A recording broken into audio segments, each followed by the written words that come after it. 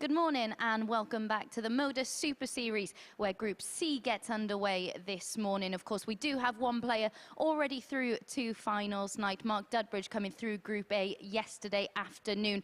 Chris Murphy, Henry Deacon alongside me. Nice to have you back, Henry. Nice to be back. How are we all? Yeah, great. Murph, after yesterday, Mark Dudbridge is through. So impressed with him, but his finishing does need to improve ahead of finals night. Yeah, a little bit like Peter Jakes last week, though. Mark Dudbridge is not giving himself much credit for the good stuff that he is doing. Look, he's buying himself more chances at doubles with all of those 180s. A massive amount hit, including a record equaling haul in one match. So Mark Dudbridge, I think, is in a better position than he is, because it's one thing to put right rather than loads of things. And I think he'll do well on Saturday night.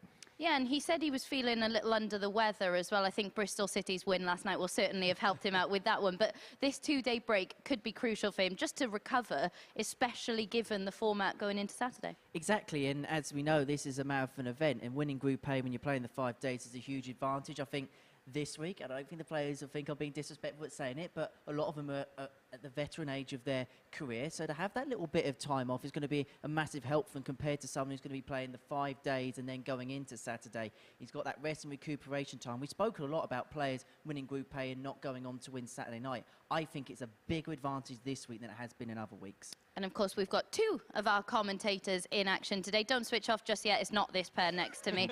But Chris Mason is one that we have spoken about so much already this week. He's still third favourite to win on Saturday night. That's how strongly he's been performing. Not so much yesterday. What do you expect from him today? I've been looking in detail at Chris Mason's performances, and the one thing that really stands out to me is that 7 of the 8 matches that he's won so far this week have been won either 4-0 or 4-1.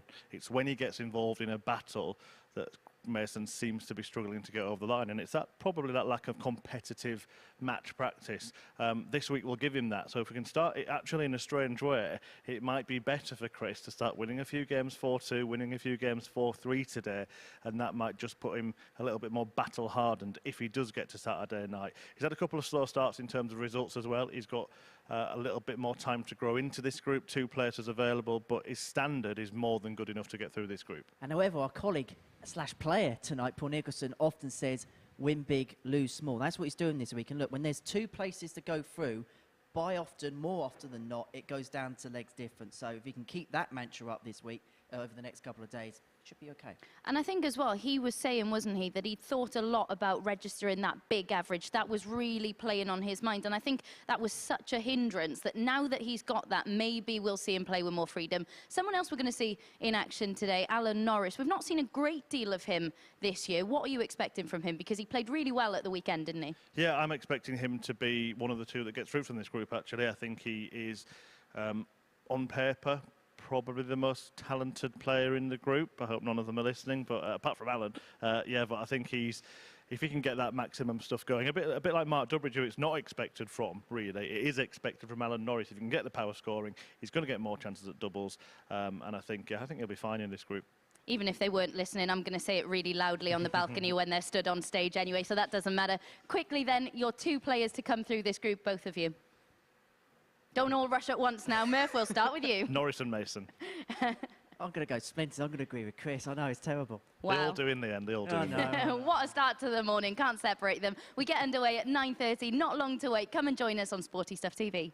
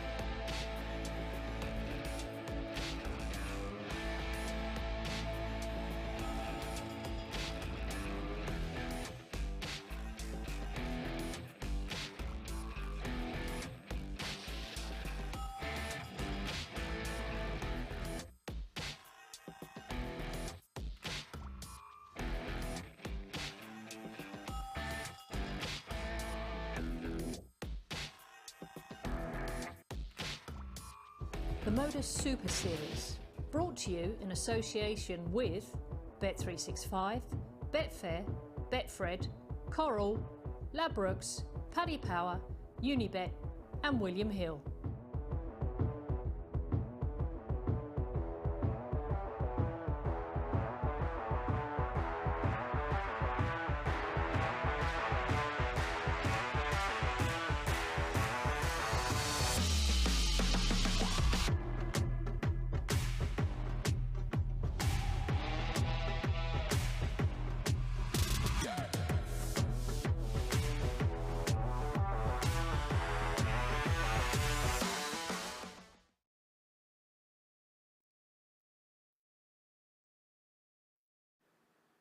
Good morning and welcome back to the MODUS Super Series, where today we're going to get groups B and C underway. But of course, we do have our first player through to finals night, Mark Dudbridge, coming through Group A yesterday afternoon. So before we look ahead to today's play, let's remind ourselves of the highlights from yesterday with Henry Deacon.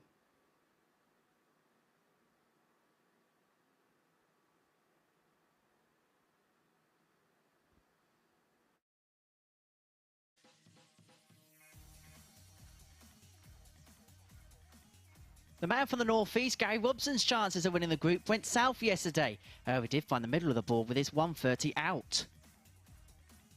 Every player wanted to draw first blood in qualifying for Saturday's final, metaphorically and, it seemed, literally. Chris Mason couldn't quite do so, but this 104 was his day 3 highlight. The warrior, Wes Newton, lived up to his namesake, snapping at the heels of all of his opponents as he progressed through to Group B, thanks in part to his 1-2-1 checkout against Mark Dudbridge. It was flashes of brilliance from the Bristolian which saw him qualify and earn himself 2 days off in the process. And it will be hey baby time on Thursday and Friday night as the silverback Tony O'Shea cemented his spot in Group B thanks to this win against Wes Newton.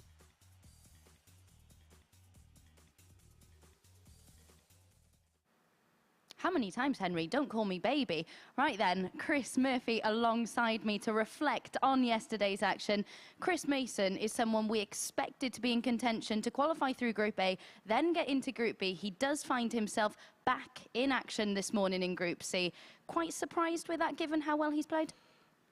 How well he's played in terms of standard, yes, but when we do a little bit of deeper digging, maybe not, because where he has struggled is in close matches. I think it's just one of the 8 matches he's won that hasn't been 4-0 or 4-1, so he really does need to find a way to dig out some results when the games get close. He had a really healthy leg difference, of course, because he did sweep past a few opponents at 103.66 average. Brilliant stuff. Hopefully he can get a little bit more battle hardened, but I think his quality should be enough to seal a top 2 finish in this particular group. Yeah, confirmation of how things finished in Group A. Of course, Mark Dudbridge sealing his spot in finals night. Of course, his scoring was phenomenal. Finishing left quite a bit to be desired. But of the players who are now in Group C this morning, Chris Mason, Gary Robson and John Walton, is it Chris Mason who you expect to do the most damage? Absolutely, yeah. I think Gary Robson, the second most likely. He was kind of the opposite of Chris Mason. He didn't play anywhere near his full potential, but did grind out a few wins and maybe more than his performances merited over the course of the couple of 3 days last week. So yeah, you even saw there, Chris Mason had the highest leg difference in the entire group. So he's winning massively, but when it comes to the crunch, he's not winning at all. But Mark Dudbridge, as you said, yeah, fantastic on the scoring. Bought himself more opportunities on finishes. Really deserved that place at finals night. And of the other players in Group C, we've got Barrie Bates, really excited to see him in action here this morning. Alan Norris, though, probably one of the favourites to come through this group. Would you agree? Yeah, I think probably the favourite to come through the group based on what he's done recently. He's produced some really good stuff on the seniors tour. I think we could see Alan Norris use this as a way to get back maybe onto the Pro Tour. I don't think he's done yet, and I think I'm really interested and kind of excited to see how he can perform this week. And he's someone who, given everything that's happened off the hockey, said he fell out of love with the game quite a bit. This is, as you said, a perfect opportunity to re-establish that, isn't it, and get himself back in contention. Would you see him going for a tall card? Everything that he's been through in his personal life, it's been very understandable that he's fallen out of love with the game. If he's got that love back and he's starting to enjoy it, I think he's more than capable of getting a tour card and being very competitive on the tour. We were saying a couple of days ago the same might go for Chris Mason. We worked out his averages that he would be in the middle of the Pro Tour right now, but I think Norris could even have bigger ambitions for that. So let's, not put too much pressure on him and say how he gets on this week, but I certainly think he is the hot favourite for this group. And it is Alan Norris who's up first this morning against Mark Layton. And Phil Barr's caught up with Alan to see how he's feeling ahead of this one. Seen you playing on the Seniors Tour last weekend. Played some good stuff in spells. Yeah, there's signs of the old me coming back, putting some hours in now. So, yeah, we hope to just keep steadily improving. Last time you played with us when it was the Live League, obviously you had a back problem and it really hampered you. Is that healed up now and are you on the mend? Yeah, that was more a case of bad sciatica, and I think Richie Burnett thought I was taking the mickey out of him, but I actually wasn't. I kicked him a few times, which, a bit of karma over the years, I think, there. But no, that seems to be behind me now, so yeah, we're all good. Right then, that's Alan Norris saying he's cleared up his sciatica and he's ready to go again. Your prediction then for this one? For this match, Alan Norris for the group. Norris first, Mason second, Robson third, Bates fourth, Walton fifth, Layton sixth. There you go. Wow, impressive stuff. It's almost like he'd prepared for me to ask that question. Maybe even asked me to ask him that question. Don't give away the secrets. Let's get into this first game of the day then. It is Alan Norris against Mark Layton. Good morning, Abby. Good morning, everyone, and welcome to Tungsten Thursday here at the MODUS Super Series, where we begin Group C with two players we haven't seen in 2022. Mark Layton up against Alan Norris in this week full of legends here at the Live Lounge in Portsmouth. These are two of the three players that will be joining the process on today. Barrie Bates also joining Chris Mason, John Walton and Gary Robson, who were in Group A early on this week. For Alan Norris, the 50-year-old, the former Lakeside finalist, as I say, a welcome return to him in 2022, up against Mark Layton, who played in the 2019 BDO World Championship, played on the PDC Tour in the late noughties, but it's all about the 2020s. What can these two do? And it is a very good morning to Chris Murphy. Better for spending it with you, Henry. 35. Now, the first question I want to ask you is, can Chucky chuck the darts? Like we know Chucky can chuck the darts. You'll be chucked out if you carry on with any of that nonsense. 32. But I think we will see, as I was saying to Abby upstairs, I think we will see Alan Norris be the best in this group. Maybe not yet the best version of himself, but I do believe that Alan Norris is the standout star in this group. And I just wonder, 60. we spoke, well, you and Matt spoke on Monday, Tuesday, Wednesday week. The players that are involved in Group A haven't played a lot of action recently. Now, we've got a different dynamic here today where 100. we've got Chris, Gary and John, who've played the 3 days in Group A. And then you've got Alan Norris, Mark Layton, Barrie Bates, whose form guy perhaps we don't quite know, maybe apart from Alan, who played in the seniors at the weekend. Yeah, it is. 140. Other players have played in seniors events but haven't stood out as much as Alan Norris. And if you're not standing out at seniors events, it means you're probably only playing 1 or 2 matches at best. So you haven't got a lot to go with in terms of recent performance. The ones that we do, obviously, are Chris Mason, Gary Robson and John Walton. I think Alan Norris here will not do what Chris Mason did to end the day yesterday and go straight for the 80. bullseye. That was for a 10-dart leg, by the way. The best leg of Group A was the last leg of Group A. But Norris opts for tops. Now 10s, plenty in hand. 40. Which is probably a reason for him to be annoyed here, because plenty in hand but leaving double 5. May even think about splitting when he comes back. Let's see. Well, if Layton cracks another one in here, Tull will just apply some pressure. 10. And this double 5 is not as academic. Well, it's definitely not academic now. Goes up for double 1. 8. And this is a bit of a mess here from Alan Norris. And so Layton has a break opportunity, which he never thought perhaps a couple of visits ago he was ever going to get. 20 for the bull. The bull for the first leg of the group for a breaker throw. 46. Ellen, you And so require Norris 2. returns for the Madhouse.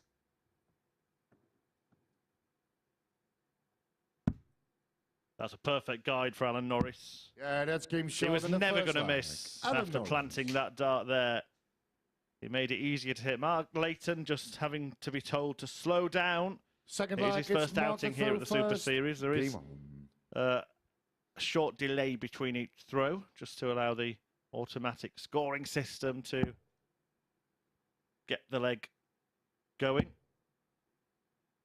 Gone are the days of the chalker on 60. the stage, Henry. Indeed.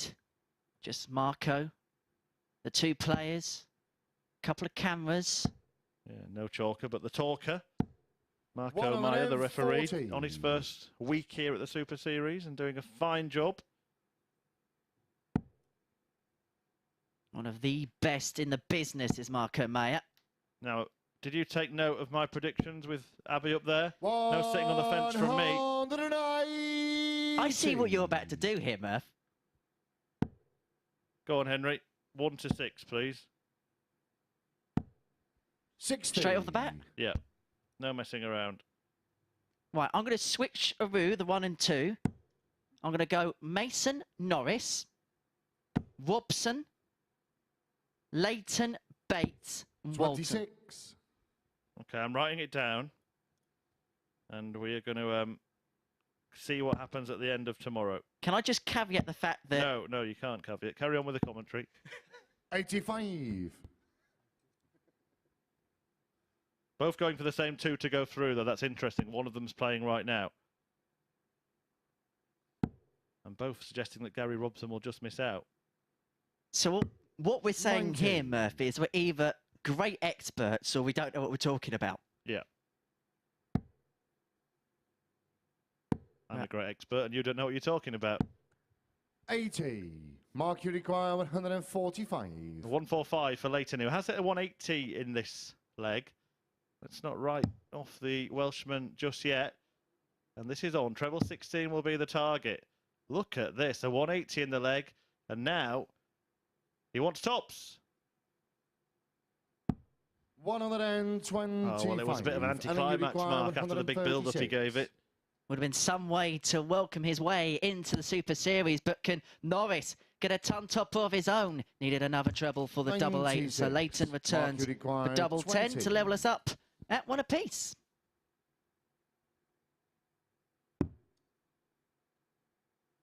Takes his time, doesn't he?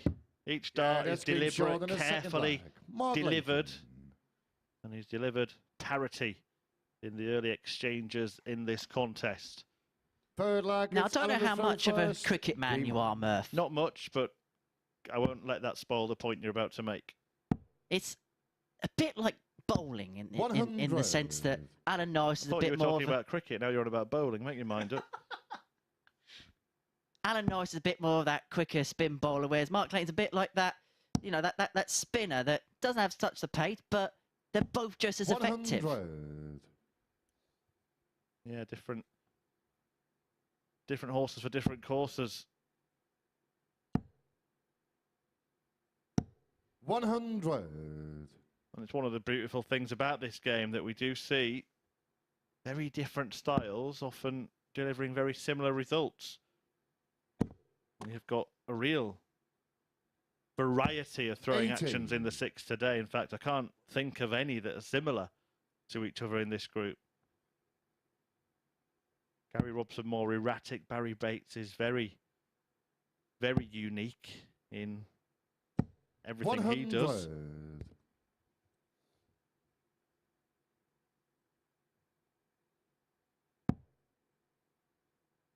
Champagne Barrie, the other Welshman in the group, will be in action later on. Former UK Open finalist, no less. 60. And then this evening, yes, ladies and gentlemen, Paul Nicholson, the next Super Series commentator to take to the stage tonight. Let's see if he can live up 140. to the standard that Chris Mason set in Group 8. A disappointing finish, Henry, but certainly a man who maybe has more respect as a darts player now than maybe even he was giving himself before the week started. He has produced some 57. brilliant things. Can Alan Norris 61. produce some brilliance of his own, leaving 61 after 12 for a third consecutive hold in our opening game of the day. And so, double that's five, been well, short in the third that's an line. interesting Alan way to go. Norris. But you know what? If it goes, it goes. He is an interesting decision maker, Alan Norris. He does have loads Forward of line weird gets marked to throw and first. wonderful Game ways. The pair are sharing a laugh probably about that. But yeah, I've seen him do all sorts of incredible things. I've seen him even on 1-4-3 before start by going for the treble 14 and treble 11 segment. Knowing that if it's one of them, he'll still be on a finish treble to bullseye. 125. But this is something that we're talking more about, Murph. He's using different segments of the board. And it's interesting you in conversations with Matt Egerin on this week, speaking about players such as Tony O'Shea, who are very perhaps stubborn in using that treble 20 bed, and they hardly ever deviate from it. But players like Alan Norris, who've been on the tour recently, they'll utilise areas of the board that in the past we wouldn't even think about. Yeah, absolutely. 17. Really interesting watch. A spotter's nightmare he can be at times, but I know that our man in the production gallery is up to the task. 134. Good at pushing buttons, isn't he?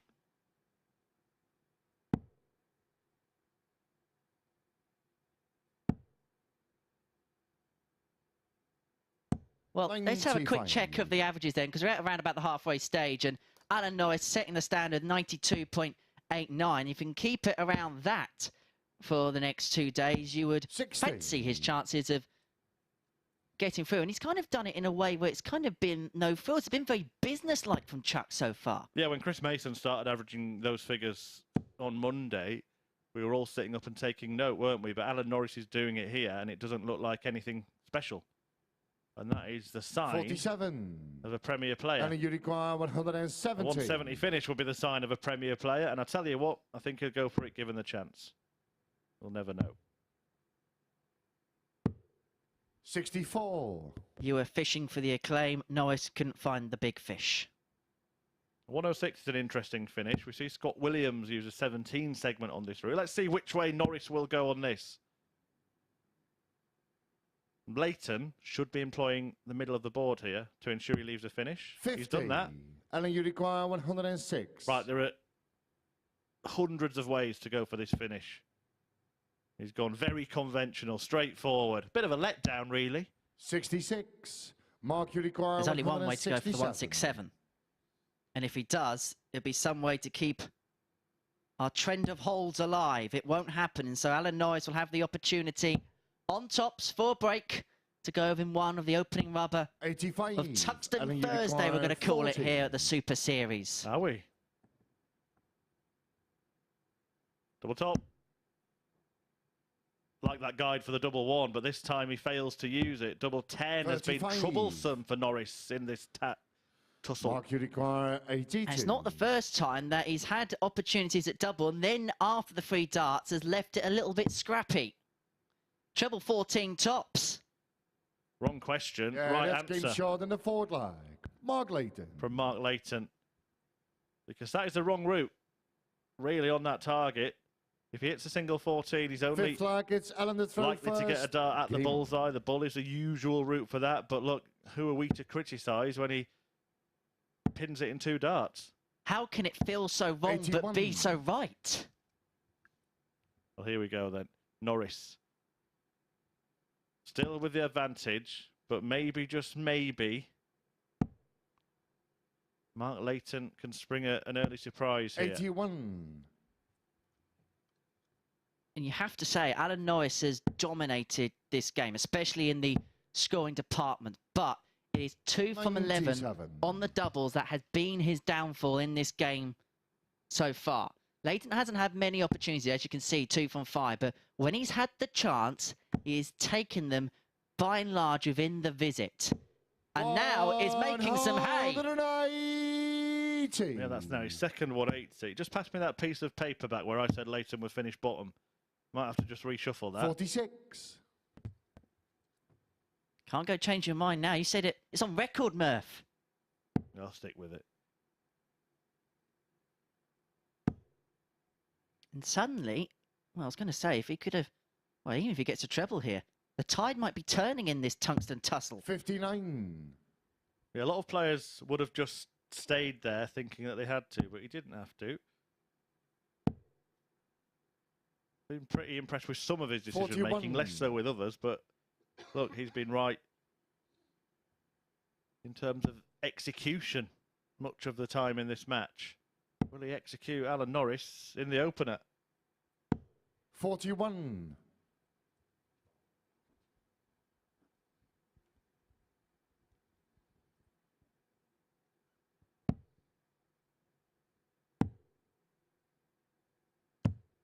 $58.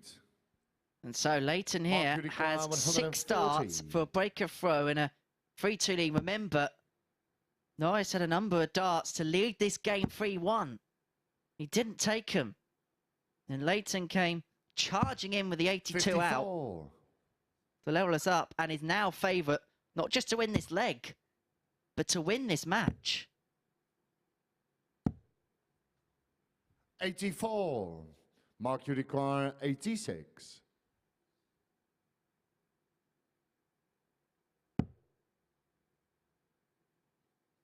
So single 18 leads him a dart at 61, the bullseye. And you require 94. Finds the 25, and so Norris 94 to hold for a 3-2 lead. Goes bullseye first, which gives him a dart at the little red bit, and both players have missed a dart at ball to go 3-2 up.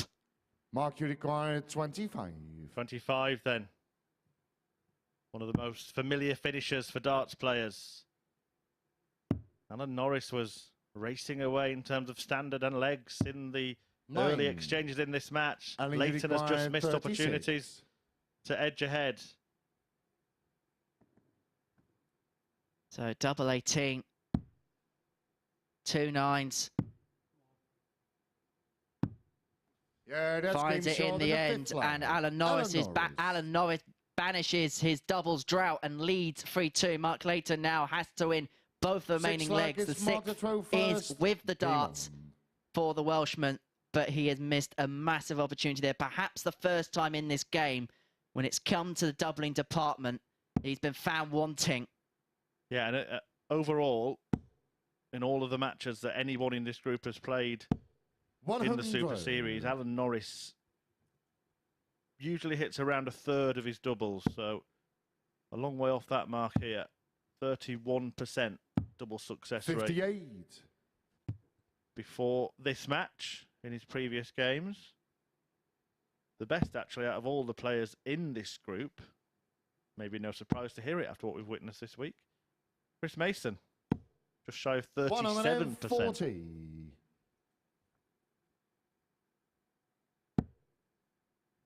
You will see Chris in our next match against Barrie Bates. That feels like a real blast from the past matchup. Yeah, that's a feeling we've had a lot of this week. It's been a little bit like an old school reunion.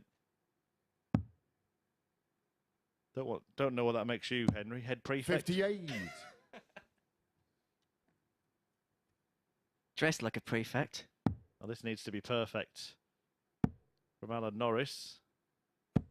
59. He can't find a finish, so every likelihood that Layton takes us to a decider.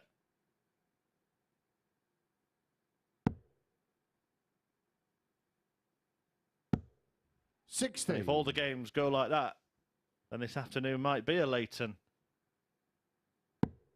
See what I did there? That's good. Play on words. We should do that more often. It's a lack of response. I felt deflated. 57. I'm just waiting. Require 143. Well, who will be the one feeling deflated at the end of this match? Because I think both players will feel they've had the opportunities to go and win it. There's that 1-4-3. He doesn't employ the magic trick that I suggested Norris has in the past. 119. But he does leave himself very handy indeed. Double 12 after 15. But here comes Norris on the charge. 100. And Mark suddenly this double 12 is under a bit of 24. pressure to send us all the way. That's a nice guide, I think, for Mark. can't miss. Can he? Yeah, that's He game short couldn't in the miss. sixth leg. It was inconceivable that he could miss that last dart. And we go all the way to the last leg. And if we follow the current trajectory of the match, Alan Norris should nick it for free. However, anything can happen when we go to leg 7 here at the Super Series. But this is a good start. Very good start from Chuck Norris. Yeah, Mark Layton is probably playing to the level in terms of standard that would be expected of him. We've seen him in some of those World Seniors qualifiers and some of the WDF events this year, averages in the high 70s, low 80s, more often than not. Highest average we've ever seen from him on record is around 96.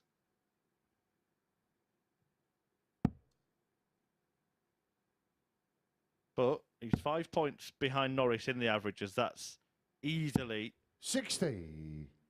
A disparity that doesn't stop you winning a match. But what it does do, it affords you less opportunities.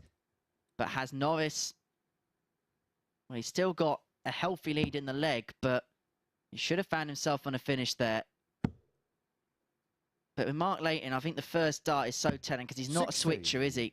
If the first dart stands up just in the treble bed or just above, it's a nice life for him. If it goes, deviates a little bit further above or below, then there seems to be trouble. 27. But the last 6 darts here from Norris, when you consider 2 visits ago, he's on 2-2-1 on the back of back-to-back 140s. He should be on something much healthier than 152. 96. Yeah, 6 bad ones, but he only needs 6 good ones now. Only needs 3 good ones, but he has 6. And it's treble 20. We'll be using 2 visits. Again, it's a wayward one. Really is 30. Leaving himself in trouble here. Only down to 122. 99 points better off than he was 3 visits ago. And suddenly, Mark Layton, like in the tortoise and the hare, could be the slow and steady one that wins the race after Norris came charging out the blocks in this last leg. 122. Treble 18 with one of these first 2 missiles. How about with both? How about the bull? 97. And there you see the distance. Mark, you require 86. He was away from victory. Now he has to hope that Layton doesn't take this combination out. And he will be hoping. One more double 16. It goes 70. The other side, and so Norris returns to 25 for his 7th consecutive hold, and to win the opening game of Group C for free. 2 darts, the double 8. 9. Well, there are bullets flying all over the place, and this pair keep dodging 16. Them. Is one finally going to find its target? Game. It is. Shot. And Mark Layton springs a surprise in the opening match of the morning. One of the outsiders in this group topples one of the favourites in the very first match, and we've come to learn to expect the unexpected here at the Super Series, and the first result follows that rule. Layton 4, Norris 3. Coming up next, it's Bates versus our very own Chris Mason.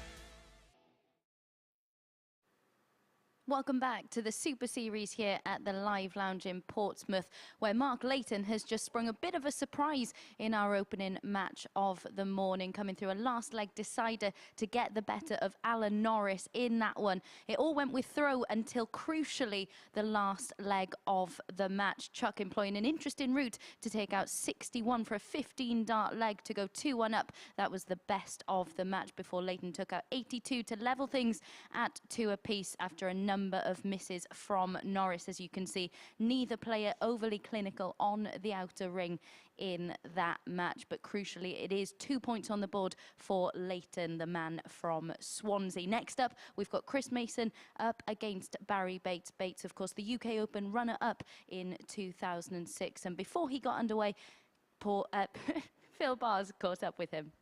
Is the burning desire for the game and to play still there within you? To be fair, yeah, I want to play every week when I get a tour card back. It's just at the moment with my health, it's not too clever, but I'm getting there. Started practicing now, started having the game local league again, so touch wood. Bit of luck, they'll go well today. That local league's so important, is it? We hear so many players talking about it because it gets that match practice back and that cutthroat back, and then coming here can only be a good thing for you. Oh yes, before I come down Tuesday, I play Super League down in Britain Ferry, so back playing Super League. I've won 4 out of 4 in Super League at the moment, so plays Friday nights, Sunday nights now, so Mondays. So touch wood, you might show a bit up there today. I know planning on a lot, but like I say, I'm going to give it my all, and a bit of luck, it'll be hard for these boys to try and beat me. Playing in Britain Ferry, that's my neck of the woods, that is. He is up against Chris Mason, who is still third favourite to win week 12 here at the Super Series. Of course, he threw in that 103.66 average yesterday without being at his clinical and convincing best over the course of Wednesday's session in Group A. Will he be able to produce anything similar in this opening match in Group C? Let's find out in the company of our commentary team. Thanks, Abby. Yeah, Chris Mason probably entering this group with a different mentality to how he claimed to enter Group A, which was, I've got absolutely no chance, hoping for a couple of wins at best, maybe sure I can be competitive, and then he kind of blew the field away, but finished 4th, which was a strange ending, a strange outcome for Chris Mason over 3 days of very, very good standard of play. He actually had the highest leg difference in that group, which shows you how good he was when he was good. But he comes into this one, Henry, you would say, as one of the favourites, and that's a very different task altogether. There's a different type of pressure on Chris now. On Monday, there was a pressure to perform because he's put himself through this process, and when you're in front of these cameras, there's no hiding place. But the pressure to perform has now been changed to a pressure to win because of how he's performed over the first 3 days. 97. Well, he's never lost to Barrie Bates, you know. A pair of them have met twice. Once in the quarterfinals of an open tournament, and once in the final of a UK Open qualifier, one of Chris Mason's ranking wins.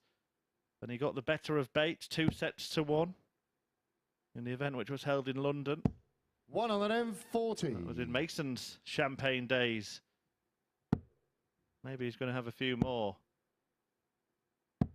100. Barrie Bates is a man who's been to the deep end of many a tournament, mentioned in the build-up to today, that run to the final of the UK Open. One of a whole host 60. of, real household names in this sport. He himself has won 4 PDC ranking titles over the years. We saw him as well get to the final of the World Cup of Darts with Mark Webster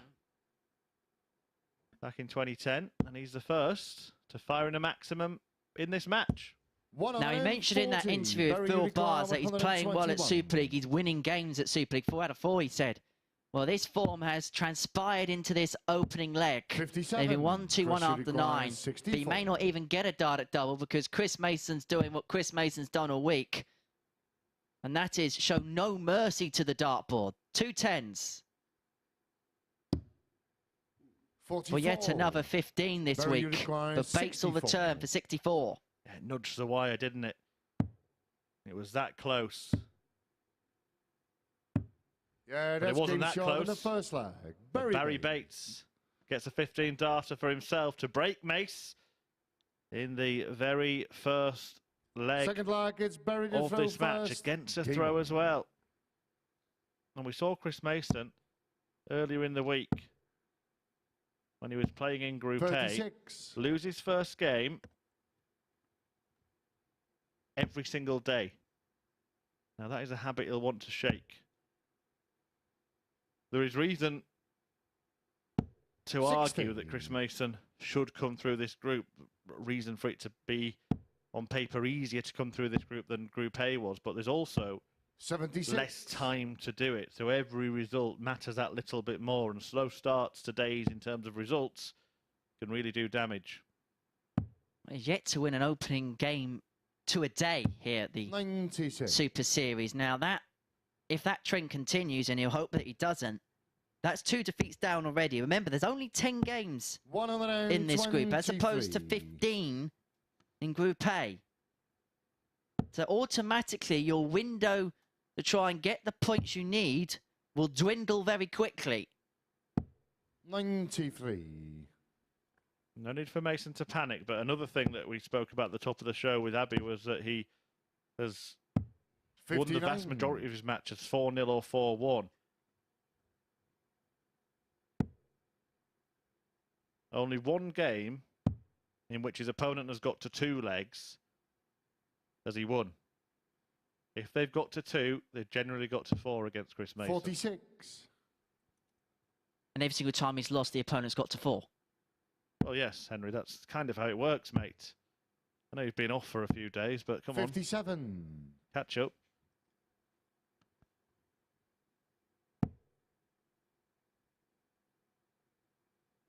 What about a champagne shot here from old Champagne Barrie Bates himself? Bull, bull, bull. 95. Barrie, you require 150. If it happens, I'll buy him lunch. It's not going to happen. Yeah, missed by a mile. 54. Well, Chris, it's you the require 111. Nelson shot for Chris Mason. 1-1-1 for 1-1. Still on. 79. Apologies, it wasn't. Barrie, you My require eyes 96. are still a little tired. Well, the double 18. 2 at it for 2-0. Across for double 9. 87. And it goes inside. And so Mason returns to 32. This can be done on double 16. Told you it was Ten still on. levels up. In the second line. Told you it was still Chris on, Henry. Mason. Well, what a piece. It's a break back as well, important as well, considering the trends that we've been talking about. Third Mason leg, losing it's that Chris first match first. of each Game day. on. Mason losing when his opponent has got to a couple of legs. Kept him on 1 so far. 95. So if you're following trends, the 4-1 could still happen. Absolutely. 40. Mentioned those wins for Chris Mason. 7 of the 8, 4-1 or 4-0. He had 1-4-3 victory across his 3 days. And that came against the group winner, Mark 85. Dumbridge. And he really put himself in contention. It's very strange to think that he finished 4th in that group, I have to say, 100. based on how he played. But we've already seen one favourite get beaten. And Barrie Bates is putting up a decent fight in this one. Had the chance to lead 2-0. 95. Yeah, many congratulations to Mark Dubbage for winning the group. And we mentioned at our little preview show on YouTube before we went out 43. earlier that whether this week the advantage of winning Group A could be more pivotal than what we have seen over the past couple of weeks. Yeah, and I think for some players, 180. it would have been. And I think it is for Mark Dumbridge, who said that he was a little under the weather, but I actually think it might be beneficial for Chris Mason Chris, to you keep require playing. 46. 180 to leave 46. Especially he's playing like this.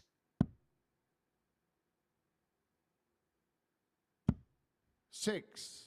But that is 1 from 5 now on the outer ring for Chris Mason. But he is going to return. Yeah, With Bates. he's become the aggressor in the match, hasn't he? 121. He's really Chris, you require 40. looking like he's assumed control, recovered from that early setback. And this is going in, no doubt about it. Yeah, that's game short in the third leg. Chris Mason.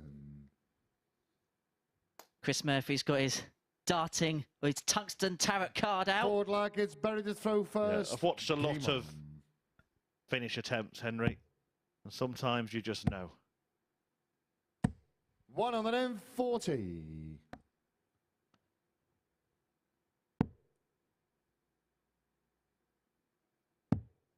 You might be getting some extra shifts, Henry, if Mason makes it through 96. to Champions Week. Are you cheering him on for that reason? Well, I'm here next week, and I believe Chris is meant to be 85. with me, so... Well, you might be getting an extra shift in a different way. You might have to give us your best Chris Mason impression in the commentary box. I like my job too much for that, Murph. Wouldn't mind impersonating that kind of thing.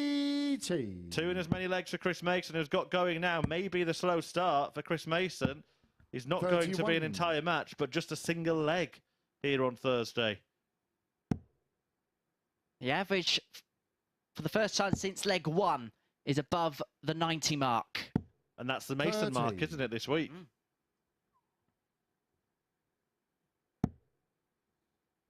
We have CR7, we have LM10, we have 100. R9. We've got CM90 this week here at the Super Series. Yeah, it's been really, really consistent, solid stuff from Chris Mason. 43. Overall, Barrie, you require 145. 89.52 after yesterday, so we can round that up, can't we, to 90? Yeah. But before yesterday, it had been above 91 across the 2 days. 77. Chris, you require 60, 152. 60, 32. Not to be, so Bates will get a chance to level this match. 40. Barrie, you require 68. To level us up at 2 apiece. 16 or 8. What's your choice, Barrie? Double 16. 36. Chris, Doesn't you go. require 112.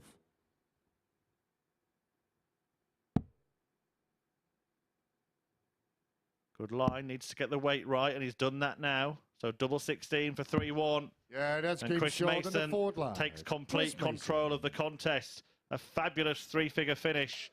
And Mason is one away from a first Fifth leg, opening it's Chris victory to of the throw week. First. Game on.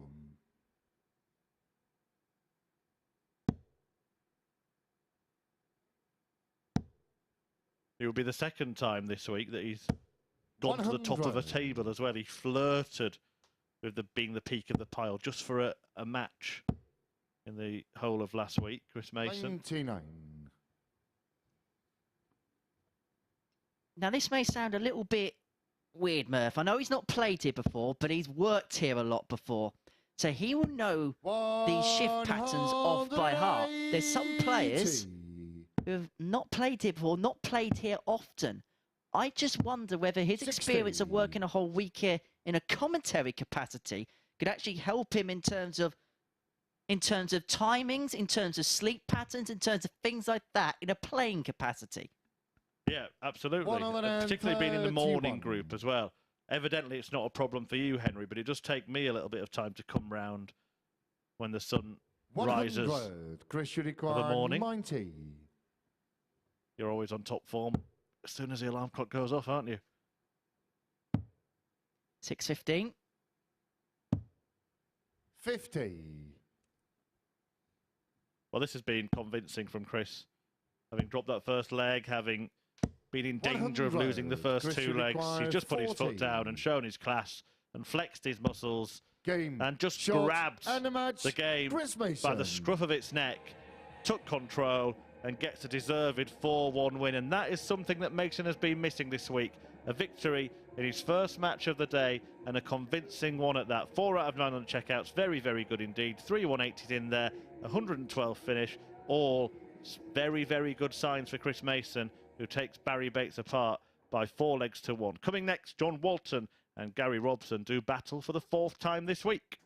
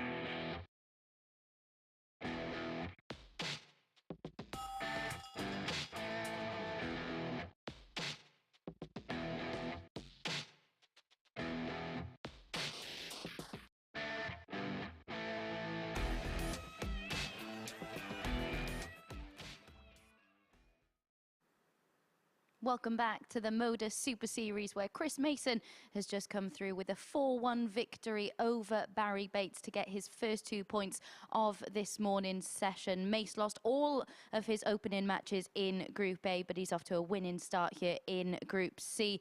He took a little while to get going, struggling on the outer ring early on in that one, but he soon found his range and settled well, really convincing and clinical towards the back end. And you feel it was the type of match that could have got scrappy, but Mace refused to get embroiled and raced away that 1-1-2 checkout. A real highlight in that one. He was 4 out of 9 on the outer ring. Next up then, we see John Walton and Gary Robson do battle for the 4th time this week. We've seen Robson take out a superb 130 in defeat to Wes Newton yesterday. That was one of 2 ton-plus checkouts for him in Group A. Of course, Walton and Robson have already played 3 times this week. Walton took the first match, but Robson then was victorious on Tuesday and Wednesday.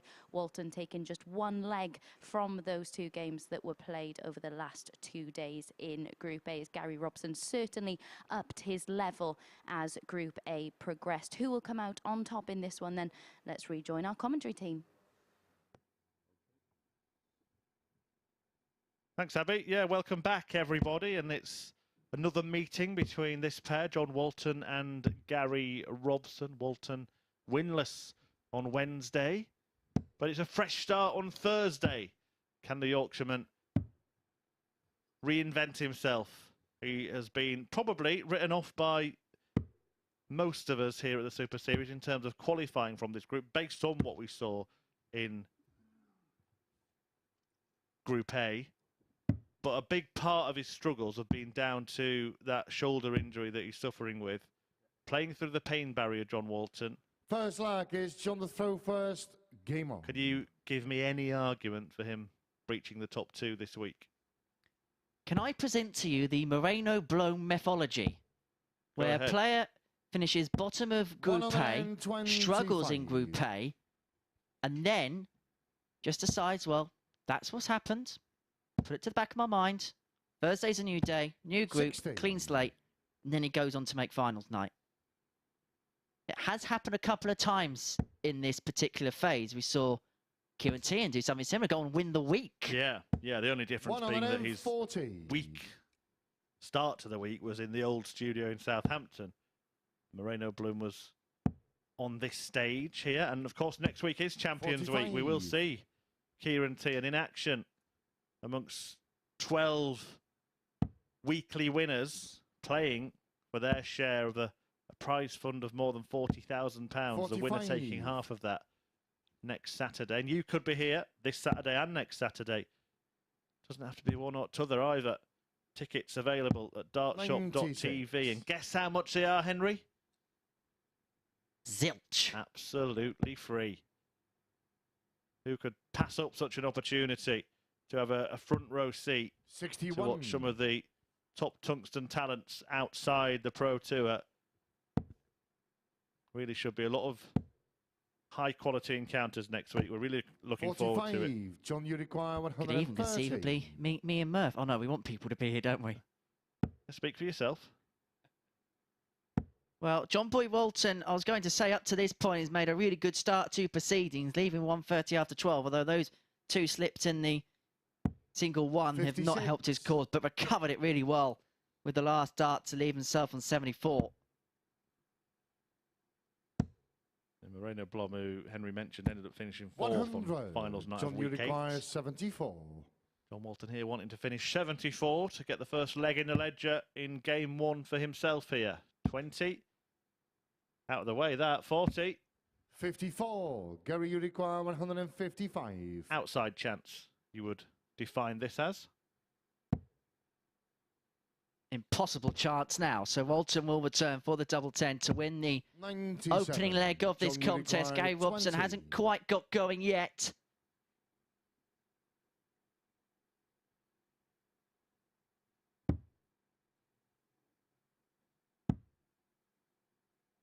But he may break 17. John Walton. Oh my. Gary, you require and he's hit the 58. double 1 there as well. So if he returns, it's 1 double 1.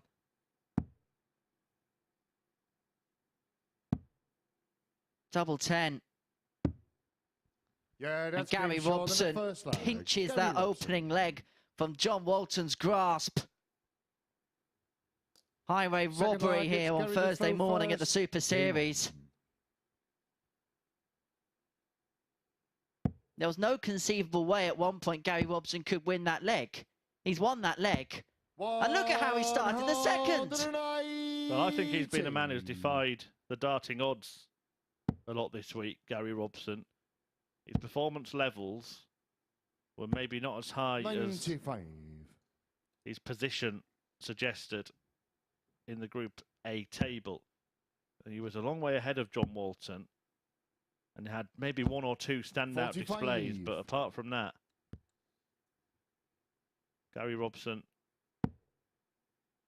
wasn't at his best and himself is struggling with a bit of an injury. Yeah, 8 points clear of Walton in the group. 99. Did beat him twice. Walton getting a win against Robson on day one. 60. I don't know about you, Chris. Watching from afar the first 3 days, it's either been really good from Gary or it's been the counter. 100. It's not quite been a middle ground game, I would say, yet. Gary Robson finished in 5th place with a leg difference of -11. Chris Mason finished in 4th place with a leg difference of +14. And what a difference. And yet just 1 place between them. A 25-leg swing. 76 required for Robson here to double his lead against John Boy Walton. 37. Gary requires 76. Excellent dart. Yeah, knew exactly what he was doing there. Showed all his experience. 16 tops to deny Walton a chance to get his rod out. Second leg. Gary Robson. And Robson doubles his lead. 2-zip. And Gary Robson now in full command of this match. And when we reflect on proceedings up on the balcony after the conclusion of this game, will we be talking about the opening leg where John Walton completely and utterly dominated, somehow only had 3 darts at double. And then Gary Robson pinched his pocket.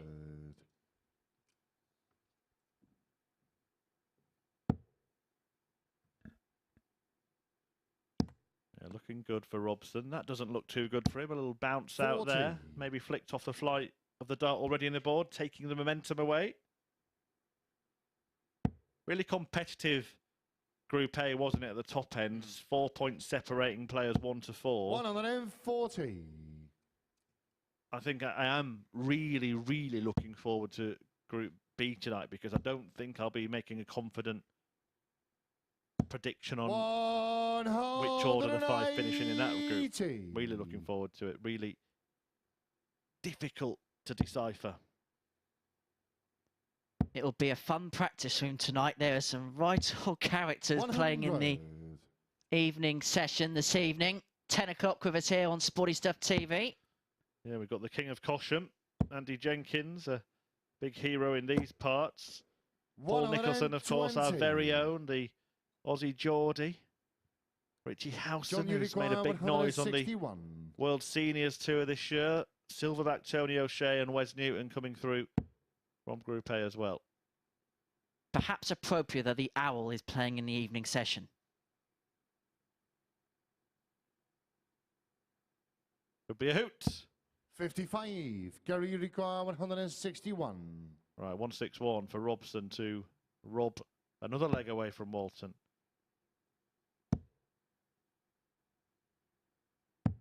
$137. John, you require 106. He's double 12 after 12. Really good leg this on Robbo.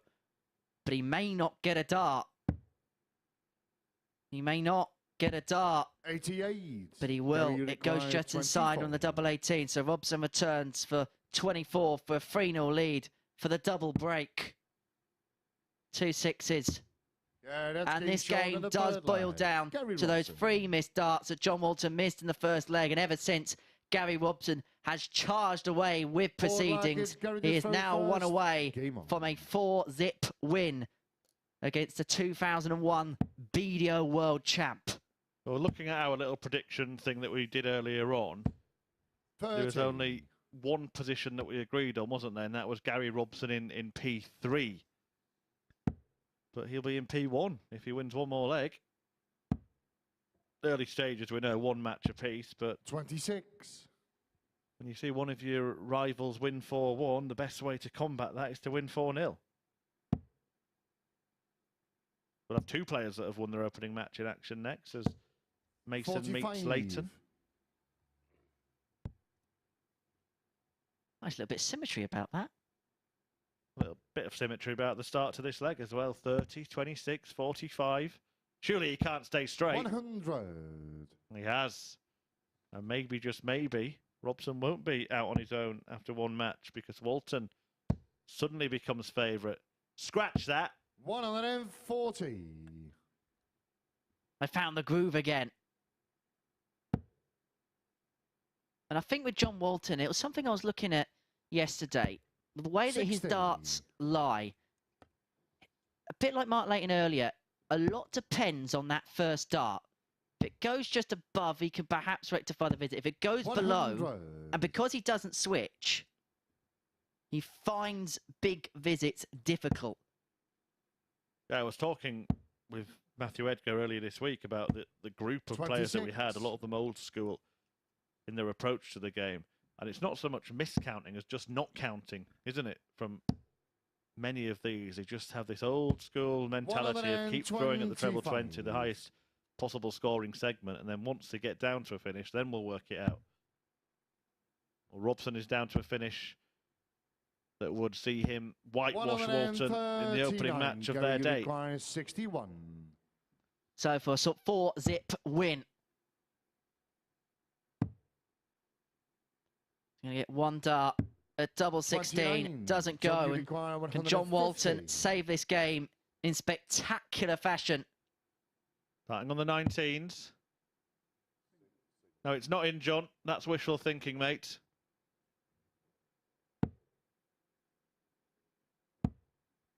$59. First man to win the World Championship 32. wearing spectacles, John Walton. Maybe he needs a new prescription. Gary Robson looking to give him a dose of his medicine 24. here. But still a chance for Walton to stay in it. 91 he wants.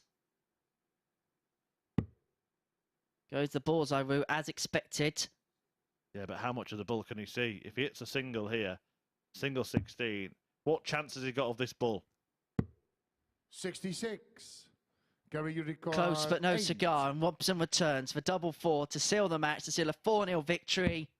And the perfect start to Robson. Group C for Gary Robson. He beats John Walton by 4 legs to 0. They share a laugh and a joke as they depart the stage here at the Super Series. Let's have a look then at the stats from that matchup. Gary Robson with an 83.5 average, 2 maxes to his name, 4 from 10 on the doubles. But the game, even though it was a 4-0 victory for Gary Walton, probably hinged on the first leg, where John Walton was in front in the scoring phase, but 3 missed darts at double came to cost him. Then Gary Robson mopped up from there. We're going to take a short break. Upon our return, we're going to see Mark Layton take on Chris Mason.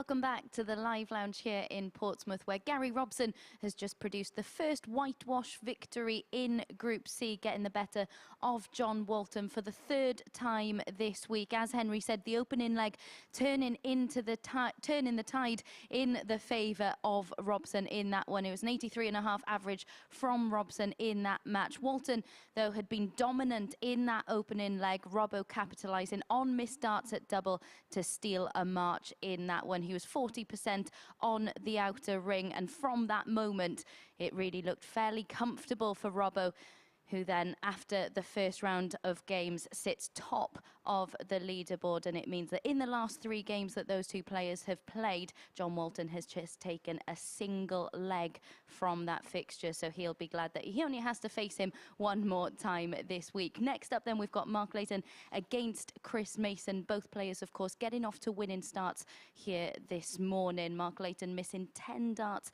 at double in his opening match, but he did pin double 8 to come through in a last leg decider to get the better of the Group C favourite Alan Norris in his last match. Mace in his opening match was back up to that consistent level that we've come to expect from him here this week, and it has to be said that now that we've seen all 6 players in action, it is again Mace who is leading the way in terms of averages and performances. Can he maintain that here in his second match of the morning? Let's hand back over to our commentary team to find out. Thank you very much, Abby. So, both of these players winning their opening games of Group C. Mark Layton actually has never lost a game here at the Super Series, although he's only played one so far. Up against Chris Mason, who, for the first time this week, won his first game of the day when he got the better of Barrie Bates by 4 legs to 1. But what can Mace the Ace do in Game 2 for him today?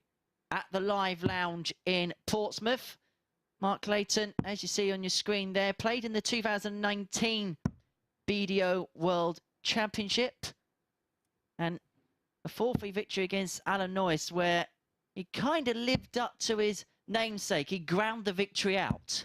Yeah, absolutely. That's a good way of describing it. First leg is Marcus the opposite first. to what Game Chris on. Mason did, which was kind of flattened Layton's fellow Welshman Barrie Bates after a promising start from Barrie. 4-1 probably flattered him, actually, in the end. So, 58. having set the standard this week, the question now is, can Mace the Ace set the pace here in Group C? 41. And if he carries on at the level that he did for that first match, then all the talk of him being one of the favourites for this group just becomes even more correct, because the couple of worries were 120. the starts he made to the days and getting involved in battles. And even though it was 4-1, could have been 2-0 down there, Chris Mason. He did have to battle back and then started racing away. 87. 4 points from 4 at the start of a group, and you're thinking about a clean sweep, aren't you, for Chris Mason today? Well, his average is, in the first game, was the highest and is the highest of the 55. day so far, and actually by a bit of a distance, by about 7 points. So he is the standard bearer for in the first round of matches here in Group C. He has lit up the tungsten torch. 59. Can the others follow? Into game 4. A couple of heavy victories in the last 2 games. Robson over Walton. And, of course, Mason over Bates in the previous match. Robson takes on Alan Norris 47. in the next game. And already, Alan Norris probably needs to get a win just to settle himself down and get him into the group. Because if he doesn't, then he's definitely going to have 2 100. players who are 4 points clear of him. Well, Chuck could be chasing.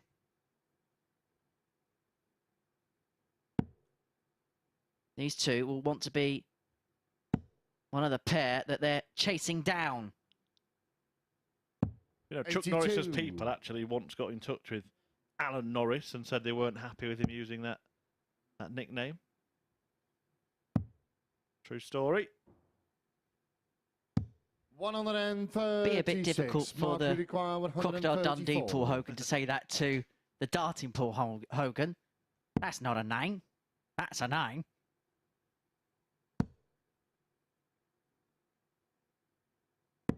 58. Didn't know he was Chris Welsh. requires 78.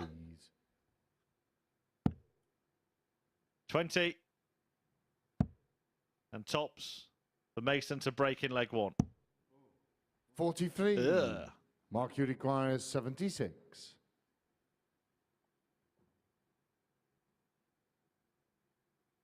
Can Layton pick up the pieces, but he's also strayed the wrong side. One dart at the ball. 51. And it wasn't too far away. Chris So Mason requires returns 35. for 35. He's only going to get 2 at double.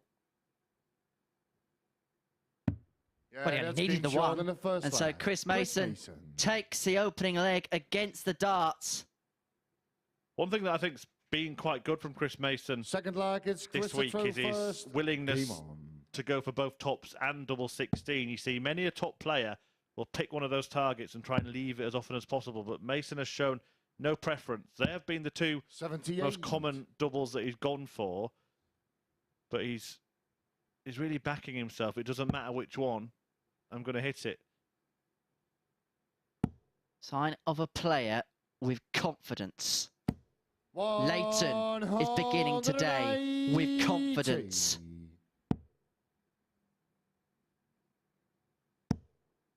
Here we go, fellas. This is a bit more like it. Just looking at those stats as well for Chris Mason, he's actually just slightly better on tops than he has been on double 16. In fact, that dart might have made it just about level. 81.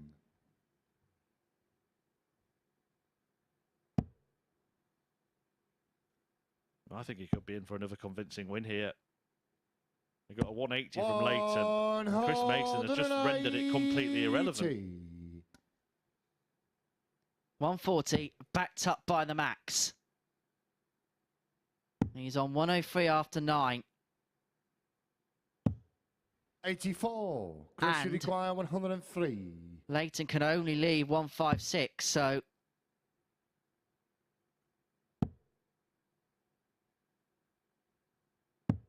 $55. Mark, you require 156. One of the few finishes where there's literally only one way to go for it. Including which combination of trebles that is. So like 167, for example, you can start on either 19s or 20s. 156, it has to be 60, 60, double 18. There's a few ways to go for 48. Double 16, double 8 is one of them. Yeah, that's game short in the second leg. Chris Double-double. Mason. We had the bullseye 10 yesterday from Chris Mason, and now the double-double. He's given us everything Third this leg, week, it's his mace the Marcus ace. Rowe first. Game on. Yeah, there you see the standard, 86, basically the average after the first couple of legs. That one was a 15 darter, so that's around 100 average in itself, that one leg. And he might need something similar, because for the second leg on the spin, Mark Layton has thrown a maximum at him. Well, it was a 20-leg first leg, a 15-second. Now, 55. if my maths is correct, he's averaging 17.5 darts a leg. Of course, saw him at the end of yesterday produce a 10-dart leg. On the bull as well. It's on our social media feed. Do check that out. 30. Cheeky chucking from Chris Mason. But one thing we often talk about in this commentary box, Murph, is the fact that you're going to have one really good performance in the day. You're going to have one performance that's below 60. par. It's about the 3 mean performances matching up to type. And if you can win more of those mean games, that's what's going to be the difference between you being competitive and being in the qualifying positions and just missing out. Well, that's kind of what happened to Mace yesterday. To be fair to him, 99. Monday and Tuesday, it was just 5 mean games all the way through, around that 90 average mark. But yesterday he had that stunning 103.66 and then was a long way below that with his other matches. 100. However, Layton has a little bit of a buffer in this, the third. And that's a lovely first start. Not replicated with the second. And we'll maybe talk about it a little bit more on the next leg, but I just want to talk about maybe his action. Just is a little bit stop-start at times. We'll talk about that a bit more in leg 3 because he wants 67 to get a hold and to reduce the deficit 67. back to 2-1. And he's got a couple of visits to clean it up should he need them. Choices. Opts for tops. 27. We'd like to have another dart. That was a very good marker. He is going to return for it, but he's not allowed that marker back. Although he may be able to see the puncher mark. And he may see Chris Mason in his rear view mirror. There's a 99, puts him back on 94, and suddenly this tops has to go. Double 10.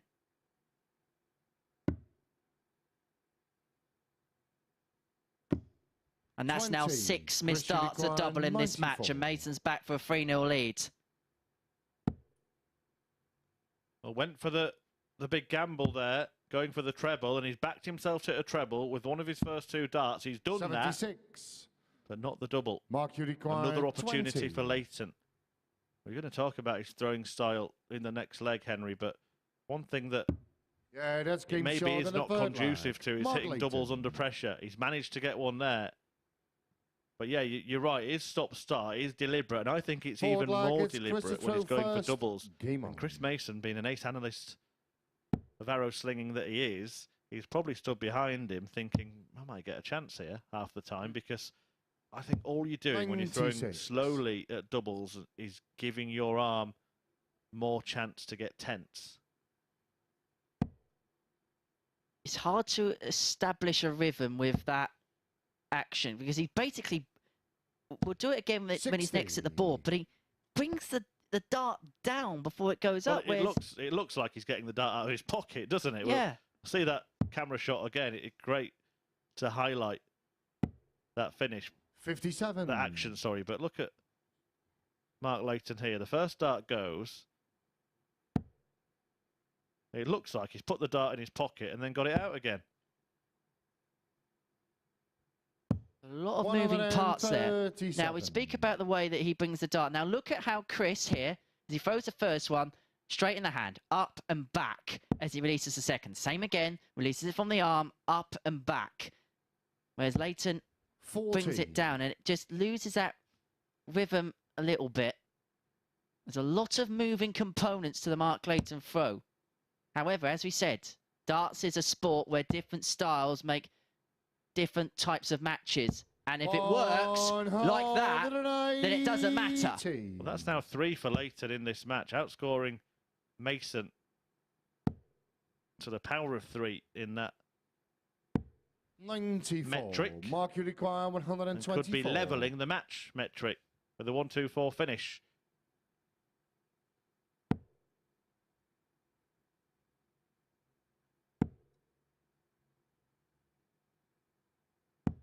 $56.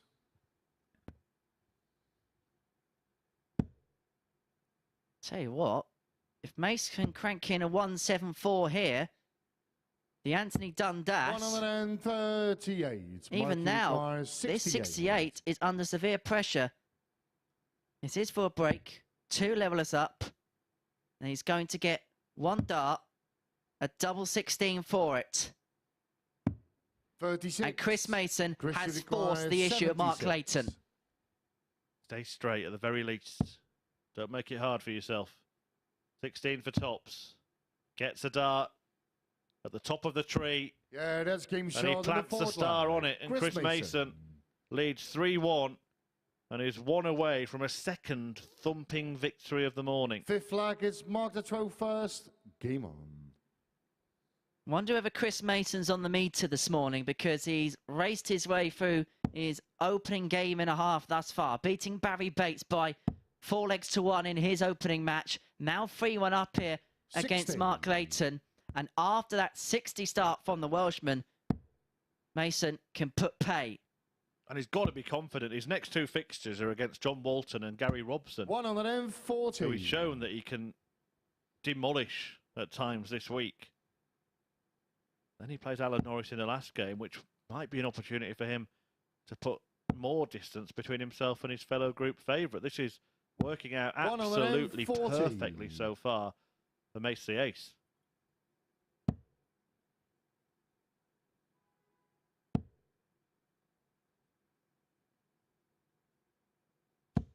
60.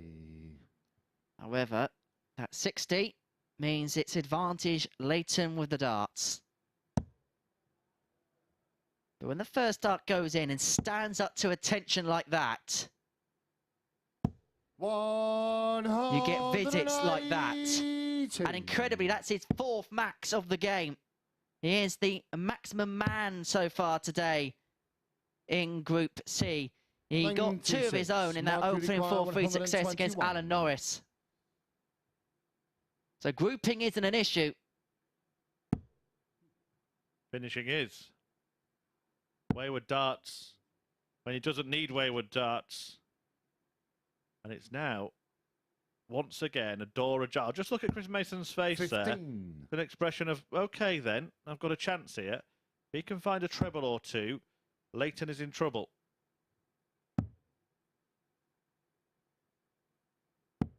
$57. Mark, you require 106. 106 to stay in it. We'll get a dart. 10 or a 6. We'll leave him a double, and the 6 leaves him that double. That's game And he shot in the gets 5th it. flag. Layton Mark clings Layton. on. Now, Chris Mason, for once, in that battle again. Hasn't won a 6 single flag game is Chris's 4-2 yet first. this week. Game on. Will this be the first? 15 dart leg on the back of that 106 for Layton, but Mason has the darts here in the 6th and using them to great effect. 40. Next up after this, we're going to see Gary Robson up against Alan Norris. Robson, who beat John Walton by 4-0 in his opener. Alan Norris, who lost out 4-3 to the man on your screen now, Mark Layton. 60. Is the grinder going to grind out another one? Or can Mace put him away? 64 years of age, Mark Layton. 95. Even in this group. That's at the top end. Was it Cliff Thorburn, the snooker player that had the same nickname? Yeah, I think you're right, yeah. 100. Hit the first 147 at the Crucible back in the day. Mason has to come down here. Does. 99. To ensure he leaves a finish. Mark Layton needs another one of his maximums to get himself on one. Well, we said that when the first dart is planted there, you have every chance, but I've improved one once again. So 140. Chris Mason, 167. He's got 6 at it for the match for a 4-2 win, and to see him as the premier player at the top of the group. 96. Yeah, and for once getting the results that his performances have merited. Will be a front runner in the table. We've said that he's been a good front runner in matches, Chris Mason, but he might be an even better one in terms of the league table. And I'm starting to think now that Chris, you require Mason 71. is the favourite to win the group. 216.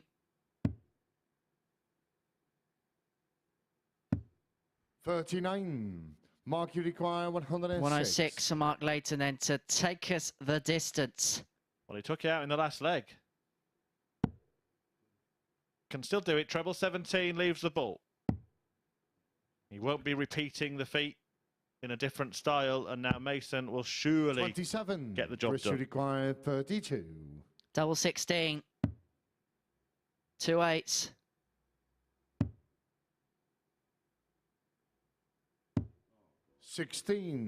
But that's more match darts that Mark, you require come and 79. go. That's 5 for the match.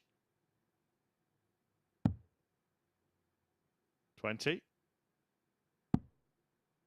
And over the top of that, into the red. Mason looks down. Yeah, that's Things are short looking in the up for 6th Mark flag. Layton.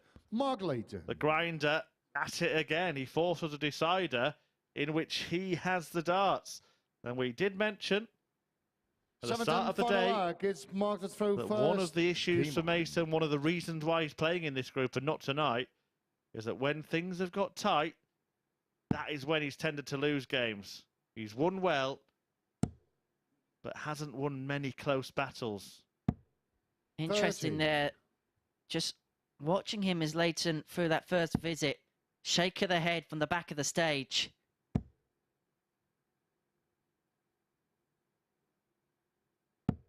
100. The tongue gives him the darts after the 30 start from the Welshman. That's not a bad guide. Size to switch. 99.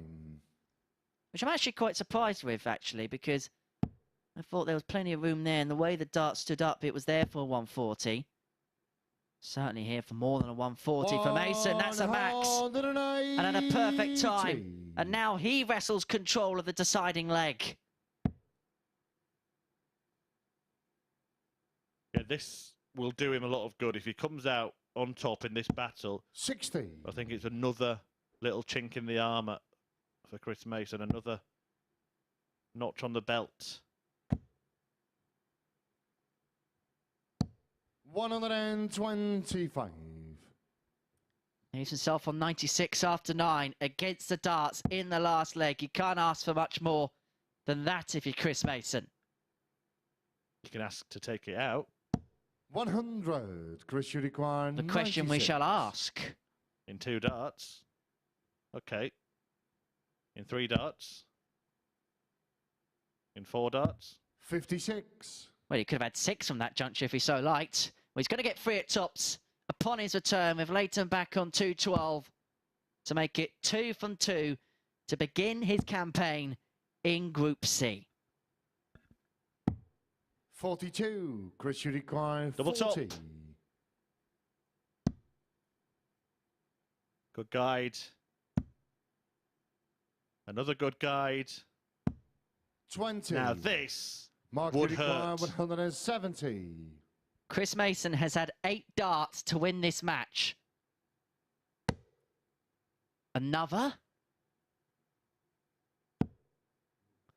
That would have been some steel. And so... Mason needs to show his steel now, doesn't he? 83. Chris, you require 20. A real scrap towards the end of it. Mason hasn't won many scraps. You might say he's buckled under the Game, pressure, but not this shot, time. And a match, Chris Mason. 4-3 victory against the grinder, Mark Layton. But I think that could be one of the most significant wins of the week for Chris Mason, who manages to double his points tally for the day by winning his first 2 matches. One of them with ease, one of them a real scrap, a real struggle, but he came out on top. How important could that be come the end of tomorrow's action? Well, all will be revealed over the next 24 hours or so. Coming next, Gary Robson takes on Alan Norris.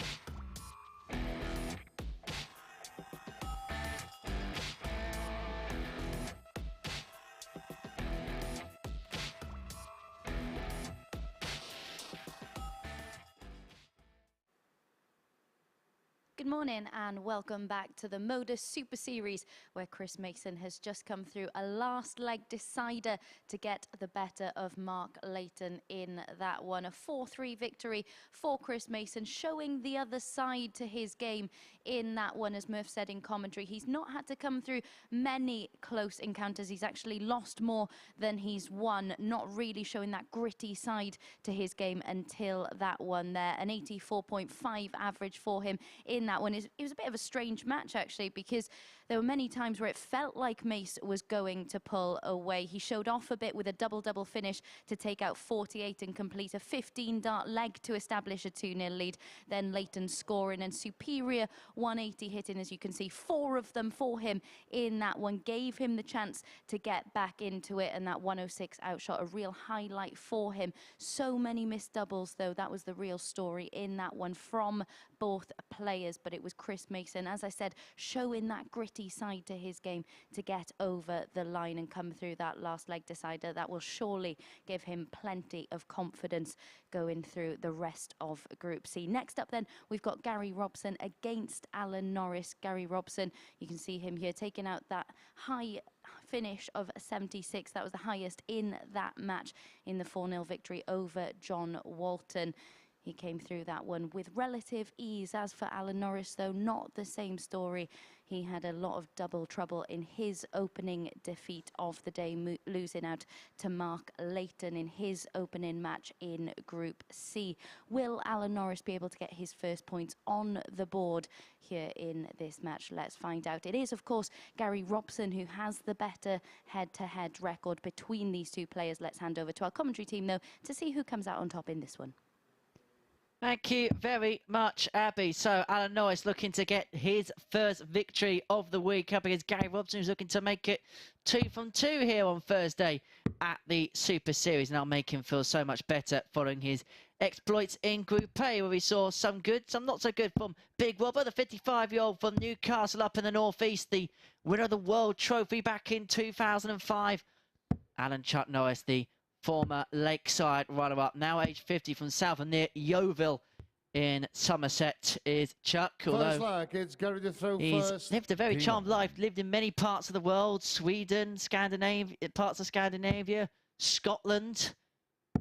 He's got some passport stamps. They still do stamps on passports. But they do them again now, actually, thanks to a certain vote that was taken a few years ago, but we won't go into that. Less said about the by-election in 100. West Grimshaw back in 2014. Well, who is the winner of this match for you, Henry? Because we saw Barrie Robson have a thumping win in his opener, 4-0 no less, and Alan Norris, who we expected might get something similar, was ground down by the grinder Mark Layton. Well, it goes back to what we mentioned early on this morning, in the fact that we've got 3 unknown quantities of sorts in Norris, Layton and Bates. We don't know fully what their form guys like yet. We didn't know much about what Mason, Robbo and Walton was going to do on Monday, but we've had 3 days worth of evidence to say what we expect from them.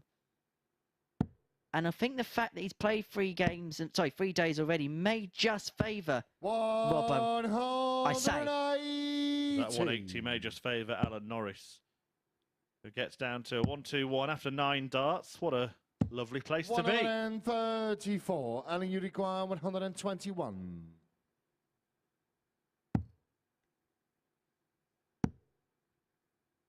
You may notice behind the players there on the table, Alan Norris has got a second set of darts. 60.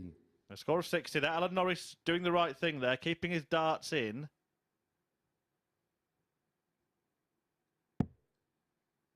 To allow Marco Mayer just to get the correct score. 100. Yeah, but this is the second set of darts on the table behind him there. He's been changing darts between legs at times, Alan Norris. Just keep an eye on him if he hits this, whether he does that. Because it looked like the same set of darts. Could be a different weight, but it's the same setup. It's a little quirk maybe that he has. We'll keep an eye on it. The leg could end here as Robson looks at double 16. Oh, that was close. Norris was nodding 40. Thinking he was going to lose it. He may just win it with a break. It was a break against him that's that game saw him short on the lose his first first leg. game against Alan Mark Norris. Layton. It's a break for him that sees him win the first leg of the second. And there we go again. There you can see on the Second right-hand leg side is of your Alan Defoe screen first. as Alan Game Norris on. went to the table. He put one set of darts down. He's picked another one up. And it's a new set for leg 2. And I wonder 140. what you can read into that, Merv. Is that perhaps him giving away perhaps a signal to us in the commentary box and maybe even his opponent that 100. he's not fully settled yet? I don't know. You know, I think digging deep into my darting memory bank that this is a quirk that Alan Norris sometimes quite often employs. 100. I think he likes the feel of a set of darts in his hand that hasn't kind of become warm because he's been holding them for a while. I think we'll see him do it between every leg. And I think, and we'll maybe find out if he speaks to Phil Bars or Abby Davis at some point today, but I think that it is the 41. exact same setup. I don't think he's changing anything other than the freshness of the darts. So a bit like a tennis player in between games, sometimes after game 6, game 7, when they have the 45. changeover, they change their racket. Something similar to that. Yeah, absolutely. And we'll get his method. He's a big thinker, Alan Norris. It'd be great to have a chat with him about it. 135. But look, if you're holding on to the same bit of metal for a long period of time, it's going to get slippy, it's going to get hotter. He thinks it gives him an advantage, and the small marginal gains you can get in the game are worth trying to take advantage of. You do what's right by you. 20 for the bullseye. 60. Would have been for a 2-0 Gary lead. Now, Gary Robson 130. pinned this yesterday.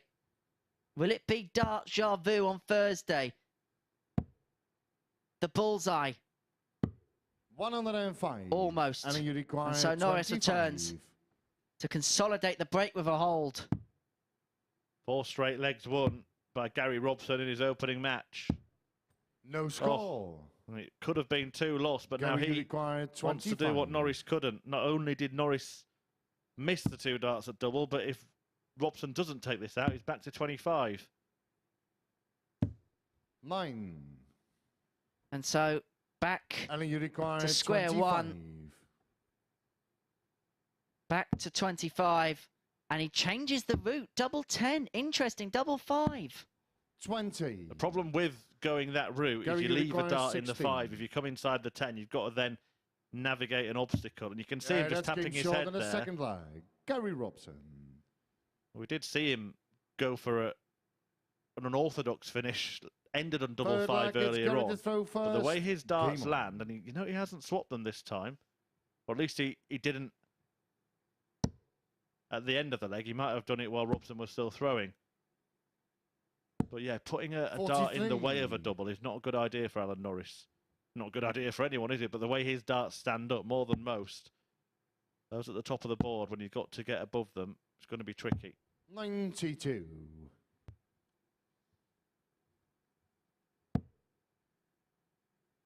And in fairness, a lot, even though the actions and styles are quite different, 44. for most of the players in this group, the way the dart lands in the board is fairly similar. A lot of them stand upright, stand up to attention.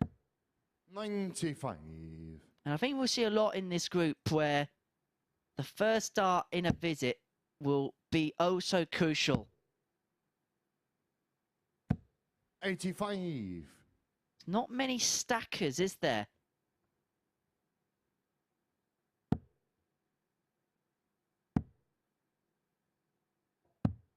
$57.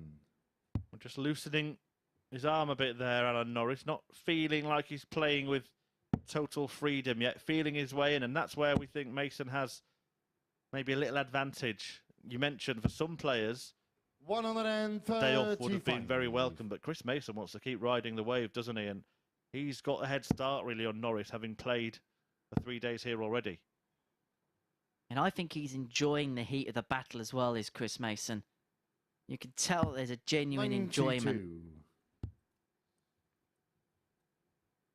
And when you're a competitive sportsman, you want to compete. Absolutely.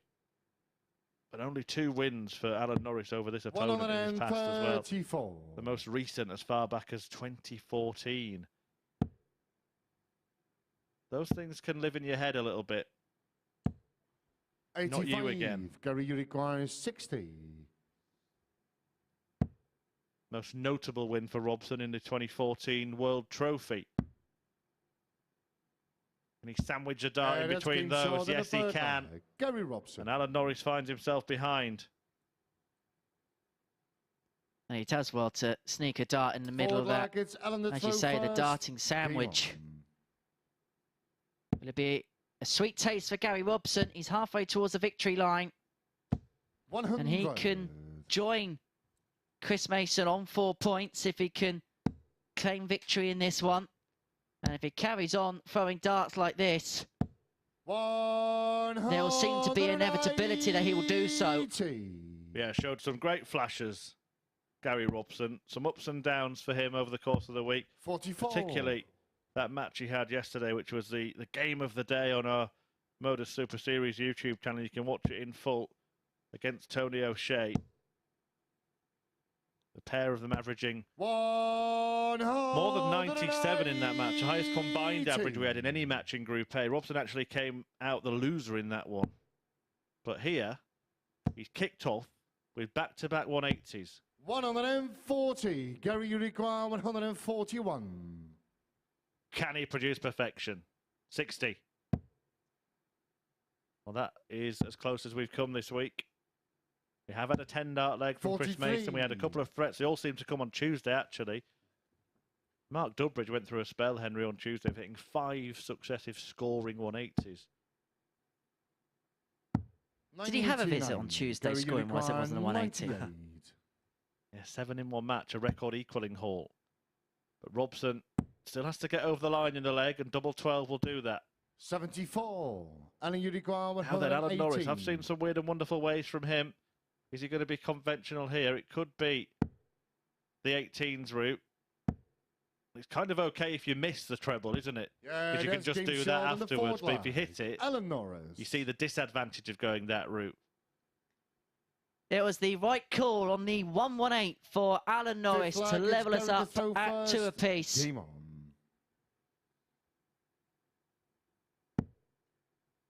Actually, it was the wrong call, but he got the answer right in the end, didn't he? 54. If you hit the treble there, you're leaving yourself 64. You might only get a shot at the bullseye.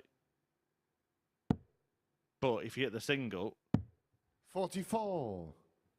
Then you do what you just did. Obviously, treble 20. You hit the single 20, you'll still get a treble to outer ring double combo. Well, you say that, but playing devil's advocate here. So the single on the 118 leaves you 98. Leaves you down on double 19. A double you don't practice often. Now, you practice a fair bit 81. on the bullseye, so you'd fancy your chances a little bit. I know it's a smaller target area. I completely get the point. But just playing devil's advocate for a second. Don't hide behind devil's advocate, Henry. 58. So you think you're more likely to hit the bullseye than you are to hit double 19? To be honest, I've got just as much chance of missing both, so... You're more likely to hit the double 19 going for the bullseye. 97.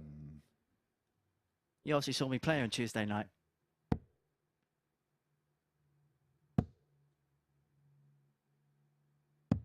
$137. Gary Robson getting himself down to a finish. Well, he wouldn't mind being on the ball at the end of this shot. 99. But Gary, he won't have to be, 129. because Norris isn't in finishing range. Does start downstairs still. Well, I like that second dart. I approve, Henry, 51. this time. Just go for the bullseye, Murph. Don't go for the bullseye here, Alan. Don't go big. for the treble 20. Go big. 140. And the thing is that it was laid up in a way that it could have so easily have been so. Well, it's double 12 here for Gary Robson to edge ahead. 3-2. That's game and it is shot on the fifth 3-2. flag. And Gary once Robson. again, Alan Norris is in a real battle here. He appreciated that checkout. Did Chuck? 6 targets. Alan the throw first. Game on. But he could be putting himself under a real handicap here. If he loses his first couple of matches, the one silver lining is there's going to be slender defeats for Alan Norris. 140. But he's going to have seen Chris Mason and Gary Robson pull 4 points clear.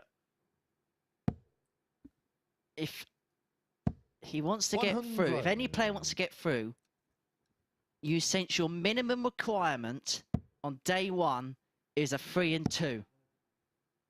Anything other than that, 80. you are snookered. So we're talking about Alan Norris having to win all of his remaining games if he loses this one. Indeed. And the last one of the day is against Chris Mason, which could be crucial because, well, what do we call it in the Super Series? A 4-pointer? Suppose you'd have to, wouldn't you? 85.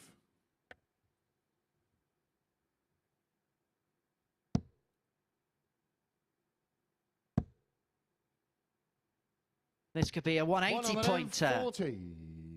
Only a 140. So Norris here, 6 darts and 196 to take us all the way to a deciding leg, like in his first game against Layton. 180. Excellent. Absolutely excellent. It just takes the pressure off. Now likely to force the decider. 68. And you require 60. Gary Robson hasn't been the best in deciding legs at the Super Series.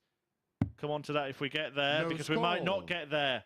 Gary, you require That's a bust. 139.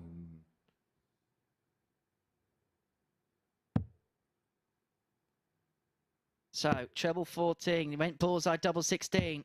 99. That would have been And you some still. require So, 60. Norris to take us to a decider wants double 8. That's a nice guide, and it proved to be the case. I mean, we'll go all the way. Alan Norris lost his opening game of the day in the last leg against Mark Layton. Both of the deciding leg games we've had today have been won by the player who threw second. Yeah, Gary Robson does have a negative record for deciding legs at the Super Series. However, 100. he has a positive record when throwing first.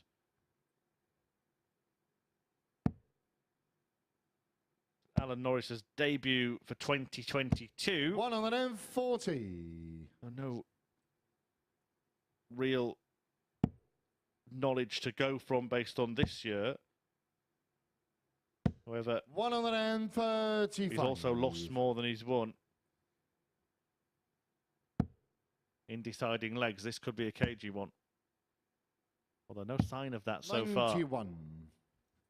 I can't see any cages anywhere. That's usually when you get to the double, isn't it? When you get to the checkout range, you start to see the nerves and the shakes come into play. Oh, and he's 86. unfortunate there. Gary Robson will feel that he should have been on a checkout after 9 darts. Alan Norris only needs a ton to make sure he is. And that first dart, well, that second one's absolutely horrible. And there's only one thing he can do. He has to go for the treble. 60. That would have been dart of the day if he found the treble 20 from there. Well, Henry, playing devil's advocate, could he have gone bull-bull? He could have, but I wouldn't have advised it. 100.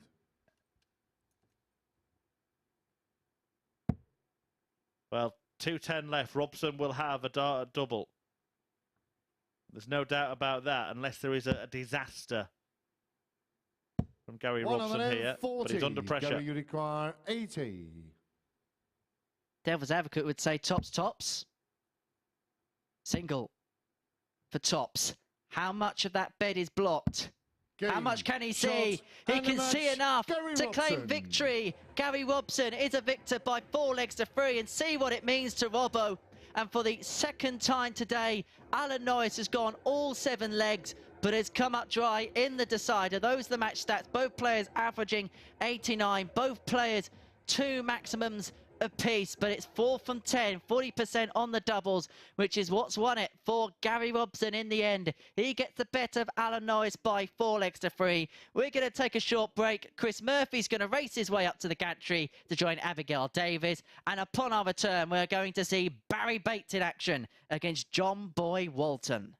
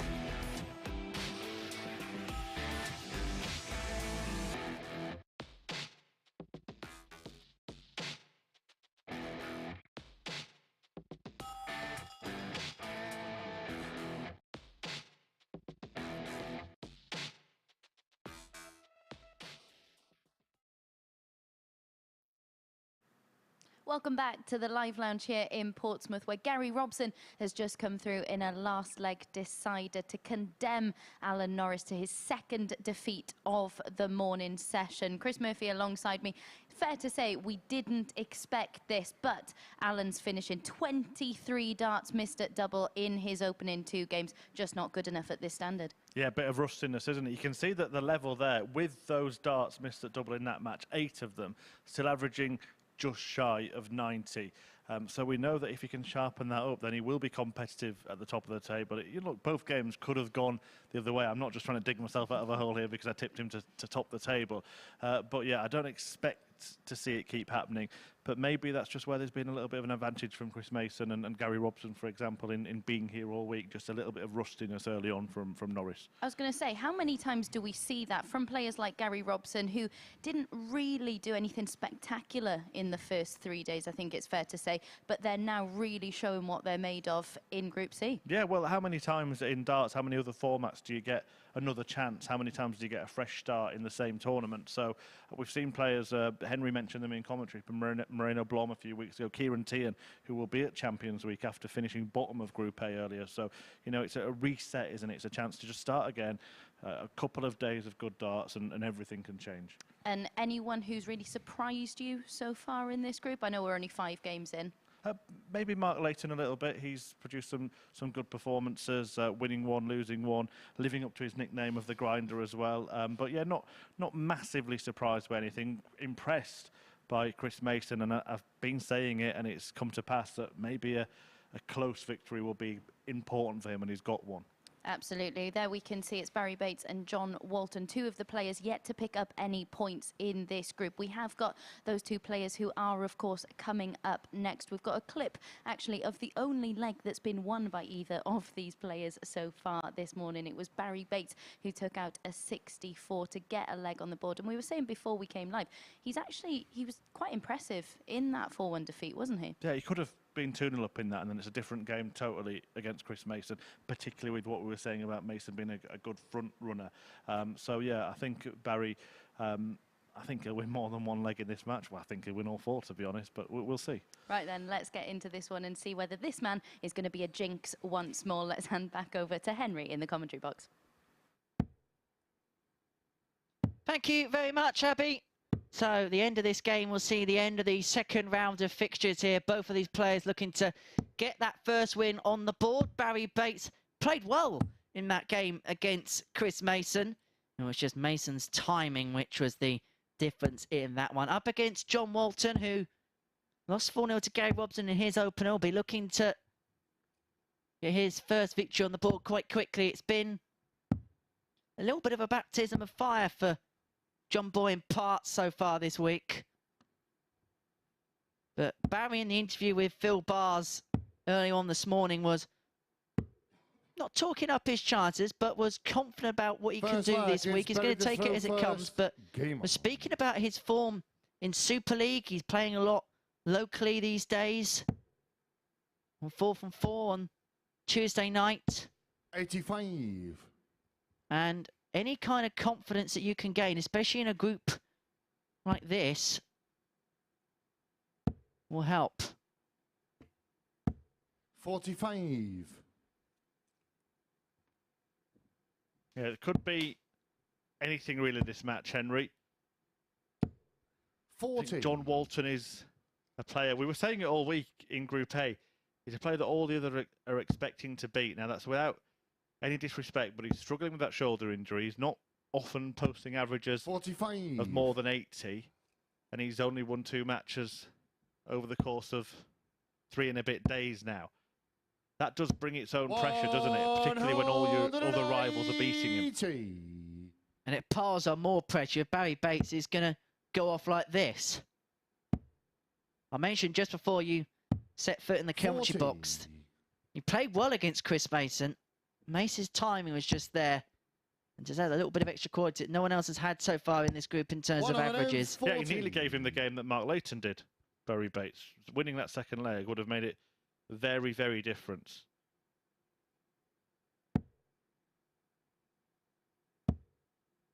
Well, 56 will give him the 83. opener of inner regulation. 56. 15 with Walton back on 288, so he has got the luxury of time. that's game Doesn't shot need in the the luxury of first leg. time. Barrie He's out to Bates. make a statement as Barrie Bates. 14 dart, opening leg, holder throw. Second leg is John Champagne first. darts. Game on.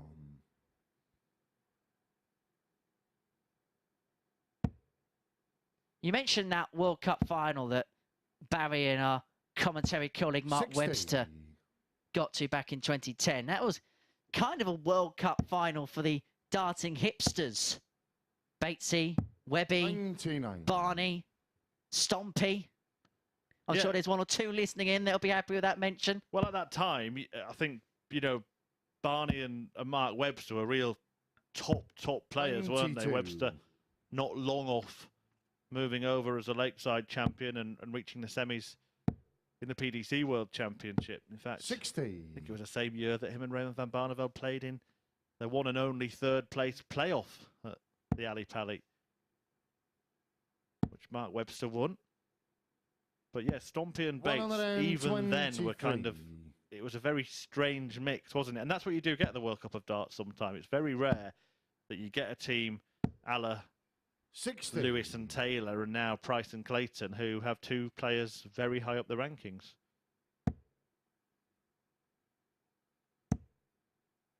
Yeah, interesting tournament there. It was played in Sunderland. 57. And you may remember it was on the backdrop of a massive storm and people had to basically shovel their way out of their hotel rooms to actually get to the tournament. 180.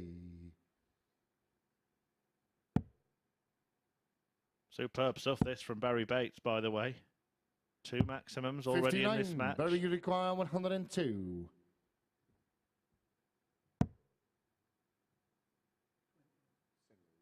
Well, he's got a choice here. I don't think the bull's the right choice.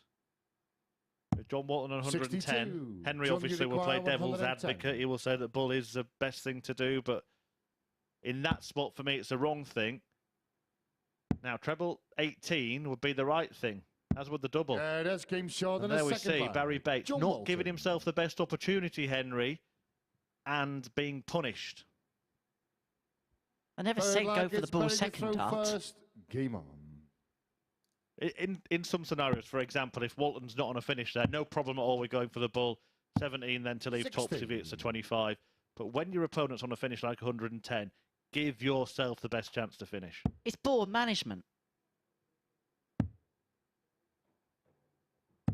96. And you look at it, and you'll think Barrie Bates should be 2-0 up. A little bit like the match against Mason. 81. However, those averages on your screen, they're only a guide. And interestingly, despite the chasm in the averages, if you look at the checkout percentages, 60. both 1 from 1. Now, usually when you see those averages between them at this scoreline, you'd expect a barrage of doubles miss from the player who's got the higher average. Well, that's not the case. Well, Batesy might have had another dart double had he gone for a treble rather than the bull. I'm going to advance that argument a little more. Most players would go for treble 60. 14 to try and leave tops. I even think when your opponent's on a makeable finish, there's no harm in just going for treble 20 to leave double 11. 100. The treble that you're most likely to hit. Obviously, it depends on the lie of the first dart, particularly if it's inviting. Why not? Why go for a treble that you very rarely aim at to leave a 95. particular double? Barrie, you require 160. All the same size, aren't they? Exactly, devil's advocate.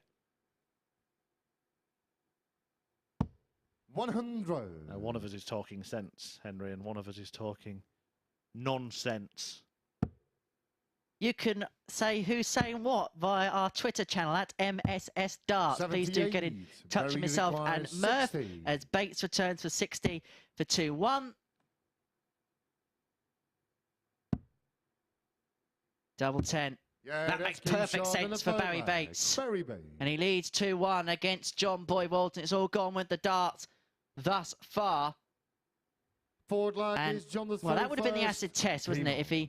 missed the darts there, and if Walton won that leg, made it 2-1, then we would really be talking about 60. 82 split in leg 2. Yeah, and it's still perfect finishing. It will say 2 out of 3 for Barrie Bates, but doesn't matter, does it? If you're not allowing your opponent another trip to the hockey, then it's as good as perfect. 64. Basically, if he wins the match, it doesn't matter, but... Yeah, but stats are misleading sometimes. You say, now John Walton has 100% checkout success rate. 93. Barrie Bates is 66.67. But in missing that double top, he got the double 10 the same visit. So his functional double success rate is perfect still. 100%. 55. Well, us commentators, pundits, presenters, we've been having these conversations recently about how statistics should 85. evolve within the sport.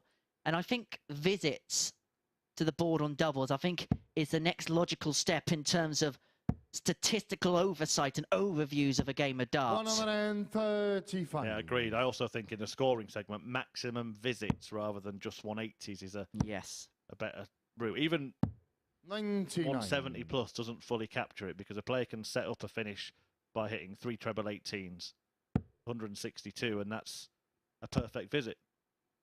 161 to 177, and then 162 to 177, and then still with that. If a player wants to go treble 20, treble 20, treble 10 to leave a double, I think maximum visits is a standout stat. But then someone could go treble 1, treble 1, treble 1.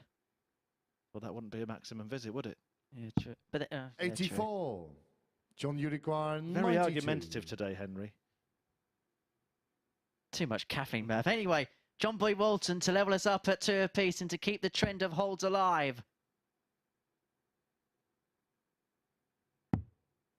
Yeah, we can't rescue it, so a real opportunity now for Barrie Bates. Barrie, you require 40. Well, this is interesting, actually. We'll come on to the stats talk in a second.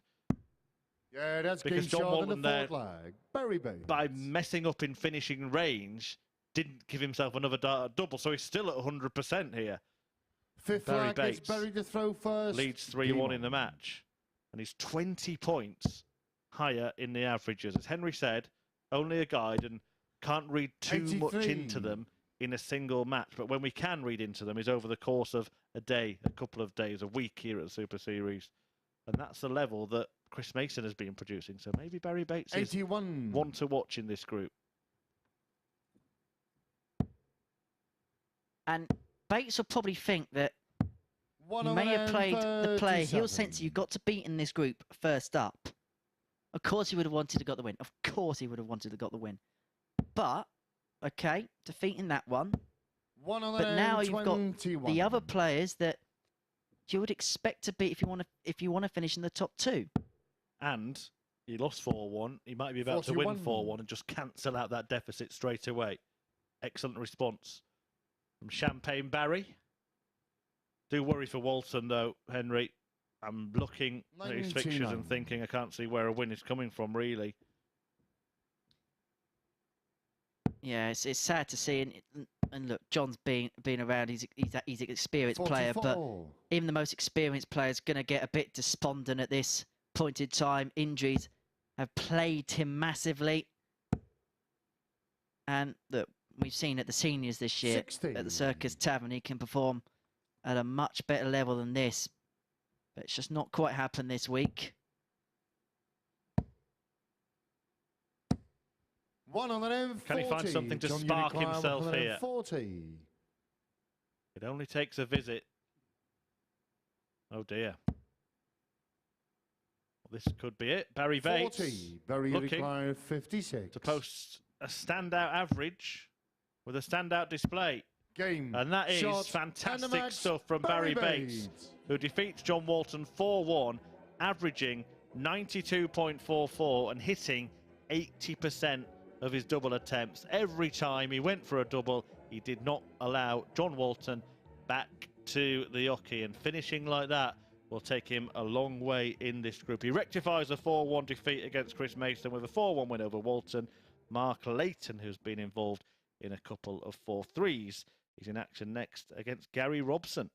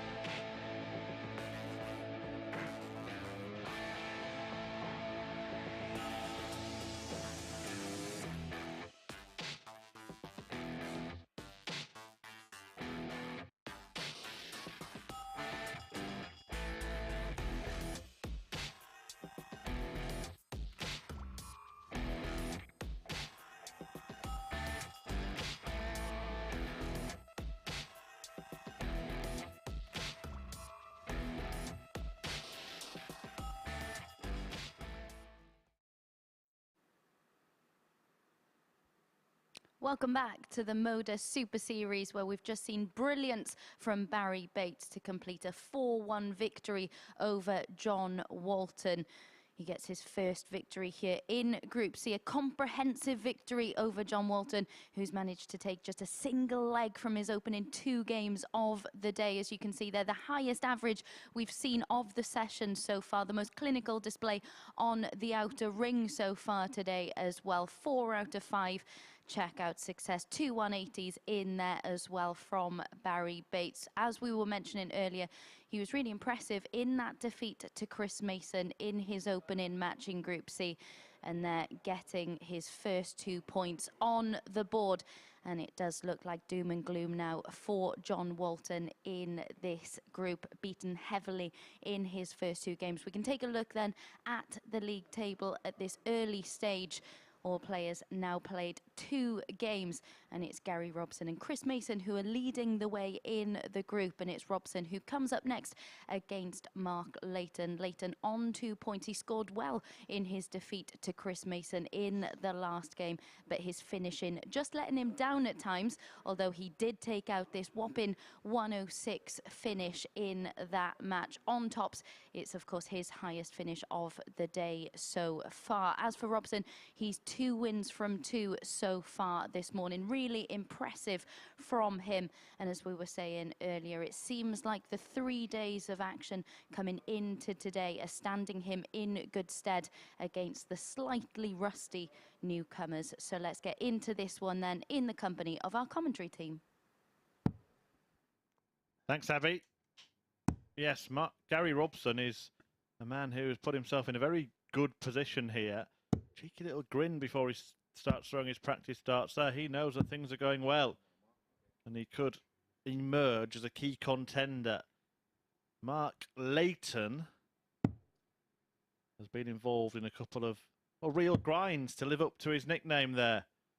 A 4-3 victory over Alan Norris in his first match, a 4-3 defeat against Chris Mason in his second, and Robson got his second win with a 4-3 victory over Norris himself, who is so far pointless, despite being one of the leading candidates to top the table. And every win now for Gary Robson and Chris Mason makes that less likely for Alan Norris. So already are we starting to get a little bit of practice room interest in some of the matches? Well, it suddenly got a little bit quieter. It's the room next door to us here in the commentary box, and I think there's some poise. I think there's some interest. If Mark Layton can win this particular battle, it opens things right up. Well, this has been a week of nostalgia here at the Super Series. Some of the senior stars of the sport, and it is a historic day in darts, of course. 38 years ago today, since John Lowe produced the first ever televised 9-dart finish. That was against Keith Deller at the MFI World Match Play back in 1984. Both players, of course, who were involved in the World Seniors last year, Lowe and Deller. Know that Keith keeps an eye on the action. Hope you're well. 140. Also played, of course, the Super Series in Southampton in the build-up to the World Seniors Match Play in Hull. And by the way, if you do want to get yourself tickets to the World Seniors events, 4 of them on TV next year, you can head to worldseniorsdarts.com to find out all the info. Tickets for some of the events available at dartshop.tv, as are free tickets to be here on Saturday nights. 43. Should be a nice little trip down darting memory lane. You remember the route for the John Lowe 9-darter, Henry? 40. It was treble 20, treble 15, double 18, if I remember rightly. No, you don't. It was treble 17, treble 18, double 18. Yeah. You got the end right. Admittedly, it was 27 years before I was born. Robson didn't get that right because he hit a 140 to leave 166. Now on 306. He should be starting on the 19s. Let me give you a maths lesson, Henry. 98. Mark, you require 124. A couple of treble 19s. You should then go for the bullseye. The best way to leave a finish, a single, then you can go back up for treble 20s. Well, despite that, he may 56. get away Gary with it. requires 68 then after 68. 12 for a break in the opening leg. 16 away. Double 16. Yeah, To that's been take the shown in the opener, first leg. to break the Gary throw of Robson. Mark Layton in the opening leg, and that 140 visit is rendered null and void now. Gary Second Robson leg, gets it's the Gary to throw opening first. leg Game on the on. board against the Welshman Mark Layton. So another couple of things that happened on this darting day. Enlighten me. Really 96. convincing wins in big major tournaments. Phil Taylor won the World Grand Prix in 2013, beating Dave Chisnell by 6 sets to 0. And Stephen Bunting, on the same day of the same year, won the World 85. Masters by beating James Wilson by 7 sets to 0. That was the year he won the World Masters without dropping a set. Yeah, remarkable stuff from the bullet. Who I also know he's a big fan of the Super Series. So if you are 96. watching, Stephen, a nice little memory for you there. And I'd say that's probably a harder tournament to win without dropping a set, because that's best of 3 legs to a set. Yeah, really, Stephen Bunting, an ace Arrowsmith. 46. Made the decision to switch to the PDC when he was at the top of his game in the BDO. I think he would have dominated for much, much longer, but he did win stuff in the PDC, and I think he will again. 140. Too good not to, in my opinion. Gary Robson has been good here.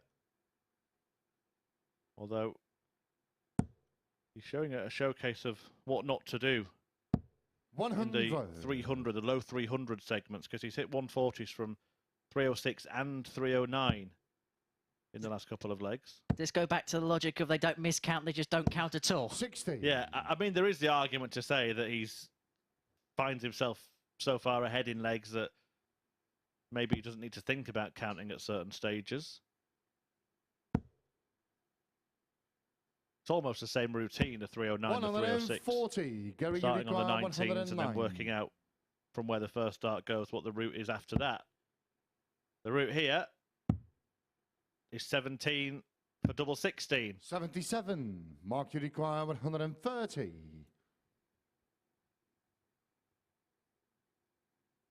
Well, Robson got to 130 yesterday. Will one be hit against him today? This would be some dart. It is some dart. It's bounced in there. He can't believe it. He gets to go at the bull. 87. Gary, you require 32. So, 2 16s with dart 16. So open up a 2-0 lead. Getting further 16. away and can't find Mark, it. And you once require again, 43. the grinder is sticking in there. 3 for tops or 11 for double 16. It is the former. Bottom to top. Yeah, that's to been level. short in the second leg. Mark Layton. And he's just carving out opportunities, isn't he, Mark Layton? Third Just leg finding is a Marcus way. First. Game on. And in this format, that's all you need to do, just find those 4 threes, as I say. Those mean games are the crucial games.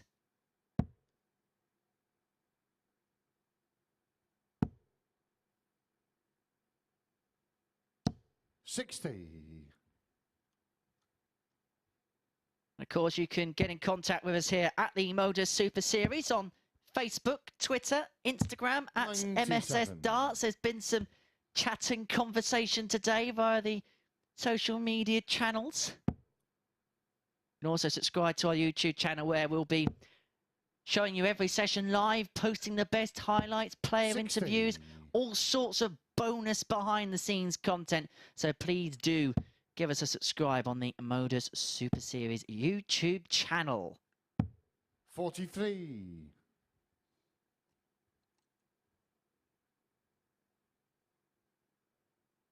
There have been some really good games today. And this group could be more competitive 40. than perhaps we thought it would be. Robson himself certainly staking a claim to be amongst the lead leaders, but Mark Layton is showing that he 61. could be a very, very tough man to beat.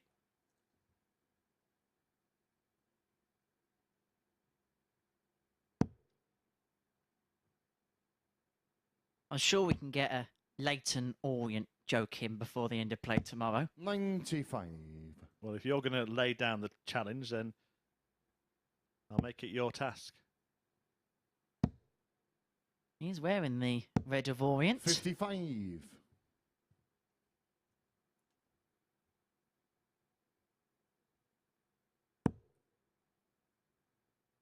Can't find the red on that occasion.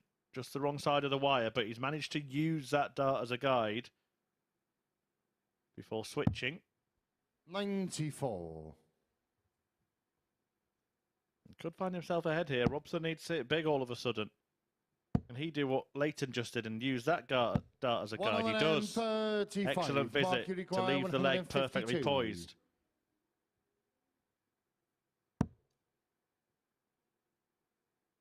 But Robson will get a go at the 110. How handy can Layton leave this?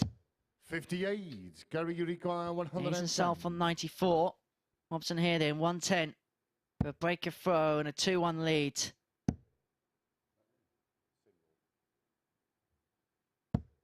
58. Decided to stay upstairs with 72 remaining. Decided to go treble 24, potential double 6. So 94 for Layton. Gone bullseye route here. To guarantee himself a dart at the button, but the way the first dart went in, the bed was blocked. Yeah, it was always going to be tricky. Now Robson has the chance to steal a march. Only one dart at double after that missed big number. It's at tops. 32. It's not in tops. Mark, you require 25. It's been a long old leg, this. Already 42 darts tossed between them. Will it be won in 45 or more? Yeah, that's game short in the third leg. 44 Mark it Layton. is in the end, but Mark Layton, he might just have that knack, you know, of Forward winning leg the is Gary scruffy Defoe legs. First. Game on. And that is not a bad habit to have. You win, you win. It's like the old football mantra of 1-0 to the Arsenal. Get a scrappy 1-0 victory. It's worth all the same than a 9-0 or something like that. Points are points. Of course, leg difference is important. Absolutely important, but 28. legs difference are irrelevant if you don't get the points on the board in the first place. Yeah, well, you get the same amount of legs, don't you, for a 9-darter as for a 30-darter. Although John Lowe did get £102,000 for that 9-darter we mentioned earlier on, which was an awful lot of money in 1984. Alan Norris himself trousered £35,000 for a 9-dart finish when he was the first man to do it at the Players' Championship finals a few years ago.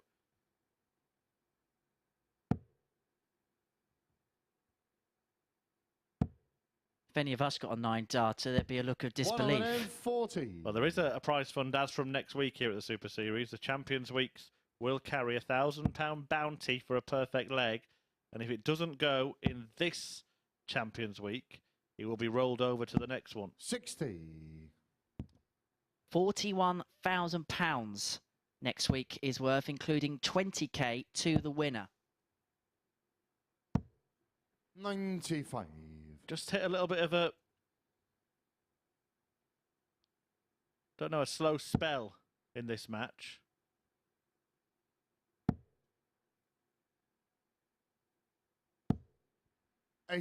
Somebody needs to take it by the scruff of the neck, you feel.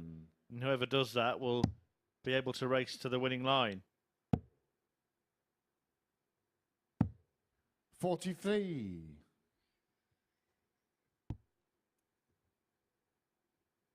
I think it's the first time today when we've seen both players really start to slug it out massively.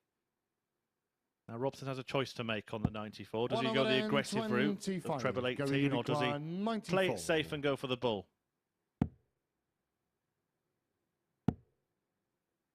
Well, I think here, with the second dart, if you're going to go that route, double-double is the most likely way to win the leg from there. Agreed.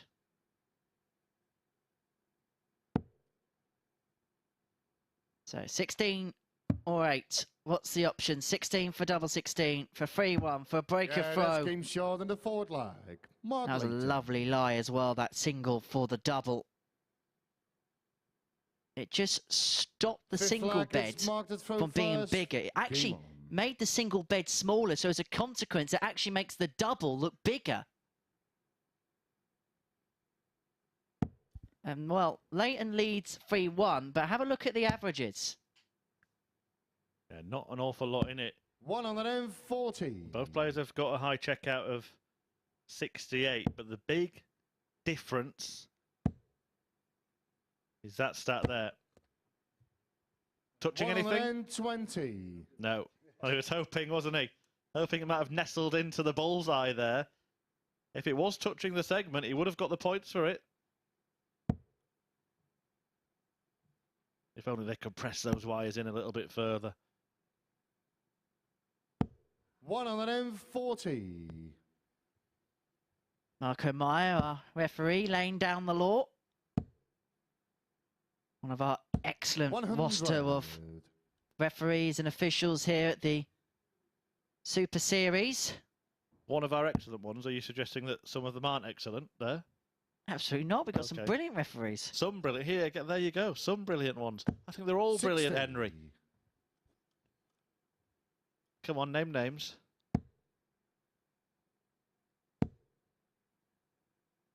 Tell me off air. 60. Mark, you require 161. Shall we move on to this 161? Well, he's not taking it out, but he doesn't have to. And it might be strange to say it, but this would be a real ground out 4-1 victory. 96.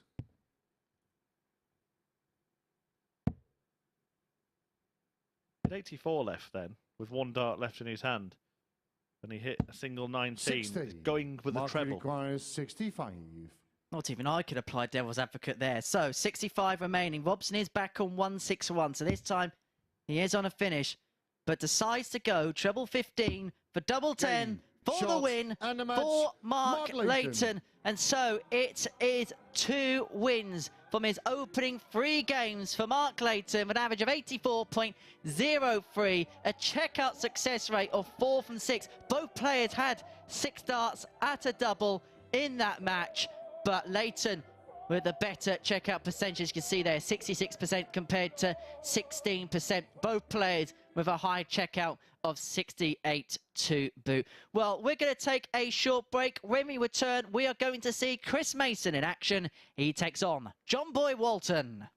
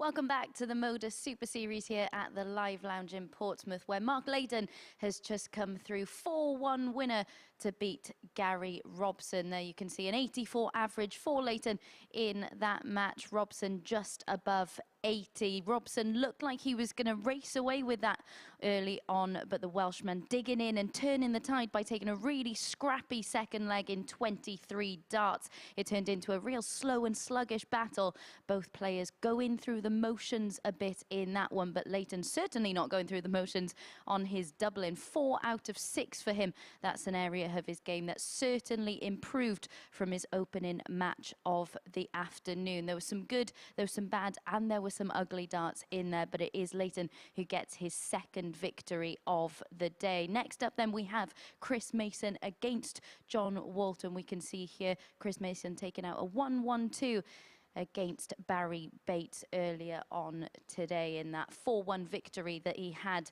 We mentioned that Mason could have been embroiled in a bit of a battle there because Barrie Bates didn't play too badly himself, but Mason able to pull away to get the 2 points on the board. We've already mentioned a number of times that Mason's been impressive in both aspects of his game, winning ugly and of course putting in that convincing display against Barrie Bates. Things are looking quite ominous for John Walton at this stage. He's taken just 1 leg from Chris Mason in the 3 games that they've played this week, and he's also taken just the single leg today as well. So then, are things going to follow in the same pattern, and will Chris Mason get another comprehensive victory on the board? Let's find out and hand back over to the commentary team. Thanks, Abby. Yes, not much to fill the Waltonettes with confidence, is there? Fans of John Boy will be hearing that and reading the stats and fearing the worst here. And fans of Chris Mason, well, they'll be very, very positive after a superb start from Macy Ace. 2 wins from 2, including a 4-3 success against Mark Layton, which I've been saying I think could be even more significant than, say, the 4-1 win he had against Barrie Bates in his first match. And now with John Walton to play next, there is absolutely no reason why you wouldn't think he can carry on this perfect start to the day. Absolutely not. And at this juncture, if he can get himself onto 6 points, he has set the stall out for the rest of the group to follow. Mason would be on 6.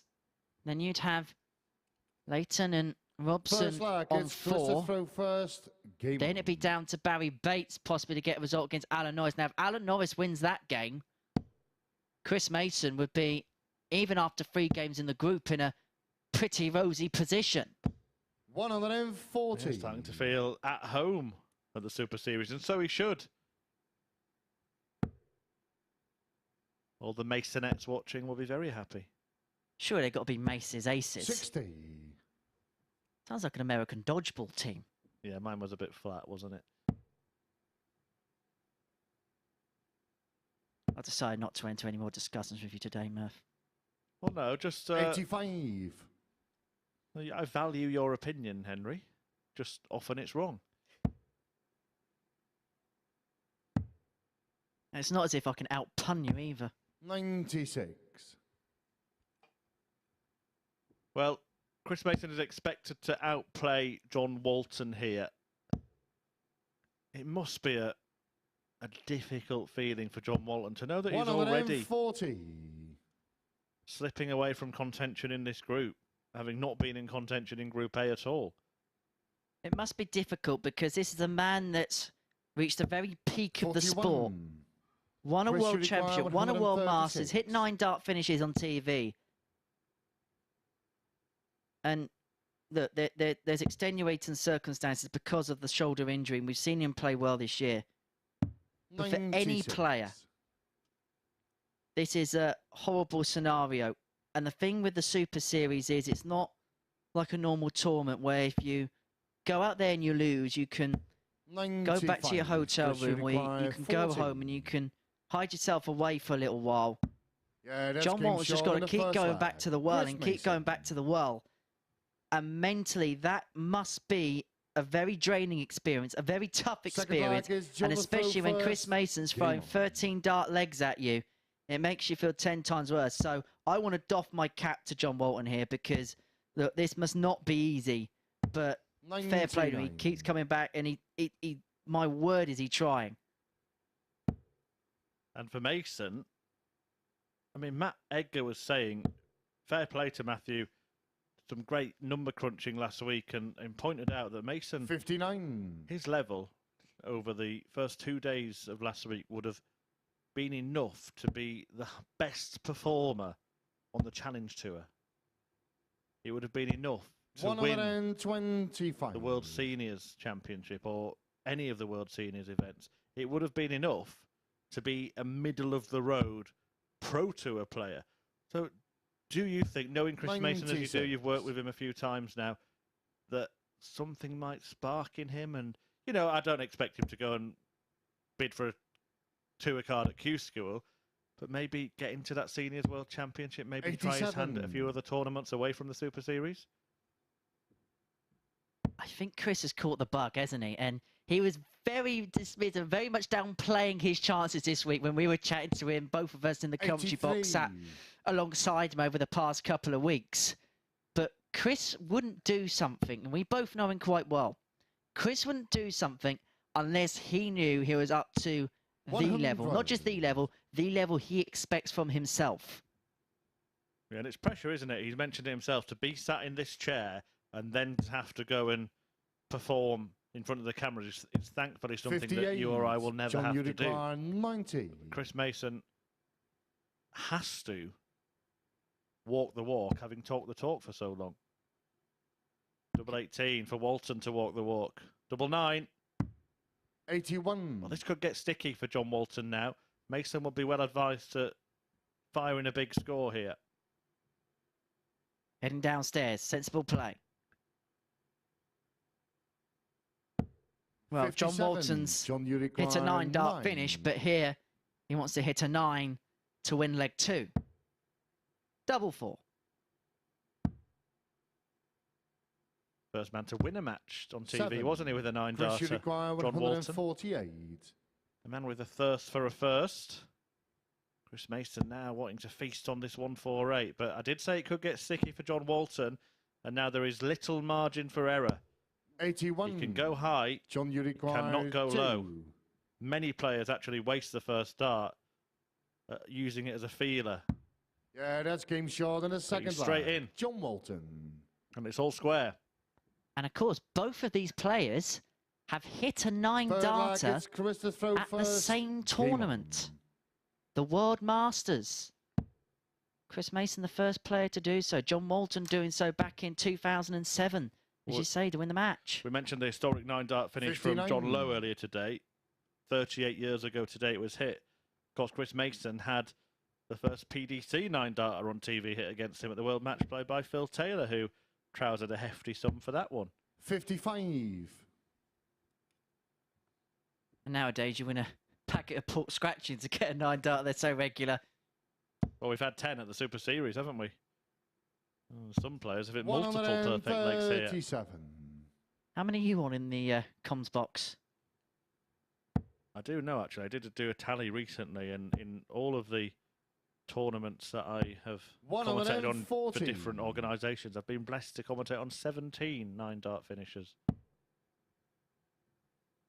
Not bad. My very first was followed by my second in the same match. 70. Michael van Gerwen producing the goods there. Actually, one of our live league referees, Owen Binks, was calling it. 78. I've got 2 in about 5 months. Well, you haven't got them. You've commentated on them, Henry. Just put that straight. No, I've got 2 9s. Oh, yeah. Well, 39. I think you've probably got 1 or 2 more than that. Mason has his nose in front here, but he's not out of the woods in this leg. Walton, well, I was going to say should move to 18s with a third dart, 100. but that was me being a little bit mean and not expecting him to hit a treble. However, he could be in trouble. 140. He is in trouble. John, you require The 128. 128 is going to have to go, you feel. Treble 20 to leave a dart at the ball 103. Chris, you require So Mason will return 56. for the 56. Double top. Yeah, that's Yeah, game nicely short done of the third leg. By Chris Mason, just when John Walton was in the ascendancy, having missed a dart at the bull to break Mace. Forward leg is John the throw first. The ace gets his Game nose on. back in front. And I'm going to keep coming back to it. I do think that suddenly Chris Mason is not just playing at a superior standard, but he's also battle-hardened after 59. getting through that game against Mark Layton. Even winning the second leg against Barrie Bates today was significant. Went on to win that match 4-1. Could have been 2-0 behind. 38. And Chris would have known this himself before going into this week. You can play as much locally or practice or whatever, but until you are in that heat of battle 84. on that stage, in front of the cameras, in front of the light, with the pressure on you, and you're totally exposed and vulnerable, especially when we're behind closed doors Monday to Friday. That will be the 46. test of your resolve, the test of your mental strength, test of everything. 43. It'll be a test for organisers, won't it, if he keeps playing like this, Chris Mason? Because if he and Paul Nicholson both get through, then they're going to have to look for 44. another commentator on Saturday night and potentially next week. No one wants me to be on my own. In the commentary box, maybe elsewhere, but 41. not in the commentary box. You got there before I had the chance, Henry. Yeah, Champions Week next week, getting underway on Monday morning. Robert Owen, Chaz Barstow, Graham Hall, Daryl Pilgrim, Lee Evans, Kieran 58. Tian, Graham Usher, Conan Whitehead, Scott Williams, Gavin Carlin and Peter Jakes, the weekly winners, who will be joined by one more come Saturday night. It's actually the first time that we've been 58. able to read out the full lineup of a week, because we all know who's going to be there. We're £41,000, 20,000 to the weekly winner. The last spot will be booked 140. this Saturday. You can join us. Why don't you join us? We're going to have some legends of the game here on Saturday night at the Live Lounge in Portsmouth. You can get your tickets.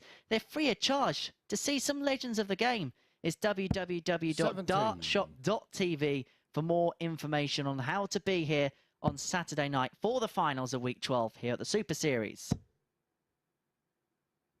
Starting to get the sense that it is John, you require 146. the only way that John Walton might be there is to go on dartshop.tv and book a ticket. Treble 18. When you're ready, John.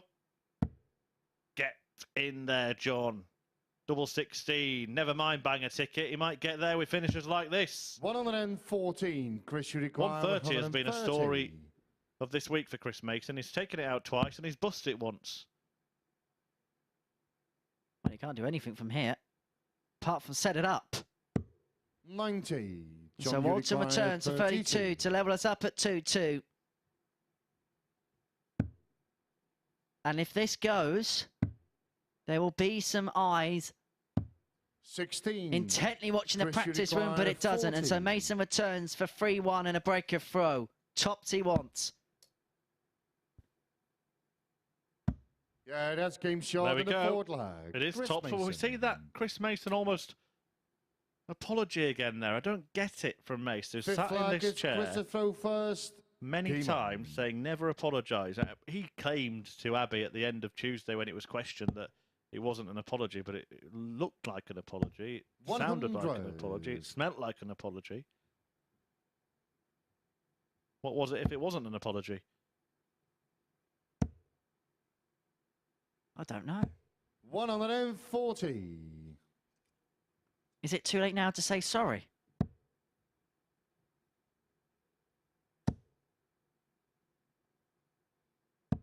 If that's a modern music reference, I've got no chance. By the way, that's not one that I would listen to, may I say. It can't be Justin Bieber then. He's got a Justin Bieber phone case in here, Henry. You know I love my Britpop Murph and a bit of Robbie Williams. And Chris Mason will love those 3 darts in the board because it leaves him on a finish after 9 for the match.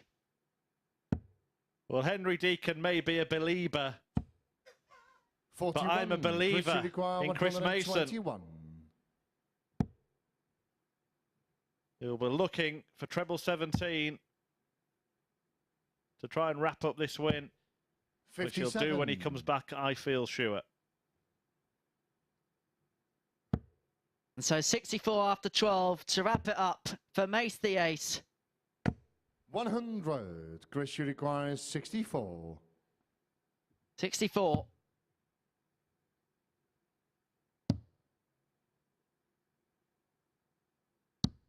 Game.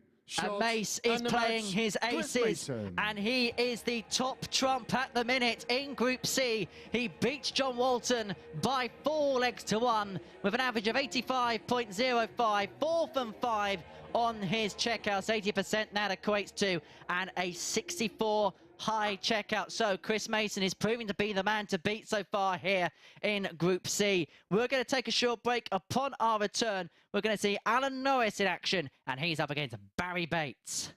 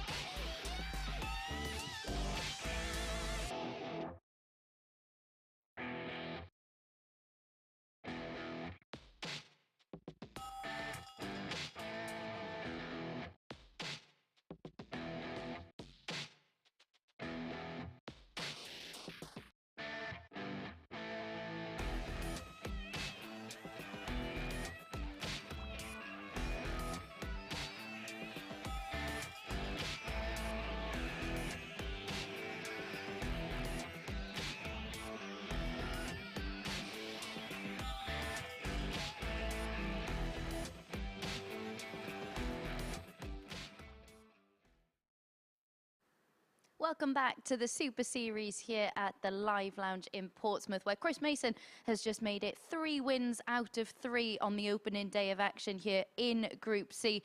A 4-1 victory. That's just the 2nd leg Mace has lost to John Walton in their 4 games this week. Another huge victory over him for Chris Mason. John Walton certainly had a few chances at the end of legs, but succumbing once more to the pressure from Mace. As you can see, 9 darts missed at the outer ring for Walton in that one. As for Mace, 80% checkout success. Another clinical and convincing display from him in that one, and it puts him in a really commanding position in Group C. And you'd have to say at this stage he must be favourite to go on and make it to finals night on Saturday. Next up then, we've got Alan Norris against Barrie Bates. Norris yet to pick up any points in Group C, but he has had that ton-plus finish to his name, of course. There we can see it is the 118 in his 4-3 defeat to Gary Robson. Of course, So far, Alan Norris has lost both of his games in last leg deciders. As for Barrie Bates,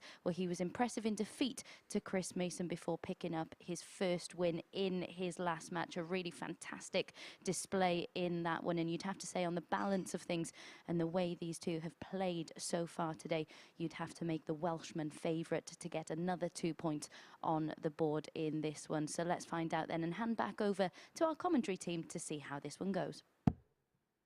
Yeah, thank you very much, Abby. And already you get the sense that this is a big game for Alan Norris. Pointless after his first 2 matches. Barrie Bates winning one of his opening 2. If the Welshman gets a victory on this one, then already after 3 rounds of matches, Norris finds himself 4 points behind the rest of the pack here in Group C.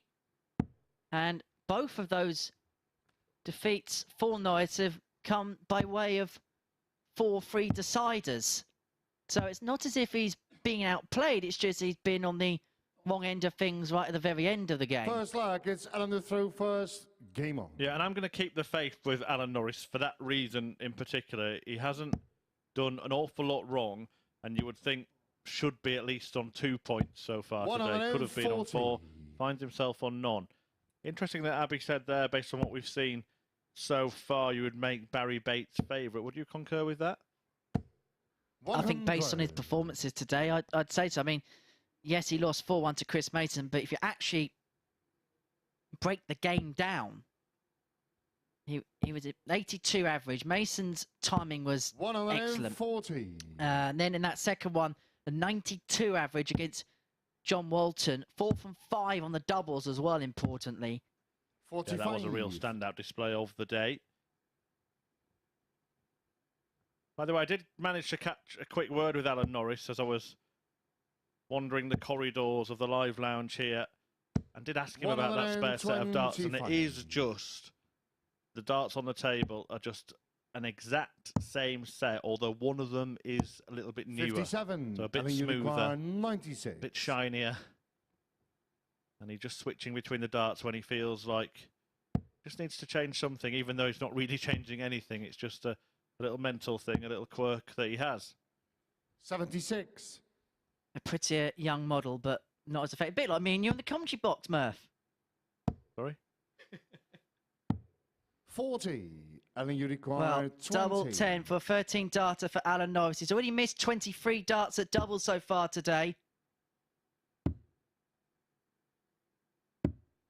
10. Make that 26, although he's going to return, and you can see how frustrated he is with Bates all the way back on 259.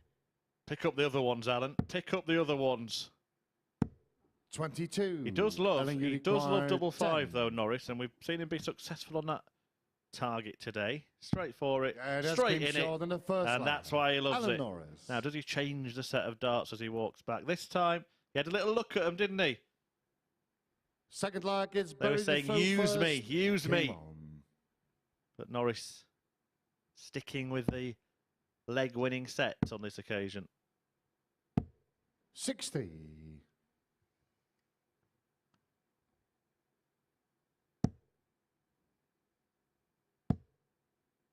When Alan Norris 140. has his bit between his teeth like that, he is a dangerous player.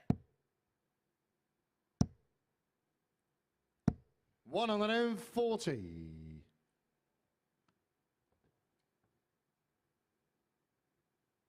Let's have a look then at the mechanics of the throw from Chuck. 20. Very simple action. Pulls it back, little twig, and then release. Whereas for Bates, there's a lot of moving components. 140. A lot of shoulder involved, a lot of elbow involved. Yeah, it's one of those kind of slingshot throws, isn't it, for Barrie Bates? Throw nowhere near 99. Barrie, you his eye require line either. If you just watch, 161. almost over the head. So it's all about feel for Barrie. 43. It's like he's throwing at a bit of a 45-degree angle off of his ear.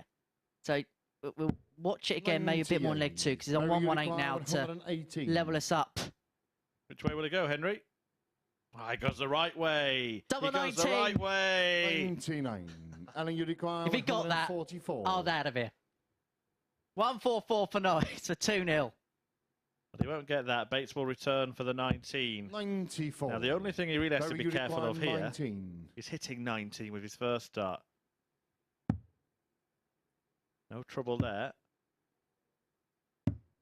Yeah, that's game And no shot trouble on the there. second So it's black. parity Barrie Bates. for Barrie Bates, whose performance level has dropped off a cliff since that standout display against John Walton. Third But he lag, does it's find Alan himself the throw level first. against Game on. Alan Norris, despite a big gulfing class in the early exchanges. A bit similar to the game we 99. spoke about earlier on, where we saw for the opening few exchanges in the game between 140. Robson and Walton, even though Robson won that convincingly, he was missing opportunities and Walton was there and thereabouts. Anyway, here's Norris back with his 60. side-on action throw. In fact, it was the Robson-Norris game, wasn't it, where the average then came back up in the 140. in the end. Yeah, to me, those throws that you've just analysed, Henry, what it does, it's conducive to more consistency from Norris. Barrie Bates being much about feel is very liable to be kind of all or nothing in his visits. There you see, really well 83. grouped the first couple of darts, but then having to make an adjustment is difficult. Which is why we won't see him switch as much for the treble 19. 59. Barrie, you require 138. 143 for Alan Norris. I wonder if he'll pull off that party piece that I mentioned earlier on. Seen him do this on a Pro Tour 60. before. Goes for treble Alan, you 14 require or 143. treble 11. Doesn't look like he's looking that way now. Conventional stuff from Alan Norris. Treble 13 is the target with the last start, and he finds that to put pressure on this 78. So this is for a break for Barrie Bates. 38. Alan, you require 24. It was a wire bender, but Norris can get his nose back in front. Been involved in 2 battles already today. He's in the midst of another here, and he's missed 2 darts at double. 12. He's missed 3 darts, and Barrie Bates will come back. Barrie, you require 40. 1 from 7 for Norris, which gives Bates the opportunity to break. Double 10. Yeah, that's game And there shot it on the is, third and lag. Bates leads Barrie by Bates. 2 legs to 1 against Alan Norris, and he's gone back to the table, Forward lag, and I it's think Barrie he's to throw picked up first. Game on. that second set.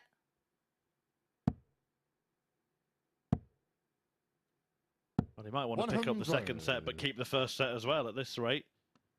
Needs some advantage to get himself going. You say that, Murph, but again, 125. the scoring phase is absolutely fine, as you can see in the averages. But we head back 59. here. 1 from 7 compared to 2 from 6. Yeah, it's been the bane of the day for Alan Norris. He was beaten in his first match 4-3. Missed 15 darts at double in that one. He was beaten in his second match 4-3. Missed 8 darts at double in that one. So now running 121. 29 darts missed at double across 2.5 matches.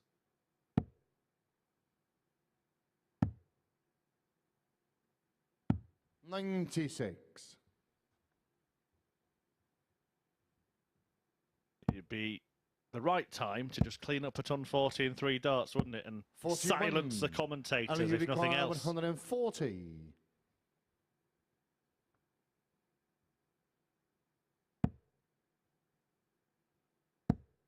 We'll keep talking then. 60. I'm sure everybody watching at home was hoping that 140 went. Well, Bates will be open for 140 here. 140. Gets to 140, and now this 80 for Alan Norris is under severe pressure because Bates is left on tops for 3-1 lead, but it might be tops for Norris. Yeah, that's game shot on the fourth lag. We're Alan talking Norris. about his woes on the doubles. Well, he just gets 2 for the price of 1. Fifth lag, it's Alan to throw first. Game on. Makes you laugh, doesn't it? Could not hit a double for love nor money, and then hits 2 even the decision to go that way, it is something that he's employed in the past, but to not have been 85. overly confident on the outer ring.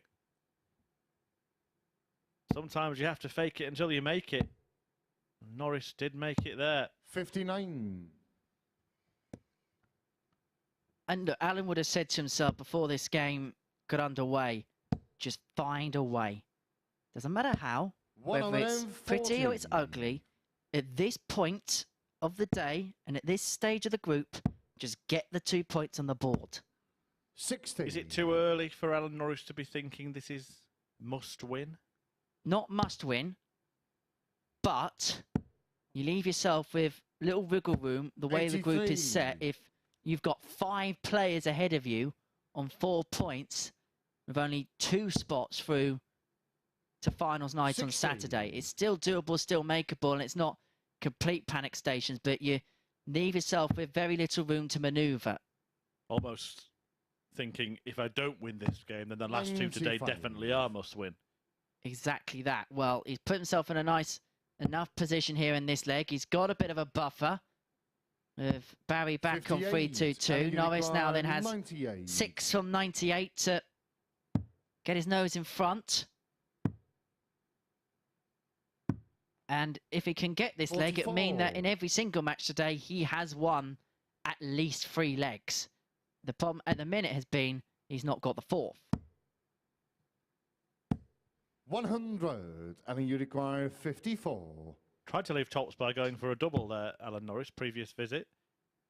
He loves doubles all of a sudden. You can't miss them. Yeah, that's game short in the 5th flag. Alan Norris. And he's 3-2 up. Well, that is one way to get yourself out of a hole, isn't it? If you're struggling on a certain segment, just keep going 6 flag, it's for those Barrie to throw segments. first.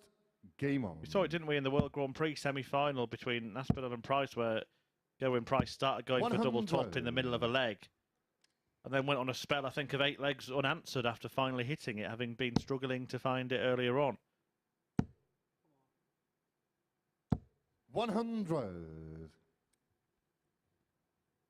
Alan Norris is, I mean, he's one of those players, and I think he's a bit like John Part in the fact that when you see that 100. snarl and that little bit of aggression and energy, I think that's when we see his best stuff. Yeah, he's a very happy-go-lucky kind of chap behind the scenes, but once he gets a bit between his teeth, 60.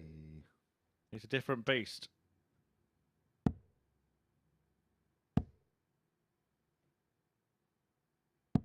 $100. A mid-leg change of darts for Alan Norris.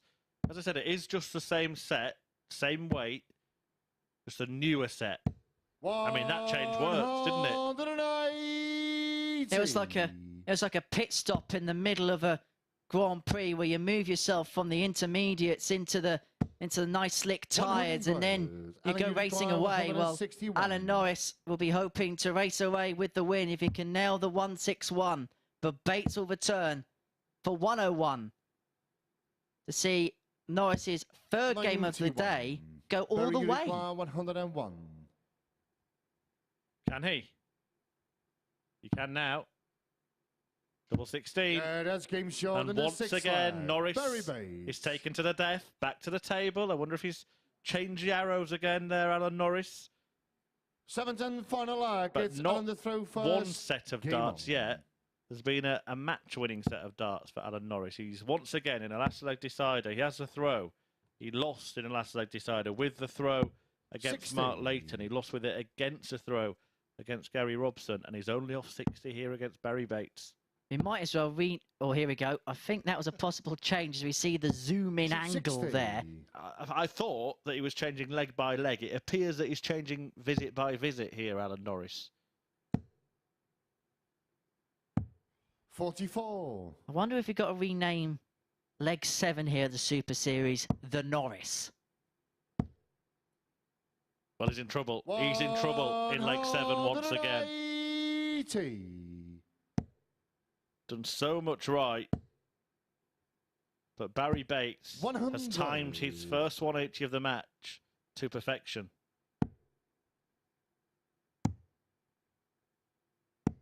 93. Well, that was a bit of bad maths from Barrie Bates.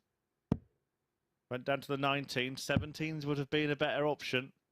as he would have left himself a finish. 134. And Alan Norris has actually miscounted as well. So given the advantage, and he's taken it away from himself. 80.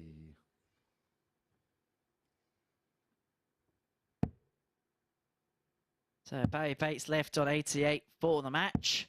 57. And this would be for a hat-trick of last leg defeats for Alan Norris. It would put Bates on 4. Double 14. Game. For Barrie Shots Bates and to a seal match, the win. Barrie Bates. And it's yet another last leg defeat for Alan Norris. For Barrie Bates, for Champagne, it puts him on to 4 points. These are the stats on that particular match, an 84.39 average, a maximum apiece. But it is the checkout ratios, which is what decided it in the end. 4 from 8 for Bates, 3 from 11 for Norris. So that is the end of the third round of matches, the third cycle of matches. Please do join us after the break as we begin round 4 here at the Super Series.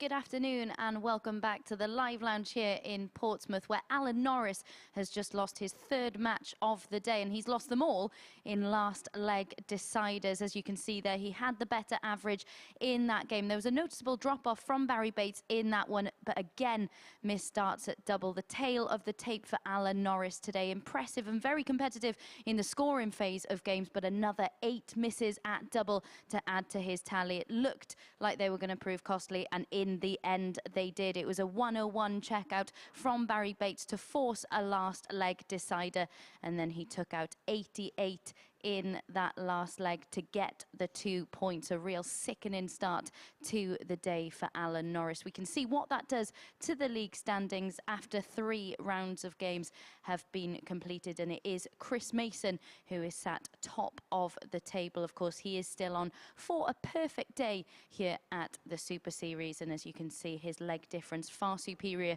to anyone else in the field as well. He does take on a man in Gary Robson who could join him on 6 points if he is to get the better of Chris Mason in this next match. The head-to-head stats show that it's 2-1 in Chris Mason's favour for this week's fixtures. Of course, they were both competing in Group A from Monday to Wednesday. Chris with 80% checkout success in his last match.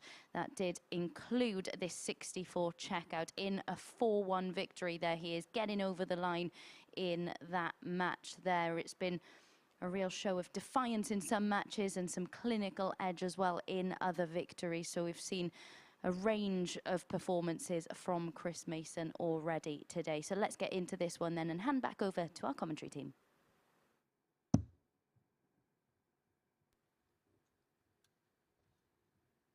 Welcome back. Thanks, Abby. Chris Mason, yeah, the pace setter in this group, and having been the standard setter for most of the week, he's looking very, very good for a place at finals night. But that could start to change here, because Gary Robson is only 2 points behind Mason, and a win for him would see him pull level on points, close a little bit of that leg difference gap, and also leave Mark Layton and Barrie Bates 2 points behind, the pair of them, with a game in hand, although that game is against each other after this one. Indeed. And on a Thursday, when we get to game 4, this is where we will see the group develop. This is where we're going to see the patterns begin to emerge. First leg, if Chris Mason can win this game, game on. Put himself onto 8 points, he puts himself about halfway there already. But Gary Robson has other ideas. 180.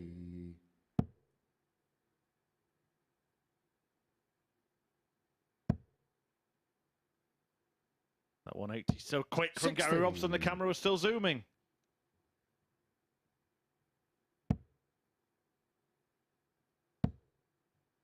Can't get the technology, can't get the staff these days, 100. Murph, can we? You've been a little bit harsh towards our staff here at the Super Series today, Henry. Nah, they're a very good bunch, aren't they, Murph?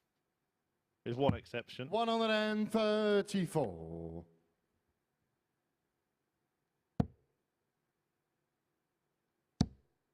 Well, how about this, though, for a start? 100. Maximum ton to leave himself on 1-2-1 after 9. And Mace, despite a 1-3-4 of his own and potentially more here, 140. Gary, you require 121. he's left himself on 1-6-7 after 9. Gary Robson 1-2-1. Downstairs he goes. Treble 17 would have left himself a dart at the bull. 53. Chris, you And require so for Chris Mason, 1-6-7. Only one way to go for this. And that's not it. Gary Robson did beat Chris Mason when they met yesterday. A 4-2 success for Robbo in Mason's worst performance statistically of the week. Doesn't look like he'll be following suit here. It's a strong start by the pair of them. 36. Chris, you require Well, Chris 102. Mason wants 102. Upstairs first. The treble 20 was what he wanted. He'll go across to either treble 14. Tops, right at the very top of the board. 62. Gary, you And so require Gary Robson 32. returns for double 16 to take the opening leg. Double 8. Yeah, that's game shot in the first leg. Gary Robson. So Robson takes the first leg. Second leg, it's Chris at throw first. Game on.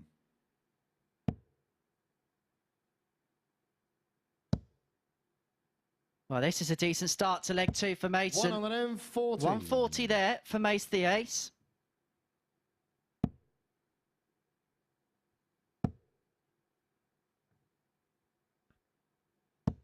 $100.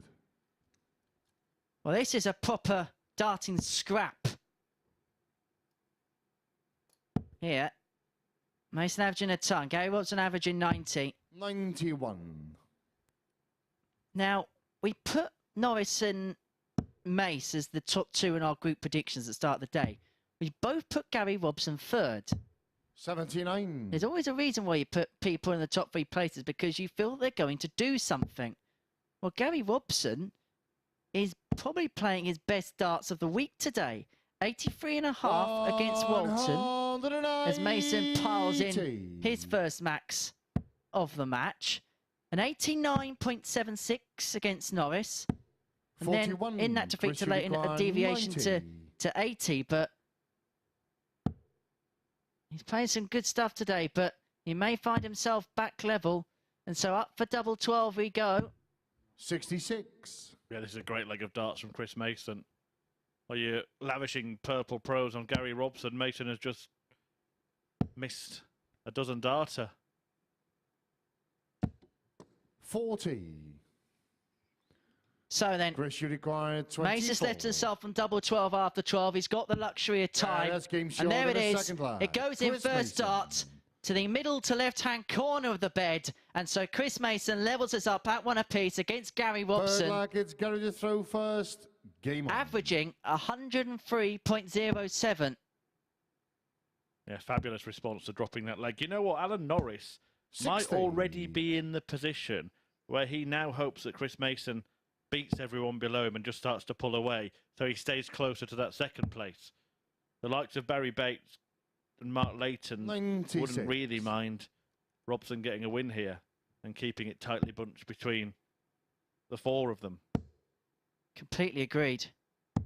99. It's easier to chase one spot, but knowing that there's less points in play than chasing two with a large chasm.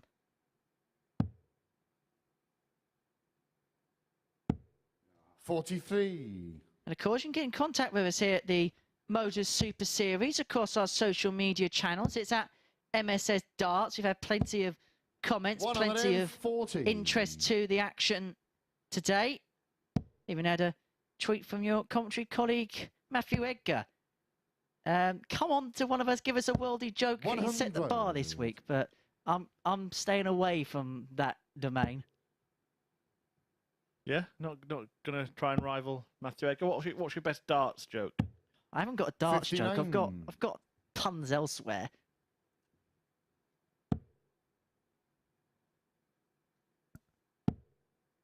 Maybe I'll share one in the next leg. Non-darts related. Anyway, back to the action because Robson 1-4-3 after 12. Still on.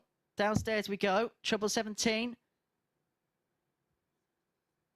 He's himself on 66. So moved across for treble 10 to leave double 18. Chris Mason wants 164 for a 2-1 lead. Robbo will return for this 56. It's been an exchange of holds 58. Gary, you require thus 56. Topsy wants. Topsy gets. And Robson leads 2-1. It's all gone with the throw thus far in this match. And if that trend continues, Chris Mason should win leg 4. Well, it looks like already he's intending to respond in the same way that he did in leg 2.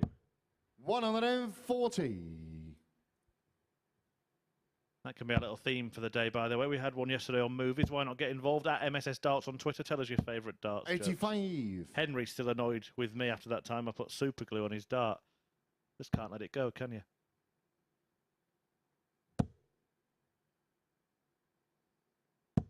$140. I've got nothing. I've actually got nothing. Yeah, the silence was deafening. Chris Mason once again doing damage. As soon as he's lost a leg, he's regrouped. 45. Battle hardened. Chris Mason suddenly a bit of a fighter at the Super Series. 140 to open, 140 to follow. 60. And then 60 to get himself down to a finish after 9. I'll tell you what, I've got one. Go on quick because Chris Mason's going to take out 161 when he comes back. I bought the wrong flights to a darts match once. It all went pear-shaped. 138. Chris, you require 161. When are you telling your joke?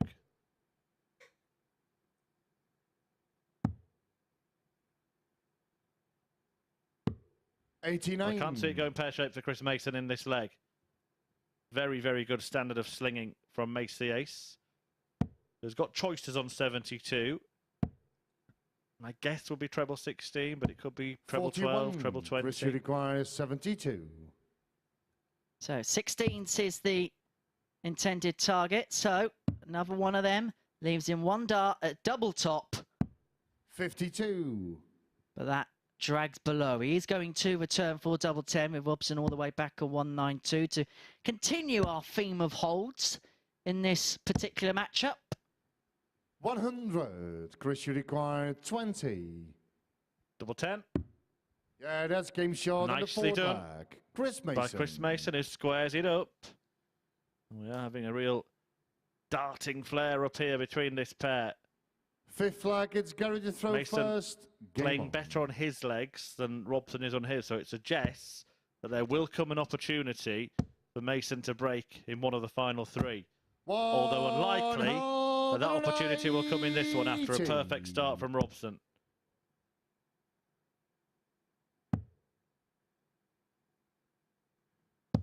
$81. Can you follow up, Gary? No is the answer. Now, you know I like a little bit of 77. trivia in the commentary box. You like a little bit of trivia in the commentary box as well, Murph.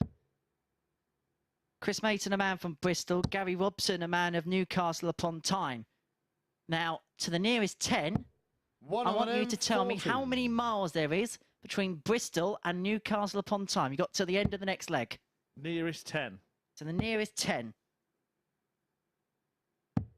59.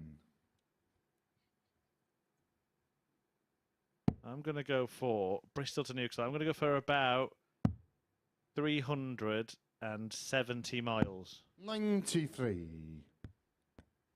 Get your guesses in at MSS Darts on Twitter. So I'm not within 10 then. I've heard one or two. 46. I've heard one or two people in my ear say something that isn't too far off.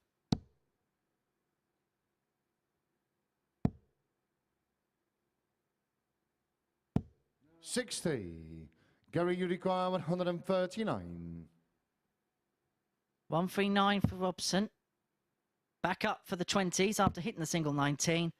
Well, Mace is left on the 127 and game for a breaker throw. 99. I'm going to make an argument Chris, though, you Henry. require Depends which way you go, doesn't it? 127.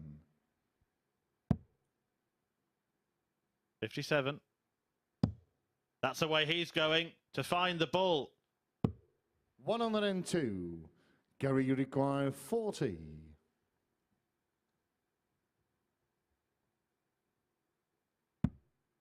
Yeah, I think I went too high with my guess. Gary Robson's gone too Yeah, high with that's that game dart, short but on the that fifth one flag. Gary Robson. is pinpoint. And now Mason must win the last two. Sixth flag, it's Chris to throw first. Game on. He's been in no danger, has he, on his own throat? He's been excellent. But he does not like that start. In fairness, that's kind of been the story of the match. Neither really troubled a break so far. 121. He could lose here, Chris Mason, with an average of more than 10 points more than his opponent. 95.9, sorry, 95.65, 60. plays 82.67 right now in favour of Mace.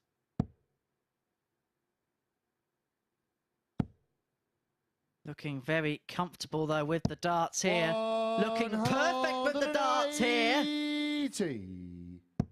Well, he soon put that right, didn't he? A 1 with his first dart of this leg. 140. Every other dart has been in the treble 20. 5 perfect darts. And it's put him in a privileged position in the sixth leg. 100. Leaves himself on a ton after 9 to send us the distance once again in this compelling Group C. 45. Chris, you require 100.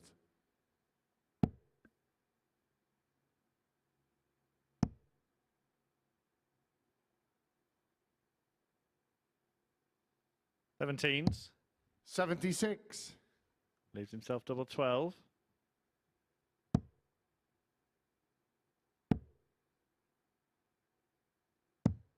$63. Chris, you require 50% 24. strike rate on this double this week.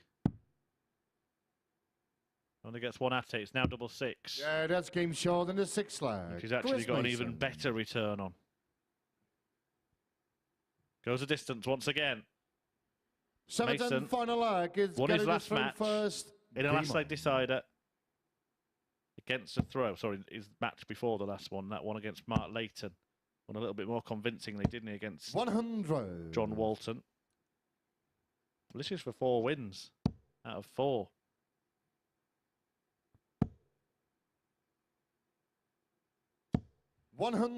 Excellent last start, especially when you consider the placement of the first 2. Had to find a way to sneak that in the treble bed. There's not much sneaking about that. That was a perfect first dart live for Gary Robson. 100. An exchange of tons at the beginning of this deciding leg.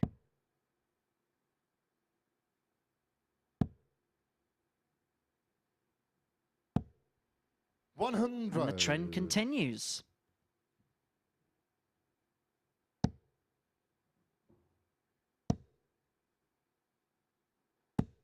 60. As we're poised in the last leg, we'll give you the answer to the quiz question at the start of our next matchup. All focus here on this last leg, where Chris Mason is looking to make hay, is looking to make an imprint, and he's going to be the first to a finish after 9, leaving 161. But what can Robbo respond with? Earlier this week, we saw Chris Mason produce really good performances, not always convert them into wins. Today, he's won every single game he's played.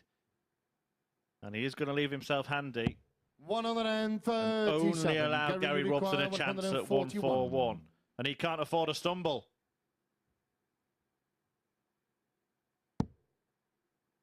And so Mason will return for double 12. We'll go across to the 16s here, Robson. And so Mason now double 12. Game, to make it shot, 4 wins from 4.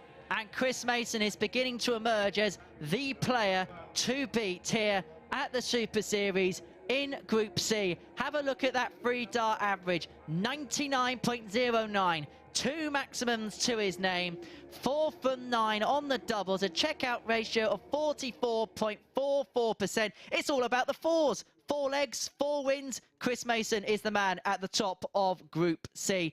We're going to take a short break here on Sporty Stuff TV. Afterwards, Chris Mason's going to be chatting with Abigail Davies up on the balcony for some analysis.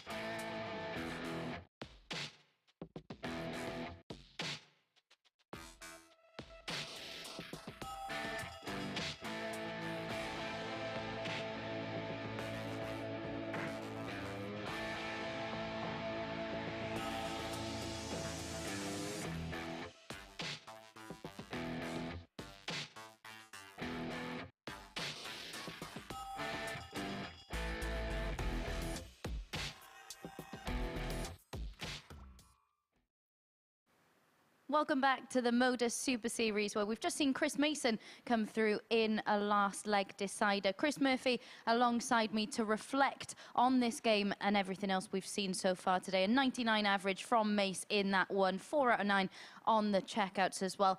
Murph, this is a game that yesterday we certainly wouldn't have been talking about Chris Mason coming through in a close game like that. What's changed for him today, and why is he coming through in these close encounters now? A couple of things, I think. One is the belief that he would have garnered from his performances in the first 3 days, but also the fear factor for the other players. Gary Robson's seen what he's done. He's been here with him, and maybe knows that Mace is unlikely to buckle right now, and the same for Mark Layton, who he managed to beat earlier on as well. He hasn't been here, but he would have been well aware, because there's been a bit of a noise made about Chris Mason's performances on social media. So I think those two things, and also just winning that second leg, it might not seem significant, but the second leg of the day, when he could have lost it to Barrie Bates and been 2-0 behind, he started to show himself that he can win at the important moments, and he's had 2 last leg deciders against the throw and won them both.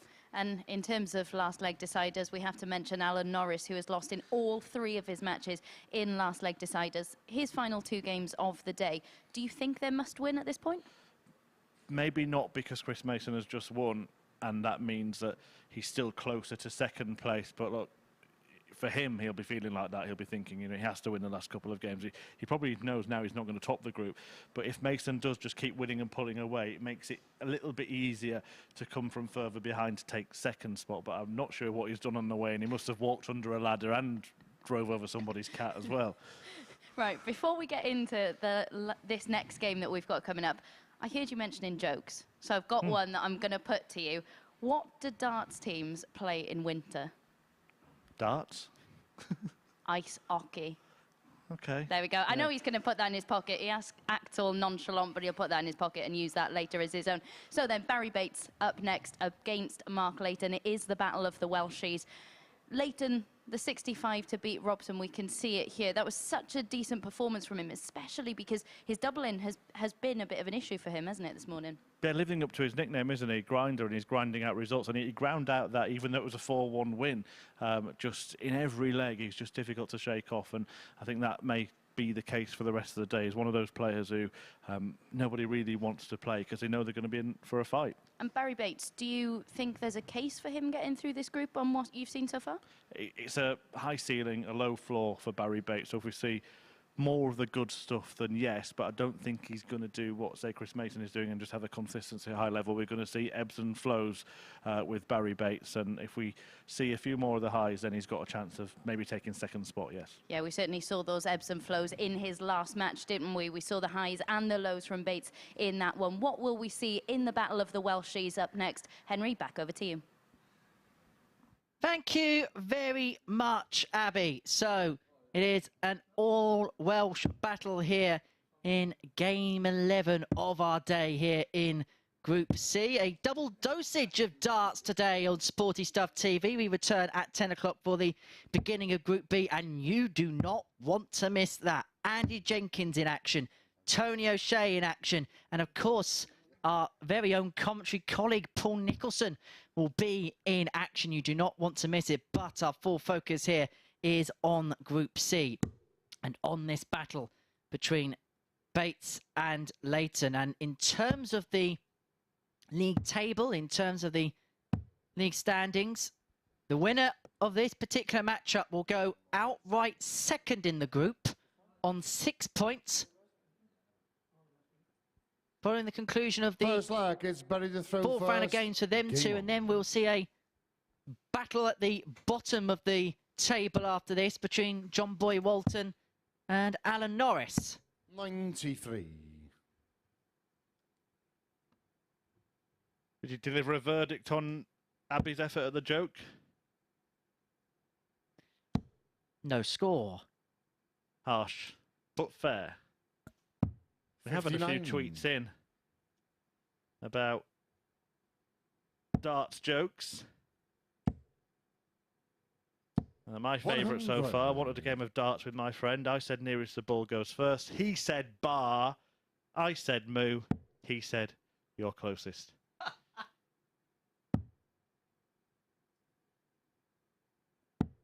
77. But serious stuff here at the Super Series. What about the question that Abby asked me then about Barrie Bates being a potential progressor from Group C? Where do you sit with that? Well, you look at the way the group is at the minute.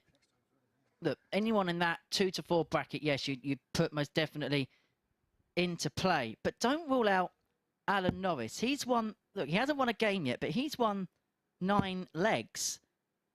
That is as many as 85. Barrie Bates has won today. But yet Bates has got 4 more points. Yeah, good point. Good points for Barrie Bates. 100. This pair played on the Challenge Tour. They'll play twice in the next couple of days. When they played on the Challenge Tour in 2017, it was twice in the same day. Like London buses. 100. Barrie, you require 128.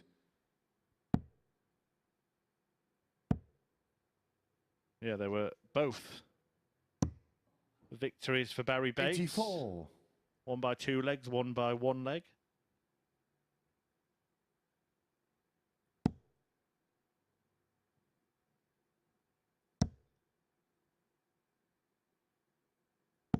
$100.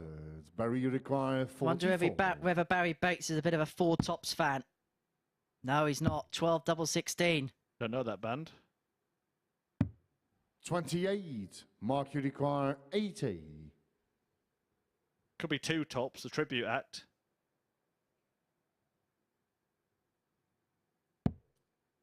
Doesn't go the way that we saw Alan Norris employ earlier. Conventional and clinical. Mark Layton. The grinder again. Just waits around, doesn't he? Hovers around for them to miss and then mops up. Second leg, it's Mark to throw first. Game on. Taking advantage of opportunities. Sometimes that's all you got to do in this game.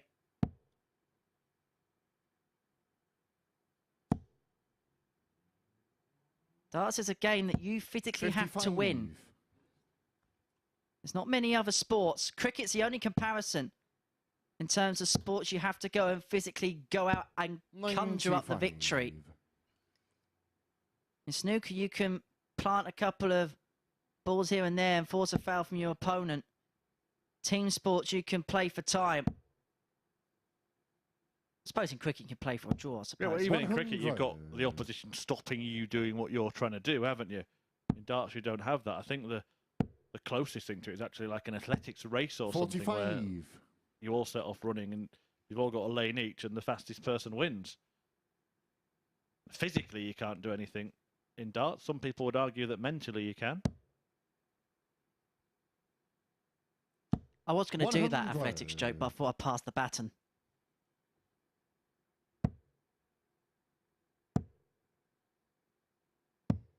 $44.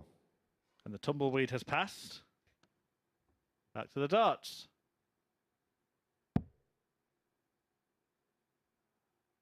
Yeah, I make it Murphy in the lead, Abbey a close second, and Henry 83. not even off the starting blocks. See, I would do a Super Series joke, but apparently I'm the only joke around here. 60. It's the first time we've agreed all day.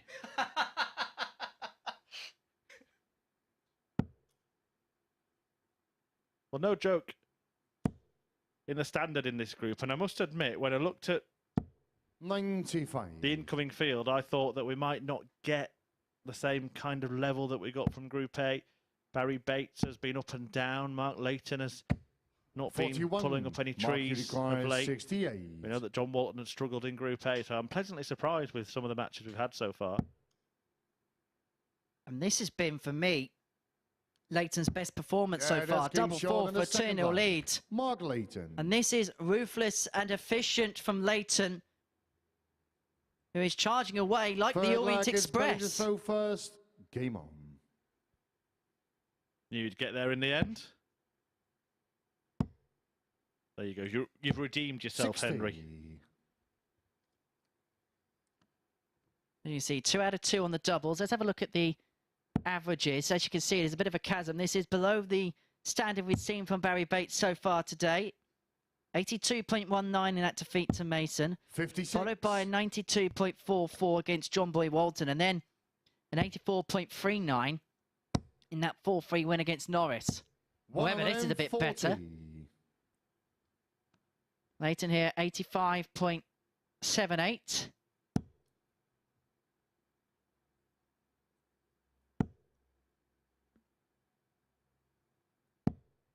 $100.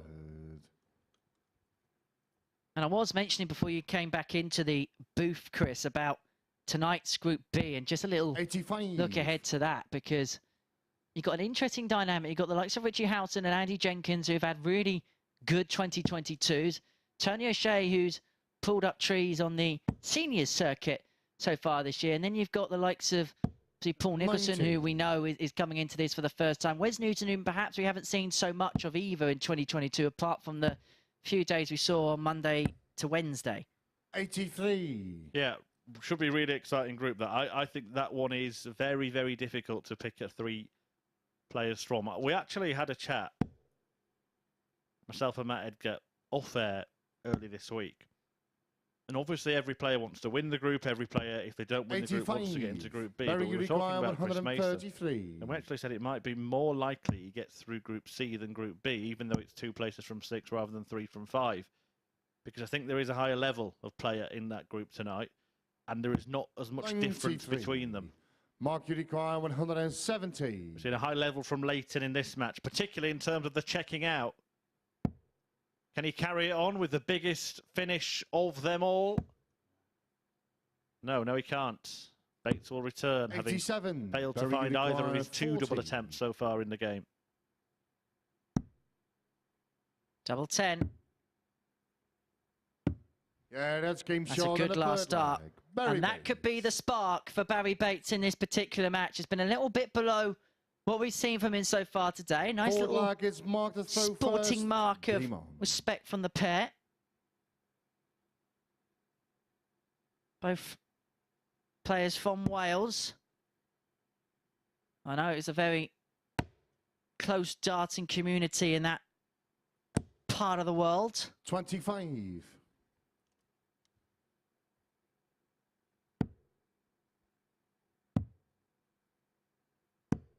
$78. They do support their own, do the Welsh. That's why Abby was asking me whether I thought Bates would get through. You'll be hoping for a Layton Bates 1-2, I'm sure. 58. Didn't he play for Everton? That was Baines.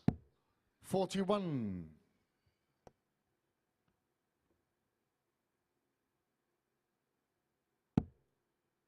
Just like the toffees, Layton has found the sweet taste of the lipstick. 140. Best run at the World Championship for Barrie Bates was actually 2009 when he reached the quarter-finals. It 60. also saw Paul Nicholson reach the last 8 that year.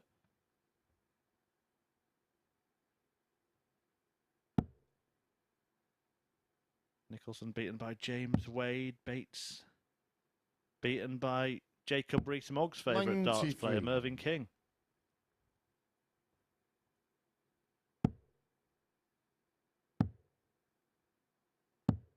$58. So Layton here with 6 darts on 185 to open up a 3-1 lead. And it has to be said, it has been quite comfortable for him so far. Hasn't really needed to grind 60. this particular game out.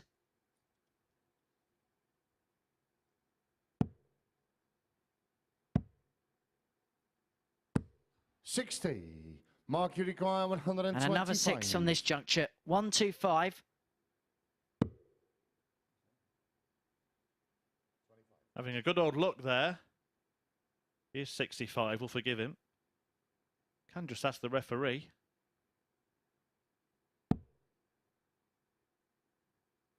I'm assuming he knows it's in. 50. That could be a bit of a disaster dart, because it may mean at the next turn he may only get 1 dart at double, and Barrie Bates here is going to apply the pressure. Mark requires 75.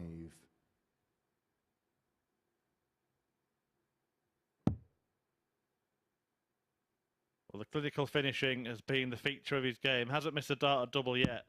Yeah, He's that's taken out game short on 80, the forward line. and now Mark Layton. he's taken out 75, and he leads Barrie Bates 3-1. An awful lot of respect between the pair. Fifth flag. Enjoying each other's highlights in the Game match. A couple of fist bumps at the end of legs, but Layton here is putting paid to those chances of Barrie Bates being the one to 30. move into a provisional second spot by taking it himself.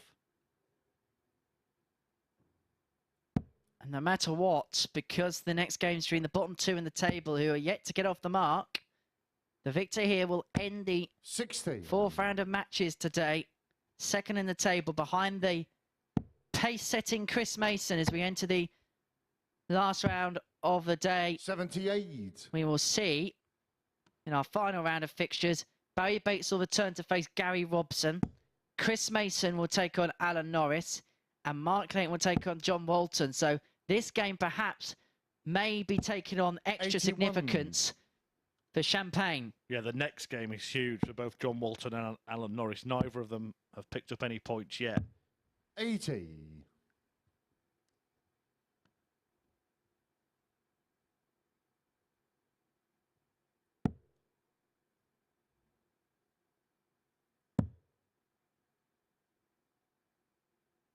Big 96. final four matches coming up between now and around 2:30. I would imagine we'll be on air till today. 83. Unless we have some one-sided affairs. And then we are back tonight from 10 o'clock for the start of Group B. And then it'll be the same service tomorrow for finals night on Saturday, 10 o'clock start in the evening. And of course, you can be a part of the action alongside myself, Murph, and the 6 combatants. 84. Dartshop.tv, the place to be for your free tickets. And if Mark Layton can take out this 139 for the match, it'll help his chances of being here on Saturday night. 82 left. That's why I went for the treble 14. 146 for Barrie Bates is the 131. shot to stay alive. Barrie, you require 146.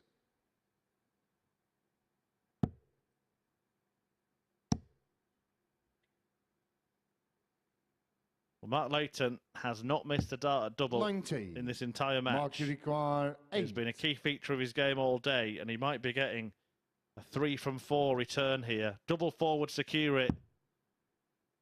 First flinch. Game. But it does not Shot. matter And a match. as Layton Mark Layton gets over the line in the battle between the Welsh pair. Picks up his first career victory against Barrie Bates. Checking out 4 times from 5 attempts. It didn't really matter that he missed that one at double 4 in the end because he hit the double 2 next time. And it's Mark Layton who makes his move up to second in the Group C table. 2 points behind Chris Mason, who is yet to lose today in Group C. Coming next, 2 players who are yet to win today as John Walton takes on Alan Norris.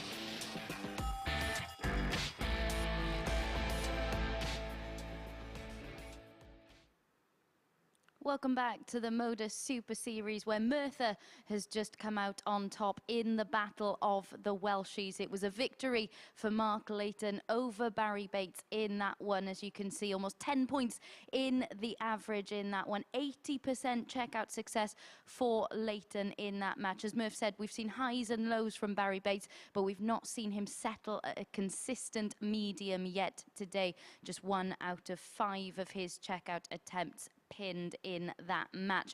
As for Mark Layton, well, that's his 3rd victory of the day, and it moves him up to 2nd in the league table at this point in the day. There you can see confirmation of that. He's now on 6 points behind Chris Mason, who has won all 4 of his matches so far today. You can see Mace with a superior leg difference as well in that table. Next up, we have the 2 players on 0 points, yet to pick up their first win of the day.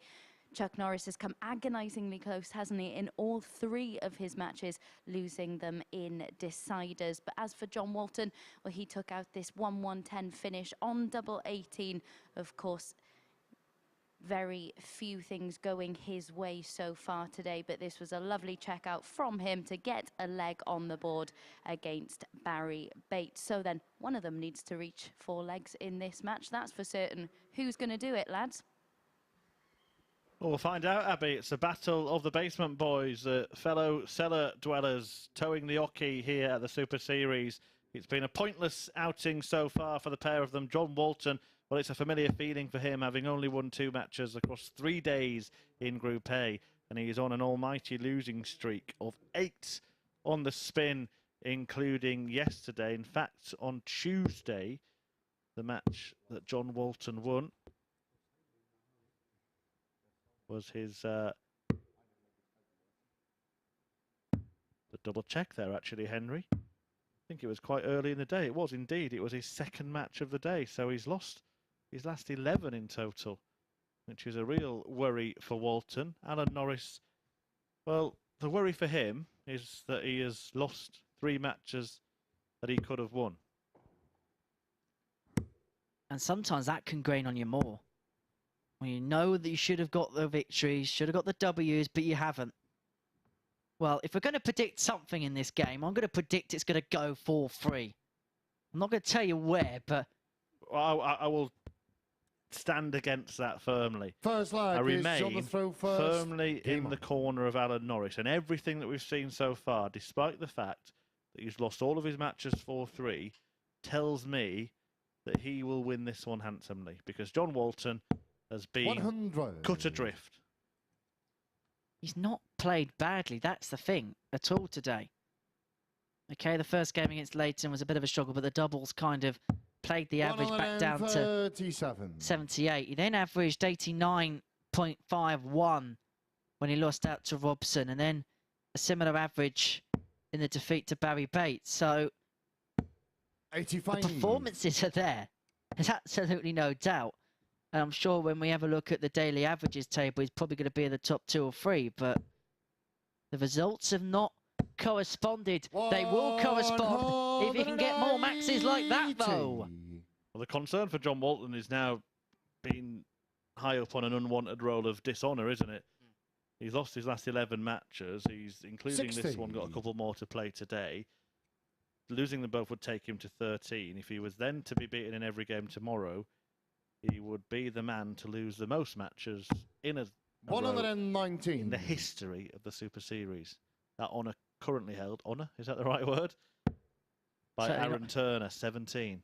Certainly not something that anyone wants, but he 81, may and have he to do requires something 65. special here, because Alan Norris has come out the tracks of an inspired first leg. 65 left after 9. 1 for tops. 45. Drags underneath. He hasn't liked that split really today until he's got to double 5, which will pose some concern. Alan Norris himself was once on a 100, losing run of 11 and he matches required last 20. year. Gave the Oki a right old kicking before taking aim at this double 10. He's had trouble on that target, but little trouble on this target. 15. Fails to find it this time, though. Well, John, you require 75. Alan Norris is finding a way not to win legs that he should win easily. Can Walton pick his pocket? 35. Alan, you require Well, his 5. reaction told you everything there. 1. Double 2. Well, is that dart in the way or 3. not? Had enough of the bed to aim, I John, just you couldn't require find it. 40. And so tots of Walton for the most unlikeliest of holds. Now, I think that may be awkward. It was awkward. Double 10. Open bed to aim at, 30. but missed. Alan, you require Norris 2. back in the madhouse. That's already 10 darts missed at double between them. Does not augur well for a classic here at the Super Series, but Yeah, that's maybe game we will short get on the some first darting leg. drama. The leg, Alan fittingly, Norris. won in the madhouse by Alan Norris, who breaks throw in leg 1. So Second Norris leg, it's up Alan the and throw running. first. Well, Game on. I'm not going to put you out your misery any longer. You may remember a few games ago I posed you a quiz question, didn't I? The distance between Bristol and Newcastle during the game 57. between Robson and Mason. Now, Oh yeah, I've been waiting with bated breath for that, Henry. I've actually got to give credit to our spotter Owen Binks, who in the production gallery has probably been the closest to it. 96. He said 306 miles. The fastest route, including the congestion charge, is 294 miles, which is 5 hours, 3 minutes in the car. 96. So Owen was wrong then, because you said within the nearest 10. I said he was the closest to the mark. Never said he was right. I did have another guess on here, 276 55. from Mark Marlowe. Anyway, what was the point of this? I've forgotten. I'm just bringing up what was relevant a few minutes ago. 39. Our listeners and viewers just, you know, I couldn't leave them without answering the question. That's like Bradley Walsh on the chase saying, well, you know, this is the question, come back after the break, and a new contestant comes up and a new chase about finding out what the 64. answer was. Well, it's John Walton playing the chaser here. Norris starting on the 19s, I would imagine. And now the treble 20. 2 of them would leave a finish. 25.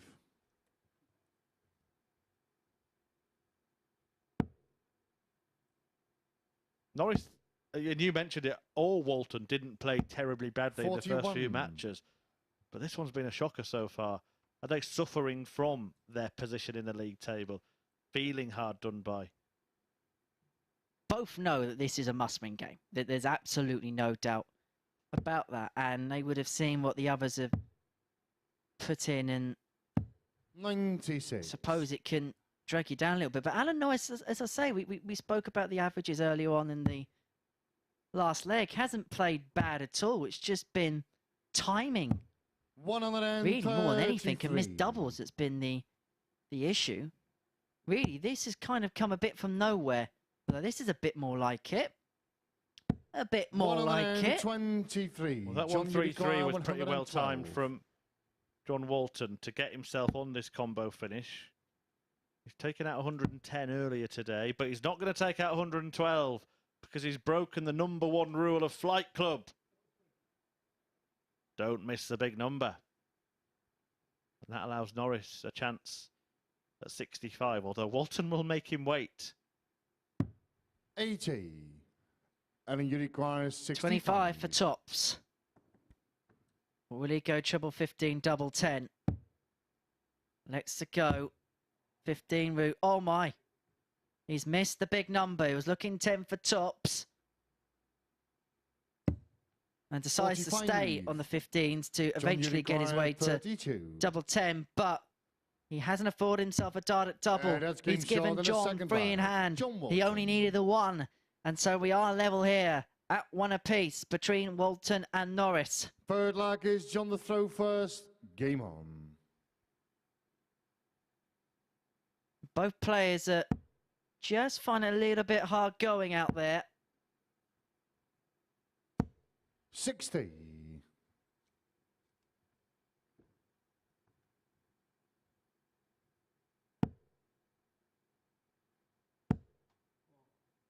Alan Norris just does not want to 100. get embroiled, does he, in a real battle, and that's what's happening here. And he'll be thinking, oh no, not again.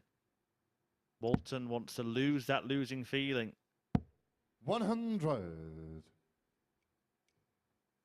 You can sing the song at the end, Henry, can't you, if he does? You've lost that losing feeling. Now it's gone, gone, gone. Don't tempt me. 97. I was going to say, tonight will probably be the first time Tony O'Shea's seen me with a microphone in my hand. I'm not singing some kind of tribute act.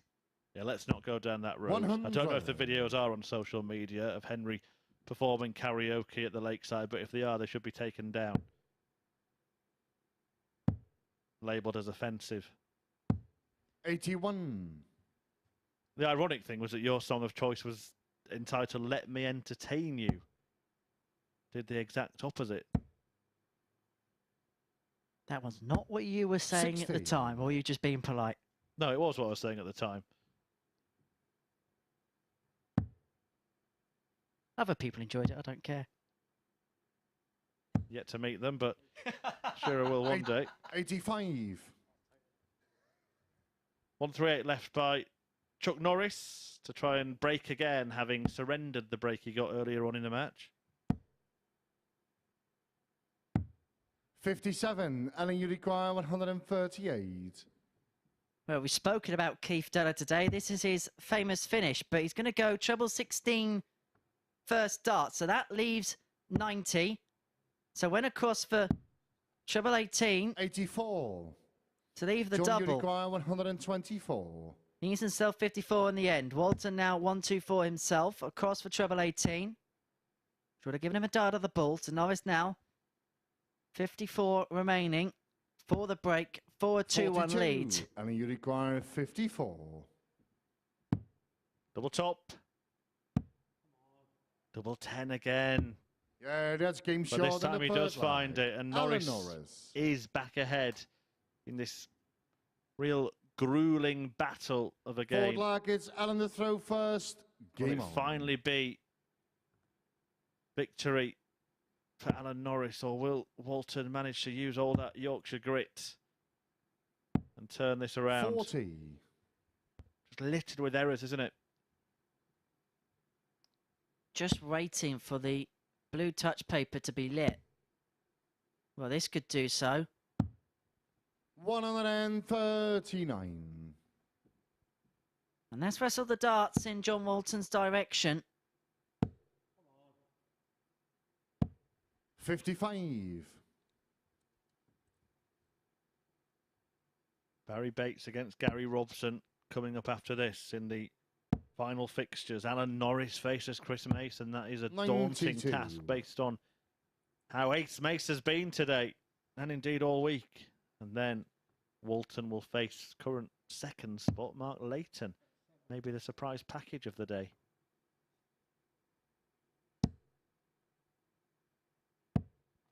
$32. If Chris wins his last game, is he through on 10 points for you? 81. No, not quite, because I think because Gary Robson and Barrie Bates play each other, one of those is going to be on 6. So there'll be a couple behind. They'll play him tomorrow as well.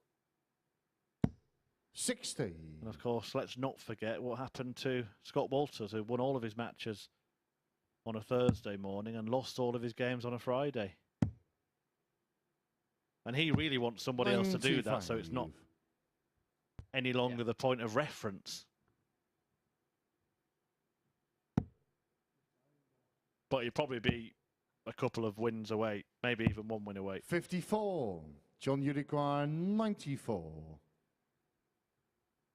So 94 for Walton.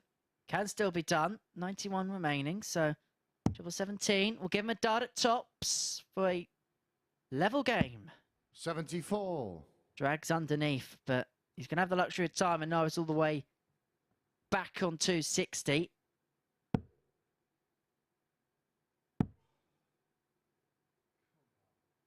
Frustration spilling over here, and you can understand why, because it's twice that Alan 44. Norris put John, himself you in pole require position 20. and then just gifted the advantage back to John Walton in a game that is about to see 4 successive breaks of game throw, short and of the does. forward lag. John Walton. It is a breakathlon here at the Super Series. Walton and Norris Locked Fifth at 2 flag is apiece. John the throw first. Game on. Oh, Walton's got to hope that there's a hold somewhere along the line, because if they do go all against the darts, Alan Norris will claim his first win of the day. 85.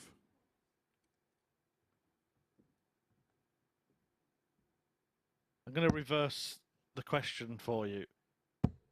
If either of these players end the day on 0 85. points, are they out? For me, yes, because there's a lot of dodging and weaving you'd have to do as well as win matches. Remember, when you look at how congested the table is, it's not just the fact that you've got to win your games, you've got to hope that there's some kind of darting dodgems going on where they're all basically taking points off of each other. They're causing all sorts of carnage. They're off in the slip road, and you can manage to slip your way through eventually. 100. Yeah, what they need is Chris Mason to just keep winning. They need him to win every single game. They take points off all the players above them, and then nobody gets more than another win, really, to their name, other than them and the league leader. All sorts of strange things have happened at the Super Series. Here comes Alan Norris again. Walton in the box seat, in leg 5, on throw, but Norris gets his nose in front. Should still be first to a finish as long as he stays straight here, John Walton. Oh dear. Walton wanders into the wands. 80. Good recovery. Otherwise, he would have given Norris 6 on this juncture, and well, that's a disaster dart. Covers it well with dart 2. 71. And then strays the other side with dart 3. John, you require 136. So 136 for John Walton for the first holder throw in this match. But again, it's another stray on the other side of the bed from this pair. 52. Alan, you require 105. Plenty of choices here on 105. Still on. 96 remaining. 65. John, Well, you it's a good require setup. 84. Bold. But I'm not sure it was confidence. More hope, really, rather than expectation.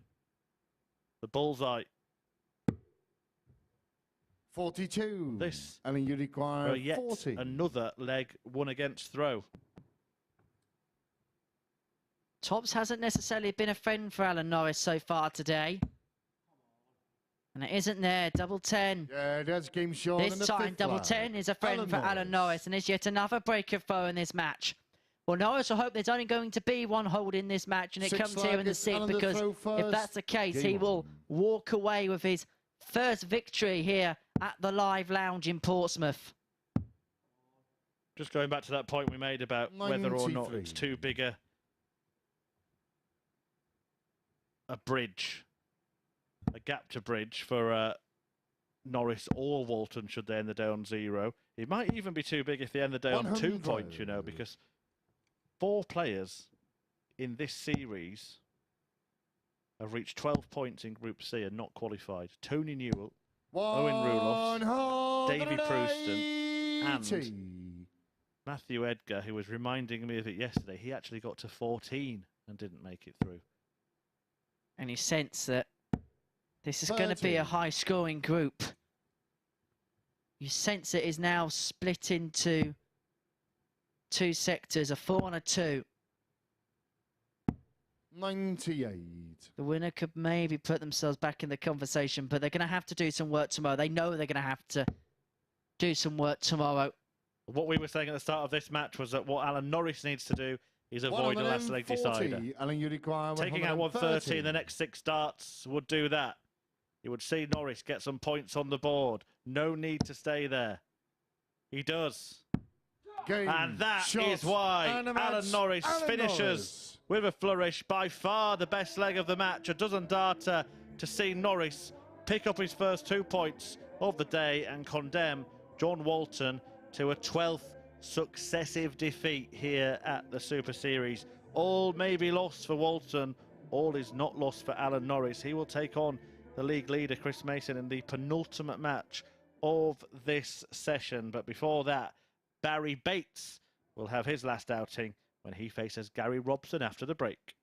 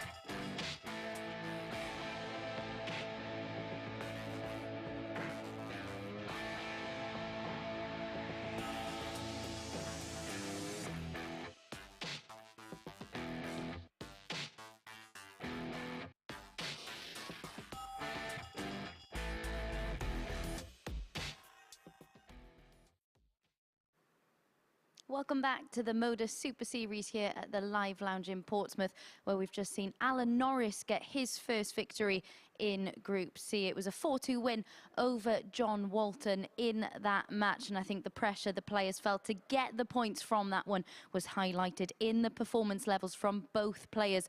Norris audibly frustrated with his lack of conviction and precision, maybe frustration also spilling over from the 3 games that preceded that one. A game littered with errors from both players, and I'm starting to wonder how much confidence the winner would be able to take from that one despite getting the points on the board. But that huge 130 checkout to complete a 12-dart leg from Alan Norris, followed by that huge roar, I think sums up exactly how much confidence and inspiration he's going to take from that victory. We can see what that does to the league table then. As Murph just mentioned, that is John Walton's 12th successive defeat in the Super Series. He remains the only player on 0 points at the moment, and it's Alan Norris who moves on to 2. Next up, we've got Bates against Robson. One of them will move level with Mark Layton in the table. Bates with a crucial 101 outshot to take his match against Norris to a deciding leg.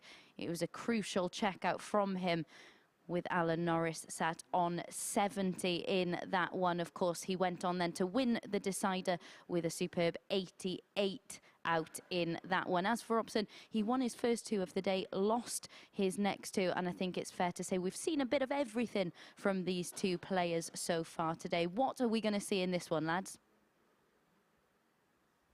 Well, to be honest, Abby, I've got absolutely no idea. I think it is been a week of expecting the unexpected. The only consistent factor has been Chris Mason, and he continues to be that. And this pair are probably the 2 most erratic players in the group, and ones in which anything is possible. We saw it in the match between Tony O'Shea and Gary Robson yesterday, which had a similar feeling. Ended up being the game of the day, with both players averaging north of 97. And if the Geordie ace Gary Robson can produce a level like that, then we're in for something special. But we First lag is could Barrie to throw also first. Game on. be in for something rather turgid if neither player manages to get going. 119. Well, this has been Gary Robson's most consistent day, I'd say, so far here at the Super Series in week 12.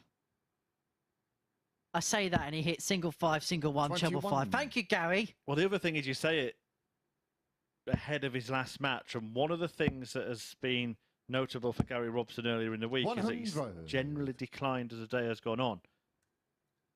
So while he might have played at a similar standard in his first few matches, as the day's gone on, he started to fall down. That didn't really apply in defeat to 125. Chris Mason in his last match. It was a good performance from him, just a better one from Chris Mason. Which has kind of been the tail of the tape this week involving Chris Mason. But as you say, since this is a big one in terms of the league table, which Abby showed us during the little advert break that we 59. had. One of these players will get on to 6 points, end their day 3 and 2, which we said at the top of the show we felt 140. might be close to the minimum requirement following these set of fixtures. Well, it's Barrie Bates who makes a storming start. 95. Barrie, you require 42. Three-figure visits in this leg to leave him on 42 after a dozen. Yeah, that's game short in the first leg. Champagne Barrie stuff. Bates. Well, I thought we'd see good and bad in this game, but what we've seen Second is leg, good from it's one Gary to player, throw bad from the other first. one in that first Game leg. on. How can you be right twice? Somehow manage it. 58. Even when I'm wrong, I'm right.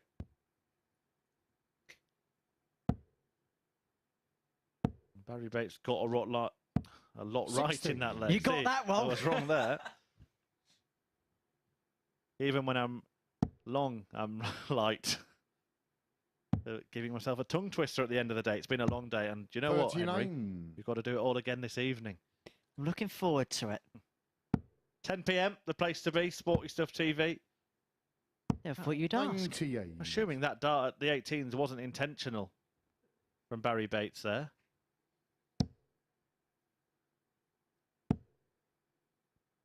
So 140. now starting to see some bad from Barrie and some good from Gary. And if we can meet in the middle, be as 60. happy as Larry.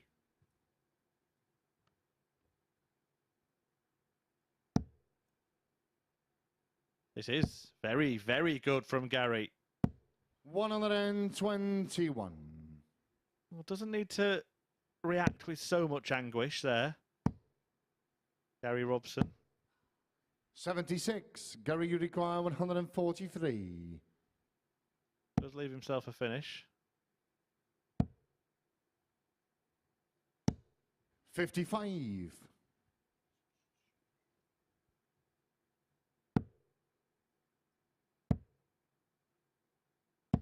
60. Gary, you require 88.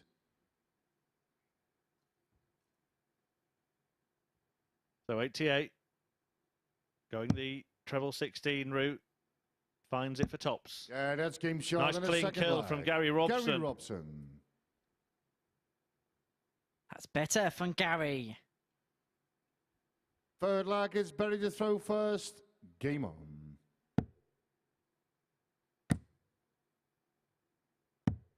.43. Would you say that this is the biggest game of the day so far? 125. No. I think it's a big game for this pair of 58. players. I think probably Bates's win against Alan Norris in the middle of the day might prove to be a pivotal result. I think the next game is huge, by the way, because 60. Norris with defeat is as good as out. Mason with victory is as good as through. No, I said as good as and not definitely. 85. John Walton is in trouble already with a maximum of 2 points possible for him today. And I can tell you as well, we had a chat about players that didn't make it through on 12 points. 140. Can tell you that nobody in this series has got through Group C with 10.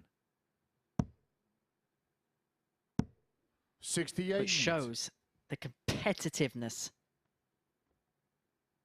of this series. Yeah, so if John Walton doesn't beat Mark Layton in the last match, you would 45. have to say his hopes are over. It's interesting because Josh Richardson won a Group C, didn't he, with 20 points in this phase. So 125. Gary, you require 131. Bit of good fortune there for Barrie Bates. Had he not found the treble, he would have been on a bogey. And he's actually on one of those double chance finishes, isn't he? The 79. treble 18 Barrie, you can be require thrown out twice. 122. If one of the darts goes in, then it's a dart for the bullseye. 54. Gary, you require 52. So 52 for Gary Robson then for a breaker throw. Topsy wants. Yeah, that's Topsy gets. bird lag. And Gary there was Robson. real courage and conviction about that outshot there from Robbo. The man from the northeast. Forward lag. And the most Gary to northern throw part first. of the board. Game on. Makes no mistake.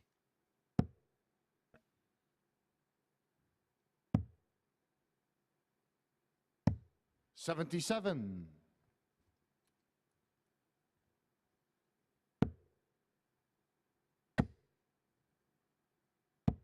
60. And just to recap, if Robson wins this game, he will be level on points with Mark Layton in second spot. 2 players go through from this group. Same applies to Barrie Bates. Alan Norris must win his last 85. game against the league leader Chris Mason, unbeaten today. If he is to put himself in realistic contention, a man who I certainly favoured to top the group at the start of the day.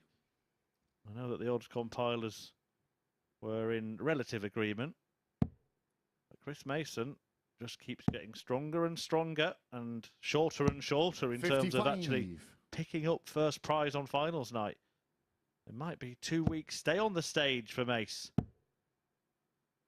We'll see him next against 84. Norris, and then Mark Layton looking to cement his position in P2 with a victory over the winless Walton in the last match of the session. 140. Robson here with the last leg and a half has made a bit of a charge. Now 140 leads on 144 after 12. Bates is back on 264, but not far back for long. 144. And so 144 to put him 3-1 up to consolidate the break of the last leg. He's going to stay there. Would have left in double 12. So Bates back on 124. He's going to get a poke, but he's going to have to take it. Require 124. 14 segment. And the ball. 88. Gary, you require 22. And so double 11 for Robson for a 3-1 lead. Goes inside. One dart at double 4. 18. But that goes inside also. So Barrie, Bates you returns require for 36. double 18 for the break back. Yeah, that's game short. And it is the break back for Barrie good. Bates. You can just see a little pump of the fist there in the air. Fifth flag is He Barrie to knows that throw there's first. an importance Game on on. this game. You're sitting much, much prettier, aren't you, on 6 points going into the final day of a Group C. A reminder that 140. we have got a double session today. We're back at 10 PM on Sporty Stuff TV in a really good-looking group, featuring the likes of our very own 140. Super Series commentator, looking to follow in the footsteps of Chris Mason. Paul Nicholson makes his debut at the Super Series this 100. evening. Also in action, Richie Howson, who's pulled up a few trees on the seniors tour this year, having barely been a household name in his own household when he was playing 135.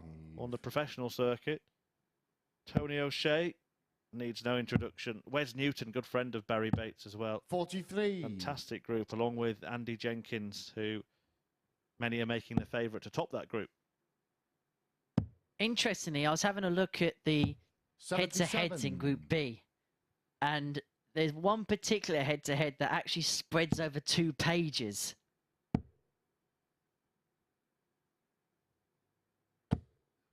We'll Talk more about that this evening because our focus here is on this matchup, which could be pivotal for both players' groups. Must be Nicholson Newton, right? One of them, yeah. 91. Barrie, you require 160. Well, 160 here. Wrong side of the wire, so Robson will come back, trying to break Barrie back. 90. Gary, you require 58.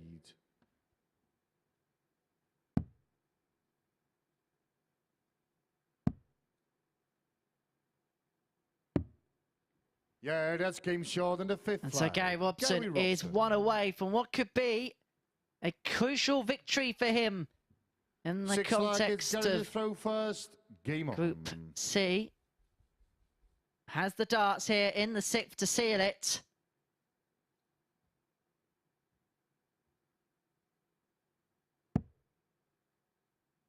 Paul Nicholson, actually, who is in action tonight. I mentioned it's his debut at the Super Series. He did play when we first set up from home the Modus Icons of Darts series 100. and played Andy Jenkins 15 times in that. So if you include those, their head-to-head will be massive as well. But I know that Jenkins, Newton, Nicholson were all on the PDC tour at the same time, weren't they?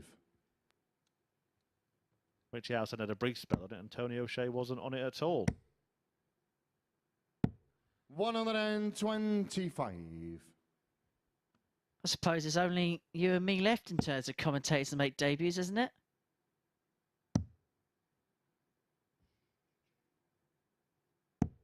$77. Yeah, well, I won't be making mine anytime ever. 60. Although I was once on a 9 darter.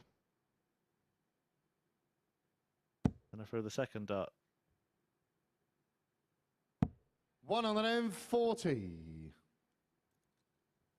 Well, after 12 darts, Gary Robson finds himself on 129, potentially 3 away from the match. 54. Gary, you require 129. For what would be a crucial 2 points, it would put him on to 6 in a 3 and 2 day.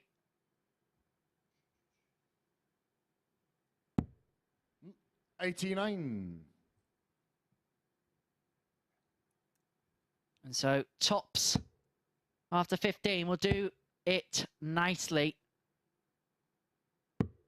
105. Goes for the ball. Gary, you require Finds himself on 40. 57. And so Tots or Robson to seal the deal. Double 10. 20. 3 match you darts require come and go. 57. And so Bates returns for 57 to take us the distance. Tops he wants. 10s. Yeah, that's And game we will short in go the 6th all the lap. way. Barrie Bates. Gary Robson has missed 3 darts to win this match to end his day on 6 points to join Mark 7th Layton and final leg. It's Barrie in to joint first. 2nd place. Game on. But it will be a 1-leg shootout to decide. We'll end the day 3 and 2. 60. And Abby asked me at the start of this match, about 2 hours ago, what I expected from it, who I expected to win it, and I still have no idea, Henry, do you? 46. It's changed hands so many times.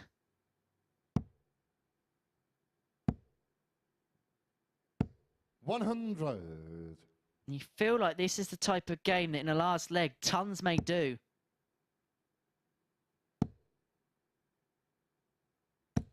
140. That 140 is like gold dust for Gary.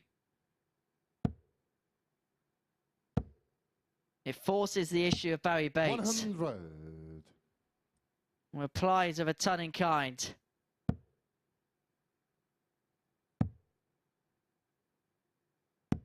$93. As I say, it's just pretty much a treble to visit. So they're averaging out. Size to stay 60. there. There is perhaps a rallying cry to switch following that first start. 81. And so it is Robson first to finish on 1-4-1. It's still very much in the balance, though. Bates hoping to be sub 60. 100, but won't be. Gary, you require And now you would have to say 141. it's advantage Gary Robson. Even if this doesn't go. But it might go. It won't go. 124. But it's the wrong bed. Barry, you require Hence 121. the Robson reaction. Now Barrie Bates trying to spring into action. Treble 17. 79. Gary, you require 17. And so 17 points away from a 4-3 win. Okay, the 5-6-6 route. 11. And it goes inside.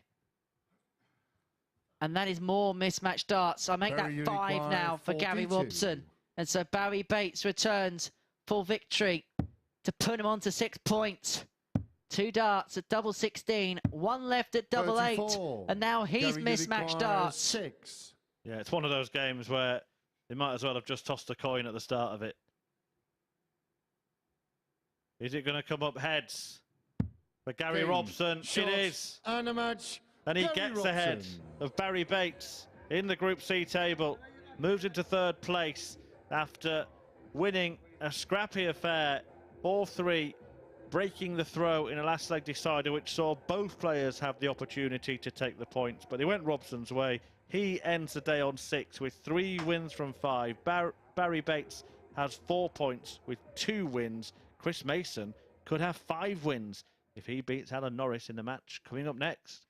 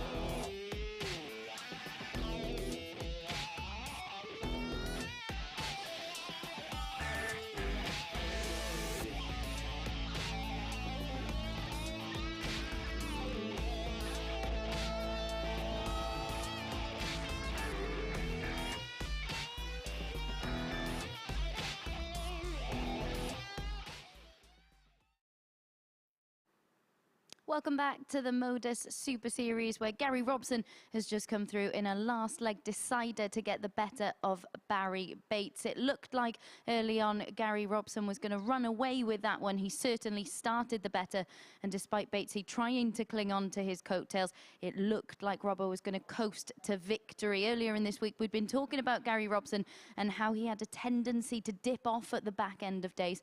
Well, he missed 5 match starts in that one. Bates had his chances, but couldn't take out 42, and Robson doing enough to hold his nerve and get over the line in that one. An average just shy of 85 in that match for him. No 180s in the match. 4 out of 12 on the outer ring, with that 88 in there as well for Gary Robson. We can see what that does to the league standings with just 2 games remaining on this opening day of action in Group C. It is, of course, Chris Mason who's up next against Alan Norris, who's leading the way, and it looks like he could add another 2 points and take himself onto 10 points and put himself in a very commanding position going into the second day of action. Well, Alan Norris, he got his first victory of the day in his last match, didn't he? Taking out a whopping 130 checkout to get over the line in that match. We do have footage of that to show you now, him getting that 130 and the big celebration at the end of it.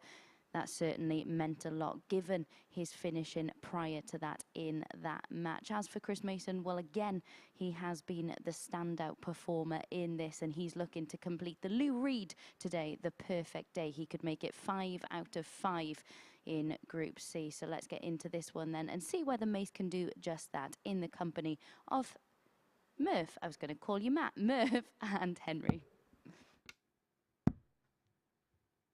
Thanks, Abby. Chris Mason, yeah, can make it a clean sweep today. And do you know what? If Abby had asked me what I think will happen in this game, then I would tell her that I think Chris Mason will win the match, because by not giving an answer in the previous one, I was proved right, because anything could have happened in that game. But in this one, I just sense that Alan Norris in that last match, despite victory, you could see he was visibly frustrated, and that hadn't happened in the previous games. Bizarre, because he lost them and won that one. Chris Mason has just...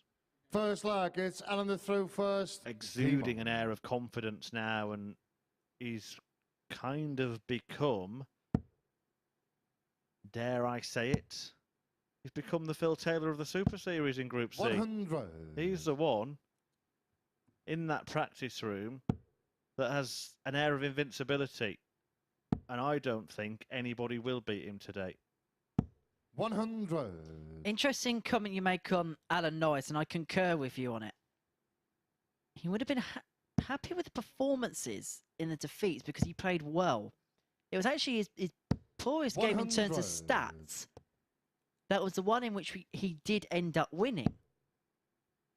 And so that's probably where the frustration's coming, because he's played well in the other 3 matches, or by and large in the other 3 matches, and not come up with anything. That's just the way that the darting tide can go sometimes. Well, just looking at the league table, John Walton would have to win 78 against Mark Layton in the last match to have any chance. You'd think that Alan Norris would have to win this match to have a realistic chance. It would actually be possible for a player to get through on 10 points in this group, but it would mean that every player would have to be on 10 41 points. Yeah, we'd have some fun tomorrow sorting that out.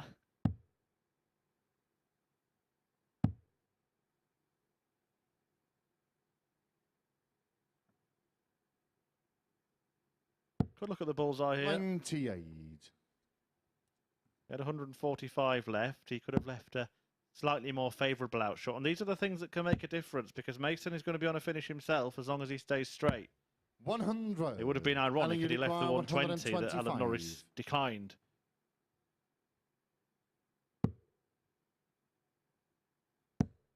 Oh, this is great stuff. That's not. 90. Chris, you require 160. That would have been some steal for Mason if he could have taken out the 160. And because Norris is strayed into the 43. single 5 with his last start, it means he's only going to get 2 at a double. That double is double 10. Now up for double five. It's been his 30. friend up until Chris then. Now Uruguay it's a with foe. 117. And Mason returns for a very makeable 117.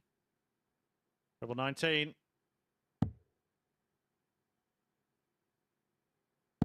93. Alan, you It's require a good leave, and 5. 5 is a good shot to pressure, isn't it? The 1 gets difficult. That's a great dart, though.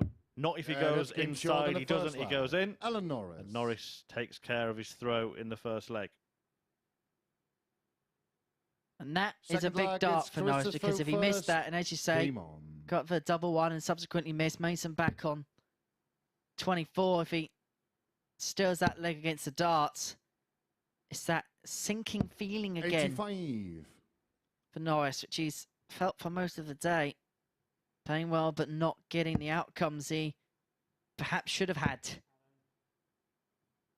You can see again the frustration. 11. The darts being disobedient, not going where he wants them to. And Chris Mason has definitely got the best heat map today.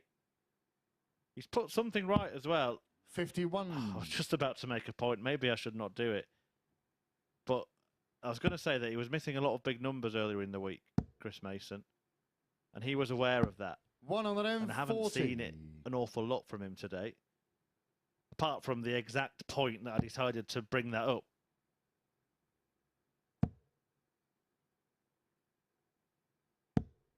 Do Do you know what he didn't do there, Murph? What? Didn't miss a big number. Well, yeah, that was just to prove my point. Norris has struggled in that department, and we see it again. Good recovery. 86. Mason should really be starting downstairs.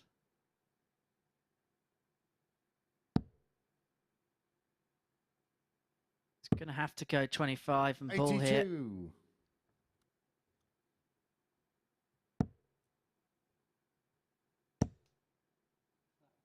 I mean, that was the intention. There were other options available for Mace, having started on treble 20. 85. But neither players want to finish after a dozen darts. Sometimes that makes the decision for you as well, that there are different routes to go. It's not always miscounting. Sometimes you look at their score and think, well, 45. they're not playing well, they're not near enough. I'll just keep throwing at the treble.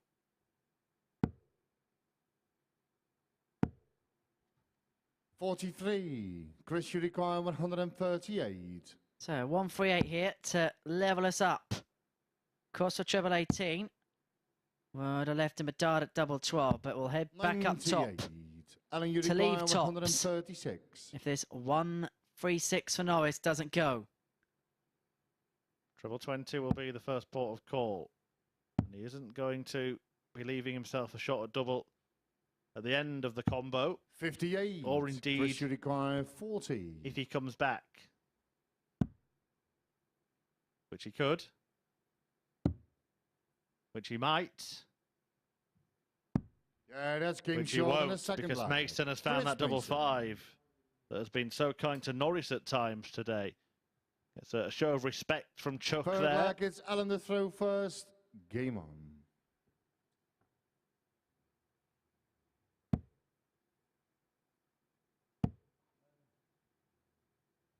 One match to come after this, 55. Layton against Walton. Our little list that we made at the start of the day, Henry.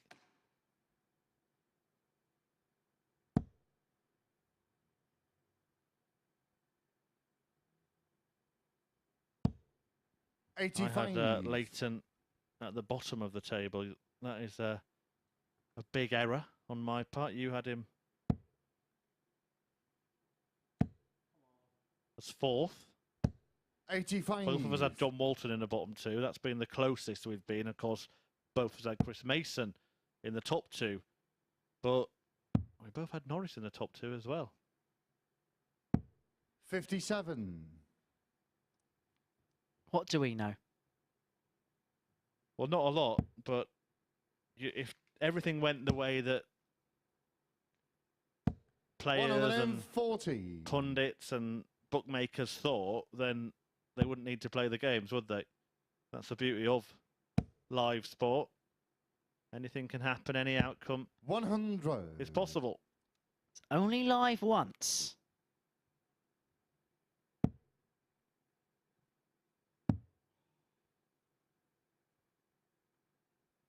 I feel like we're at a crucial passage of play here because until that 69. last 140 for Norris, it just felt like there's been a bit of a stalemate in this one.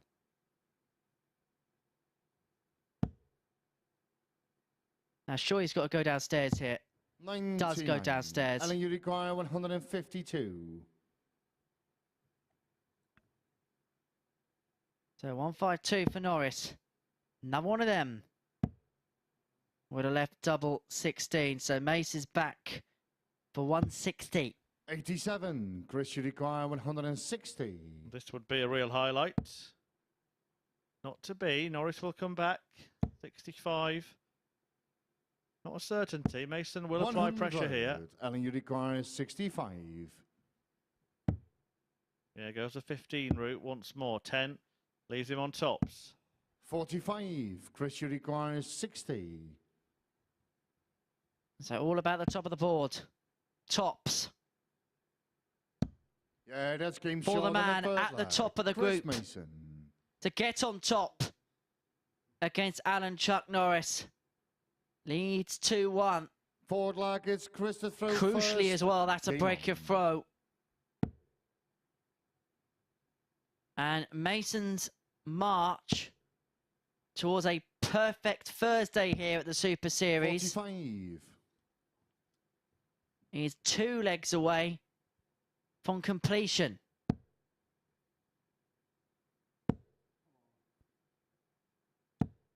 $40. Yeah, and he may well then be only 1 or 2 wins away. Alan Norris slow to get out of the way.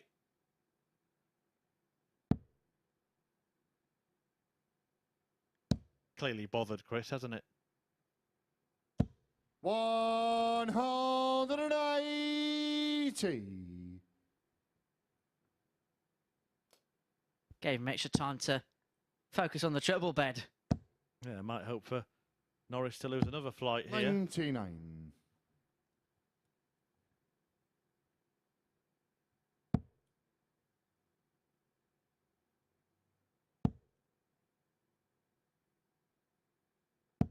Well, this is an excellent 140. spurt at a pivotal point in this match.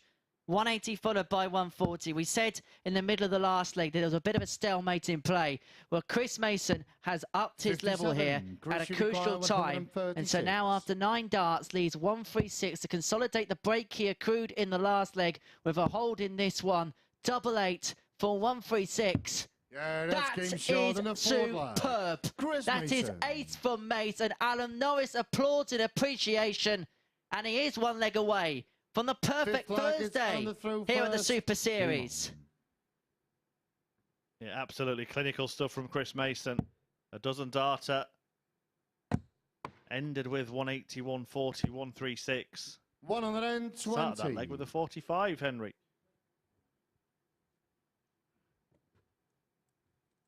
Everything's going wrong for Alan Norris now. And it looks like it is going to be that perfect day for Chris Mason. It'll be interesting to get his thoughts. 60. We'll try and catch a word with him when we come back from the break after this match.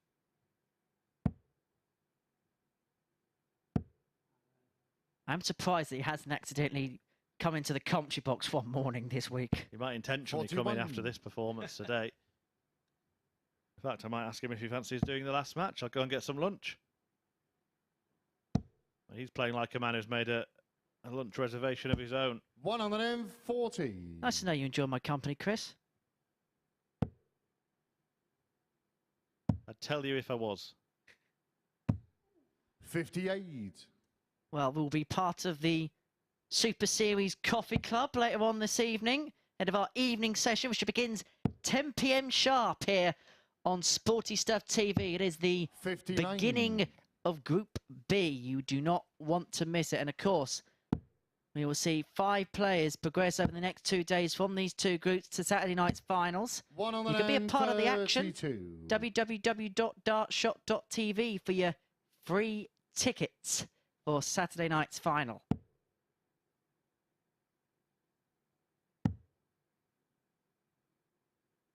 This is the point of the day where I think 30. if Alan And Norris you was feeling a require little bit more 150. confident, he might go for bullseyes. Oh, he's going for bullseyes anyway. 70. Who doesn't love a bit of bully? I think that, you know, I said usually it would show a sign of confidence. I think that actually shows a resignation to defeat from Alan Norris. Chris Mason fills it up and leaves himself the potential match-winning double, but he won't get a go at it because Norris, well, he tried to get 3 bulls. He ended up getting 2 tops to stay in it at 3-2. 6 flag is Chris to throw first. That could well be the most bizarre 8 darts you may see in a darts match. Alan Norris going for 3 bullseyes. Mace follows up Max. Norris gets 2 tops. And now Mace follows up Max. Incredible stuff. Back-to-back 180s from Chris Mason. 100. Can he make it a hat-trick? Well, not quite. But opening with a 180 on throw when throwing for the match 60. to seal a 5th win from 5 games in a day. Well, that is fantastic from Chris Mason, who's looking to close it out. And you'd have to say deserve it. And look at where the average is at again, Murph. 90. 100. Yeah, Chris 91 Mason, isn't it? That's where he was across the first couple of days. It dipped a little bit yesterday. But it's such a consistent 60. level he's producing. We haven't seen the fireworks of the 103.66 that he got yesterday, but, you know, somewhere between 89 and 91 is where he's pitched his tent this week. 55. He's 201 points away from a fantastic Thursday here at the Super Series. 57. Has Norris got any more tricks up his sleeve? 84. Chris, you require 144. That last dart means he's not on a finish, and it allows Chris Mason some breathing space.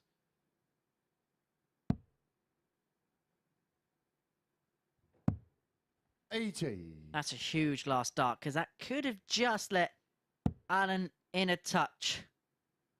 So 64 to complete a 4-2 victory and the perfect day.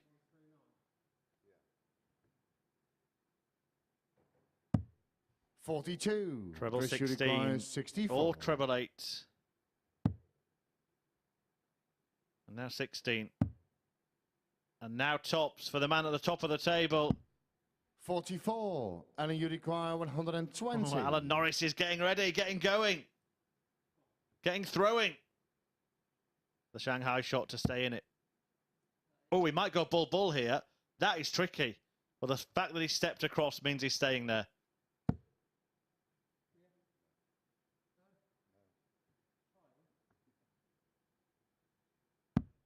$80. And so Chris, you double 10 require 20. for Chris Mason. Double 5. Game. 10 points Shot away and for a match. 10 points Chris Mason. for the day. And Chris Mason seals 5 wins from 5 on the opening day of Group C here at the Super Series in week 12. He is on 10 points. He is on the cusp of qualification for tomorrow night's finals here at the Live Lounge. He beats Alan Norris by 4 legs to 2. He's beaten all in front of him on Thursday here at the Super Series. He is the man at the top of the pile at the halfway stage in the competition. Just one more game then to go on the first part of our Tungsten Thursday. It's Mark Layton against John Walton after this short break.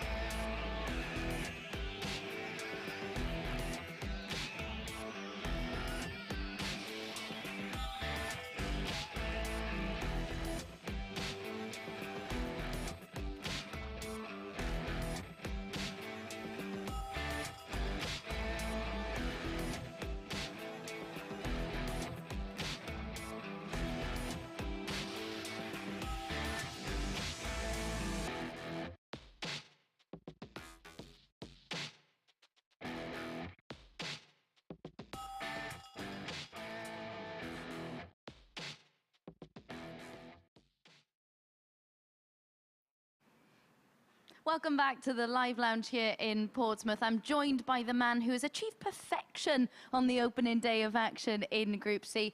Mace, talk us through, first of all, coming in today, having had to come through Group A into Group C, how were you feeling? Yeah, I almost felt like I should have been in the top 3, but that's just the nature of this format, and you just have to suck it up and come back and go again. And given everything you've said, obviously that 10-dart leg yesterday, the 103.66 average that you had, did that ease the pressure on you coming in today, or did it make it even worse for you? Yeah, no, it adds pressure. When you play well, it adds pressure because you got that whole thing of, oh, was it a one-off, or did he get lucky or whatever else? And yeah, just this is tough. I don't know how they do it. I am literally on fumes. I'm done. I'm literally out on my feet.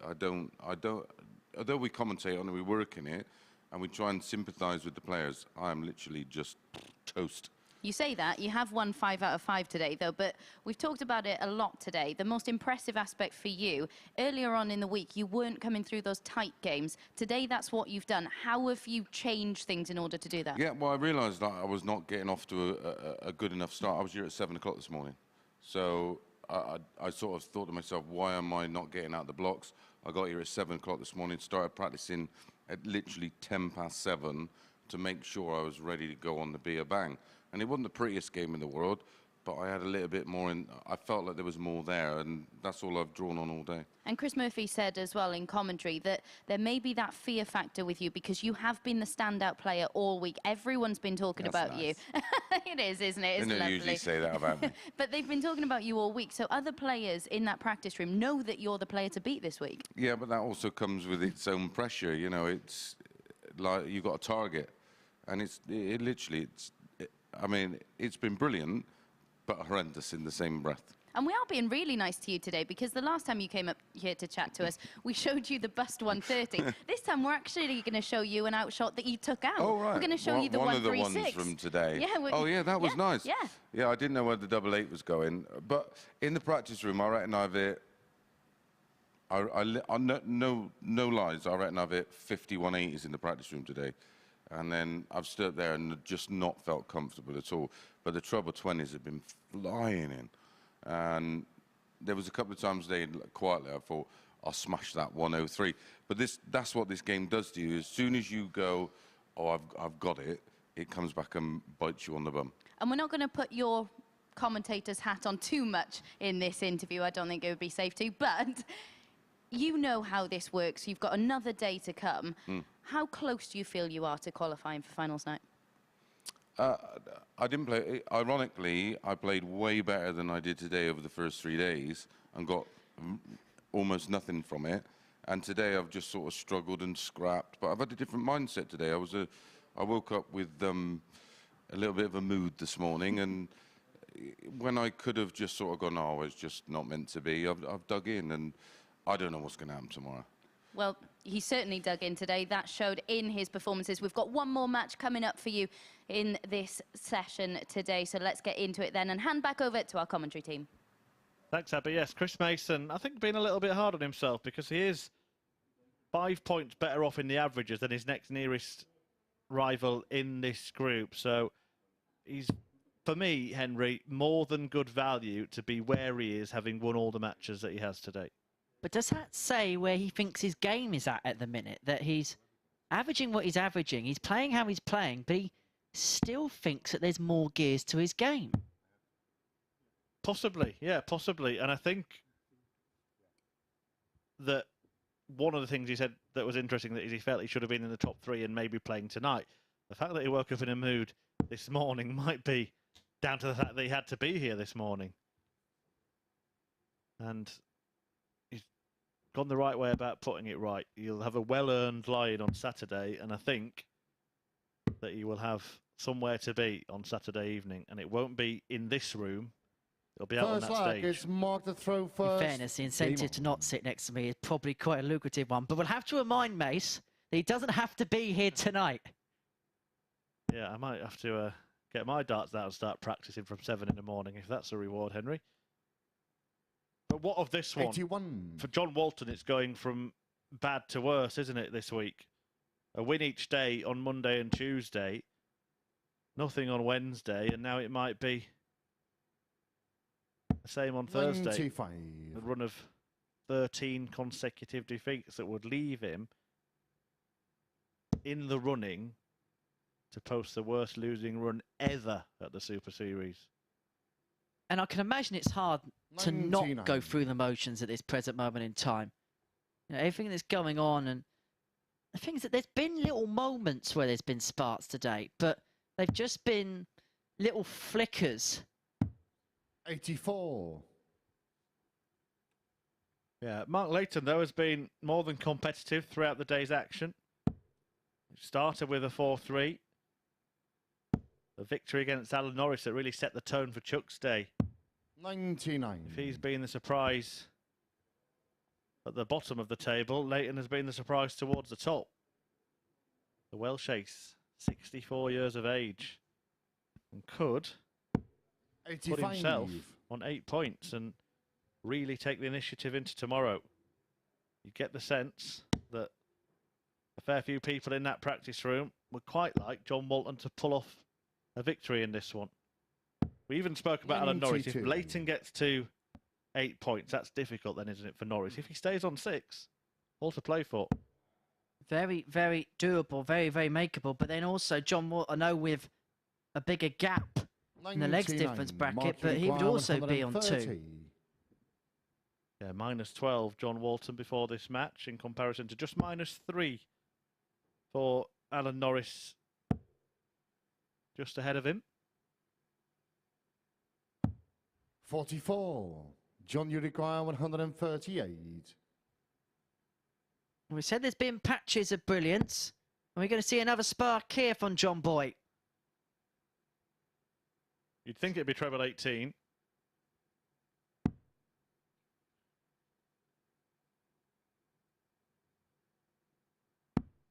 That's a massive miss, isn't it, really? Mark Uruguay, 86. Show him where it is, Mark. It's not there. Treble 15 for tots for Layton. What I did find interesting from Chris Mason, we'll come on to it in a moment. But the reason I'm bringing it up now is because John those look like Uruguay, tired darts from the 40. pair of them. And he mentioned how tough it is physically. Feeling fatigued, makes the ace. Despite being one of the players that really does like to in the keep fit. first leg. John Walton. Well, John Walton fits that under the wire and breaks through in the first leg. And there'll be a few interested parties watching on thinking, go on, John Second boy. leg is John the throw first. Game on. Yeah, we don't appreciate that, do we? You know, we work the same shift patterns as Chris Mason does, and you know it can be tiring sometimes to not get the max amount of sleep, 97. particularly that Thursday night that we do and back on Friday morning. But for the players to be having to compete, to be having to perform 5 days on the spin, getting up at whatever time in the morning they need to do to go through their 55. no doubt rigorous preparation routines, then it can be very taxing. Exactly that. But the thing with this group 26. is even though not everyone may have played here before or not played here often, they're all experienced enough players to have dealt with long days, to have played in open competitions that start early, are short formats, and you have 83. to get everything right for the duration of a day and expect to be right for the duration of a day. That's the one distinct advantage that perhaps this group has. 58. Well, just one final reminder that we will see Group B kick off this evening. The action getting underway from 10 p.m. live on Sporty Stuff TV. Andy Jenkins, Paul Nicholson, 43. Richie House and Tony O'Shea and Wes Newton, your 5 stars in the field. Henry and I will be guiding you through the action. And then another double dose of darts tomorrow before finals night on Saturday, where you could be here in those seats you see behind the players, live at the Live Lounge in Portsmouth. If you can get here on Saturday night, head to dartshop.tv to book yourself free tickets, and you'll also get a drink on the house. 82. How about that? We're not paying for them, are we? No. Well, not directly. It's coming out of your wage, I believe, but... 85. Do come and join us. We had a good crowd in last Saturday. Be a part of Pompey's Darty Party. Walton will be hoping to join the party in Group C. However, here comes Mark Layton. When Walton thought that maybe at some point he might get a gap and a cushion in this group. Layton puts himself back on 98, so potentially this 112 might have to go. But they look like two tired darts there, didn't they, Murph? Yeah, and also it's a Mark, you require 98. common theme that these old school players don't seem to have the advanced counting, and he could have gone for a treble 18 if he felt the treble 20 was blocked there. Left himself on double 19. Will return. 74. John, you require 74. You can imagine treble 14. Had one dart at double in the first leg and hit it. Gets 2 in the second leg. 58. But fails to hit. Mark, you require 60. Allowing Layton a chance to break back.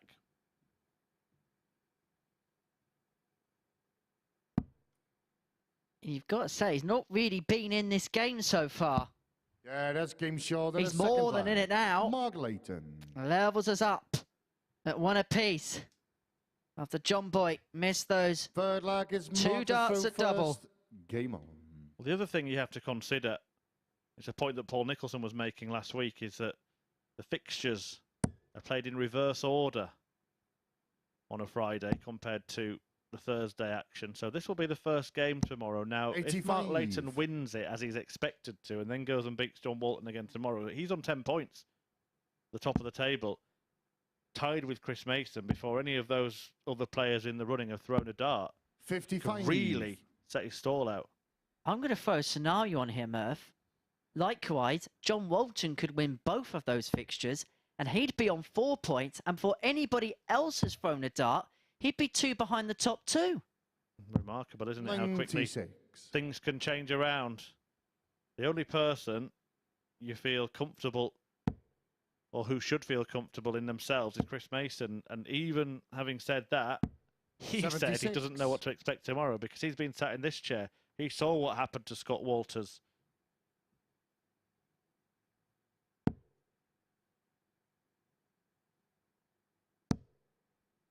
If you don't know, the Scott Walters story, won all 5 matches on Thursday in Group C, topped the table, finished 5th in the group by losing all 5 the next day.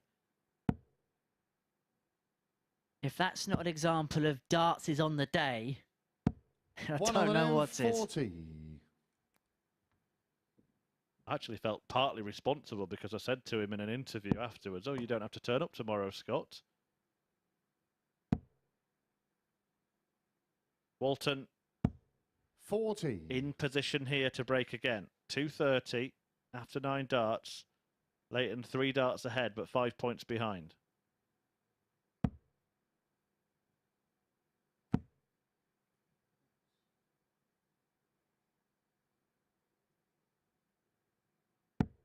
$26. Well, he hasn't taken advantage, has he? And suddenly, from nowhere, Layton could see himself on the cusp of a 2-1 lead. He will with another dart like that. 100. Ton might do in this scenario.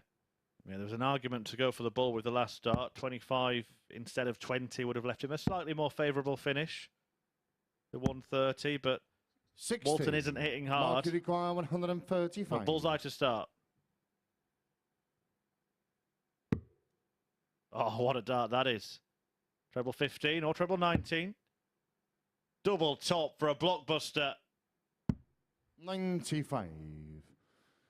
John, you require 144. Could be a blockbuster in return for John Boy Walton. This is for a break. And from the edge of a 2-0 lead, it's just gone south a bit here for Walton.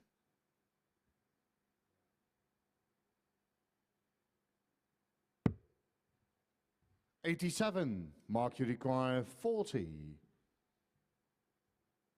You can see him just gesticulating in the background there. The dart's not doing what he wants them to. Will Mark Layton make him pay? 20. Not yet. John, you A require real 57. subdued end to the day. You wouldn't think that Mark Layton was in a position to be knocking on the door of top spot, would you? Some tired darts. 17. Here's one for you. Mark, you We're doing require jokes. So what do you do with 20. tired darts? Put them in the bed. Off the cuff. I'm here all week, by the way. No score. I'm not sure either John, of you this pair will require be if they carry 40. on playing like this.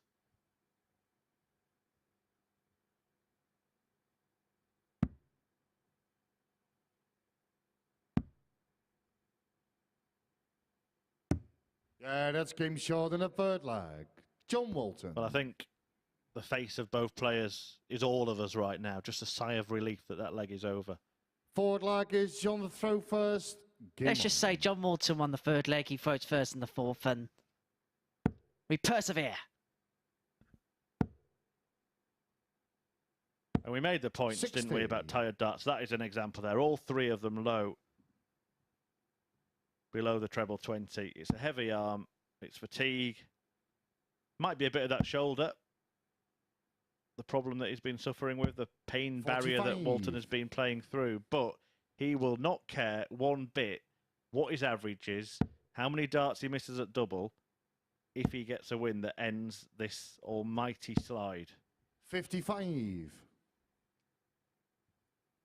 It is 12 defeats in a row for John Boy Walton here at the Super Series. It would be 2 days in a row where he's lost every match if Layton got the better of him here. All he is thinking 70. about is winning by hook or by crook.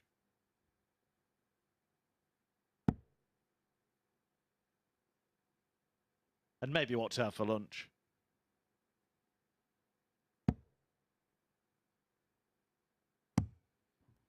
$83.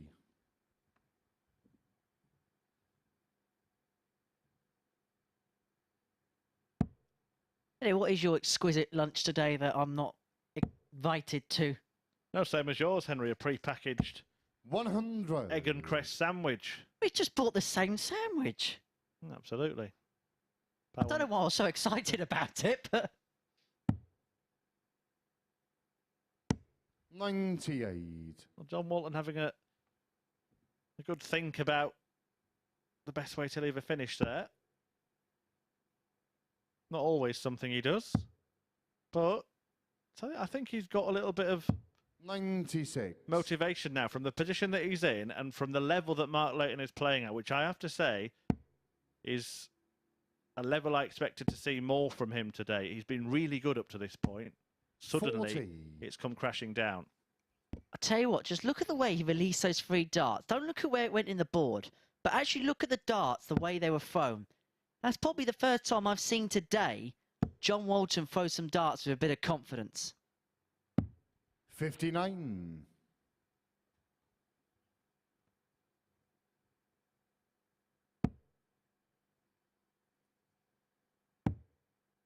And he seems to have slowed himself down a bit again, John Walton. We saw this a couple of days ago when he 55. started throwing Mark, a bit you more require slowly. 131. That's when he seemed to produce his better stuff. I'm not saying this is his best stuff by any stretch of the imagination, but it might be winning darts for John Walton, who's already taken out 110 today. If he can repeat the feat, 91. he's one away. John, you require 110. For my first victory in the group. Much needed win to end the Barron run. It's still on. 107 left, so treble 19 would have left him a dart at the ball. So Layton returns for tops for 2-2. 70. Now Walton, Mark, you require he's on the same 40. target.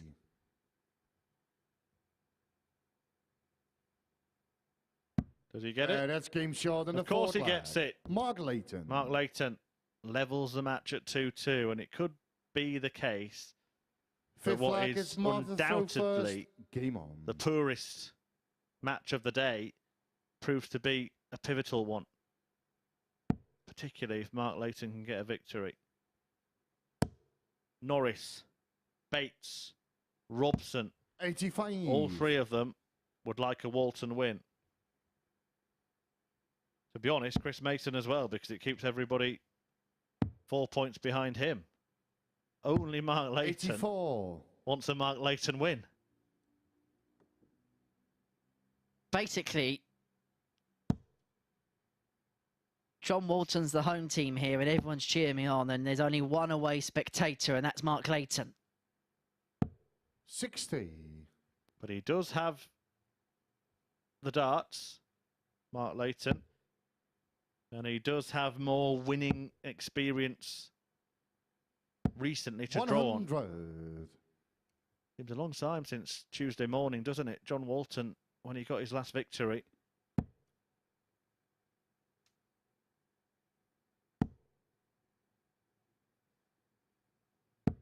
$100. Crazy to think as well that he got that win against Tony O'Shea, who's going to be in Group 90. B tonight. Looking forward to that. That's the action from 10 o'clock this evening here on Spotty Stuff TV.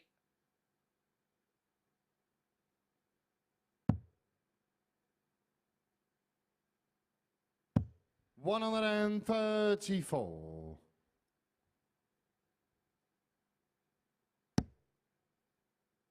That's a nice first dart for John, the way the darts lie.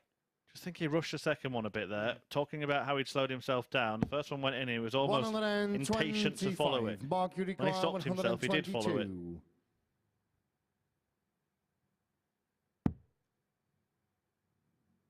He will be coming back for the 102. How should it go on the 118? 82. That way. John, you require 102.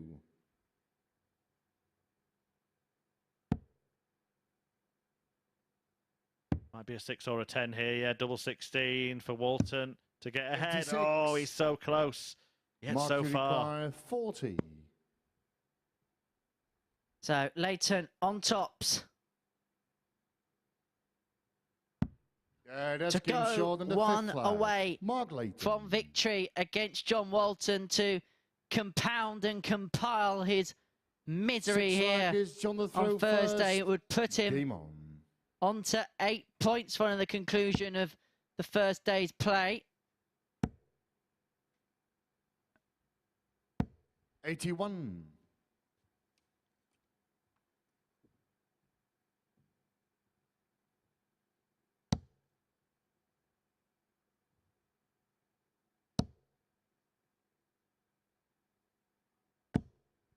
$60.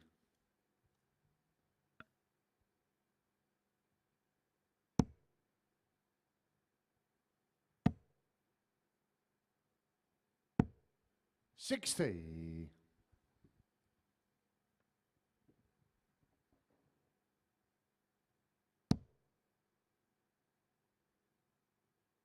I think it's fair to say this is one of those games that both players will want 47. to put to the back of their mind. Although this will be the reverse first fixture of tomorrow morning's action. 125. That's more like it from John Boy, and it is again a case of good stuff but in patches, not on a consistent scale. 90.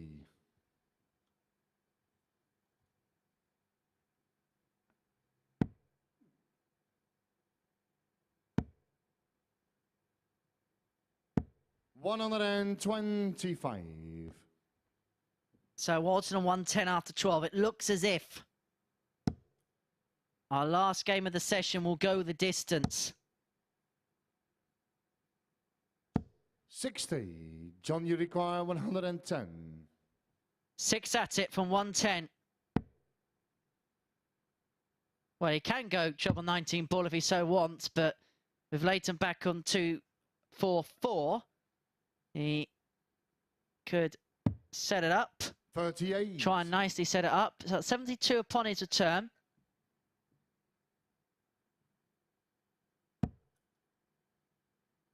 to send us all the way. Another one of them would make things very interesting.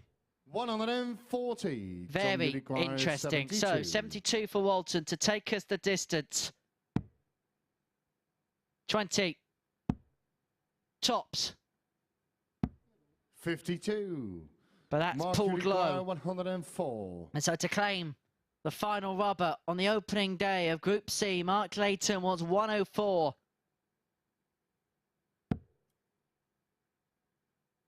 Stay there. So Walton 56. to take us the John distance. Uruguay, 20.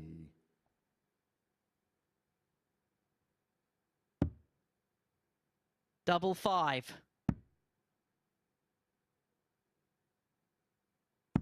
Yeah, that's game short. And game 15, we'll John see Walton. leg 7. We go the distance in our final game of the afternoon session. Mark the throw first. Game on. And it could have significant ramifications in terms of where the group is going to lie overnight. 59.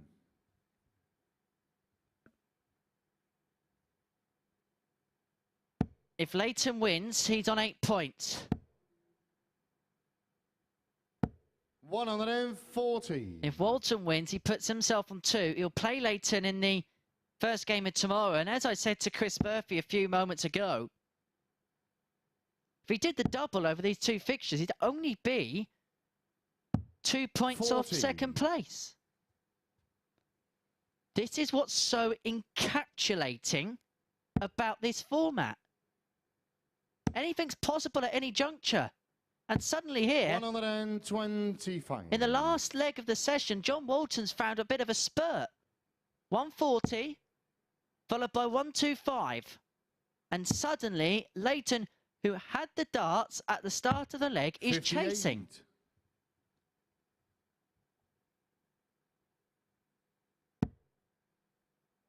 This is good. This is very good. This is much better from John Boy. 96 after 9.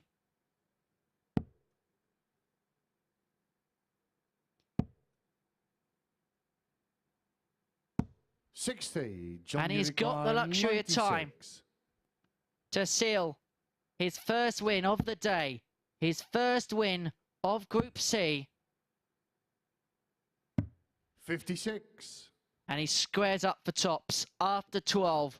A superb final leg from the 2001 BDO World Champion. 100. John Uruguay, 40. He will get 6 more if he wants.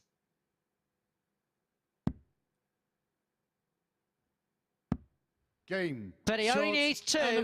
And John Walton picks up a pivotal 2 points in the context of Group C. These are the averages in that match. It was a little bit of a tired game to end the session off.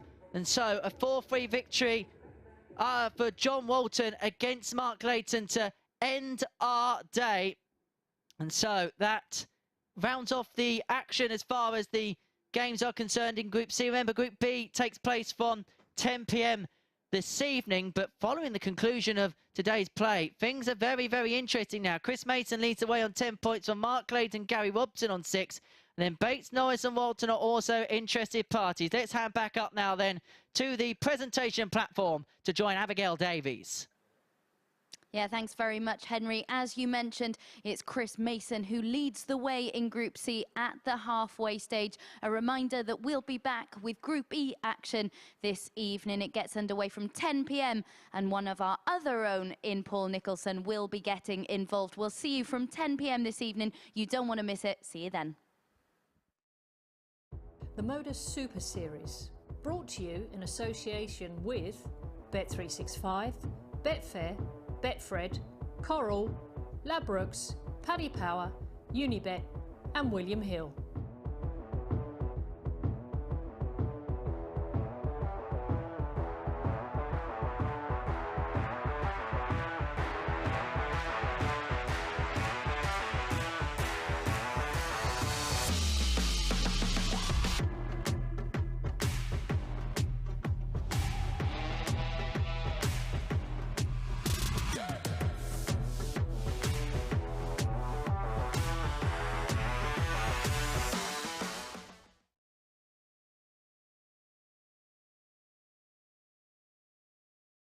The MODUS Super Series, brought to you in association with Bet365, Betfair, Betfred, Coral, Ladbrokes, Paddy Power, Unibet and William Hill.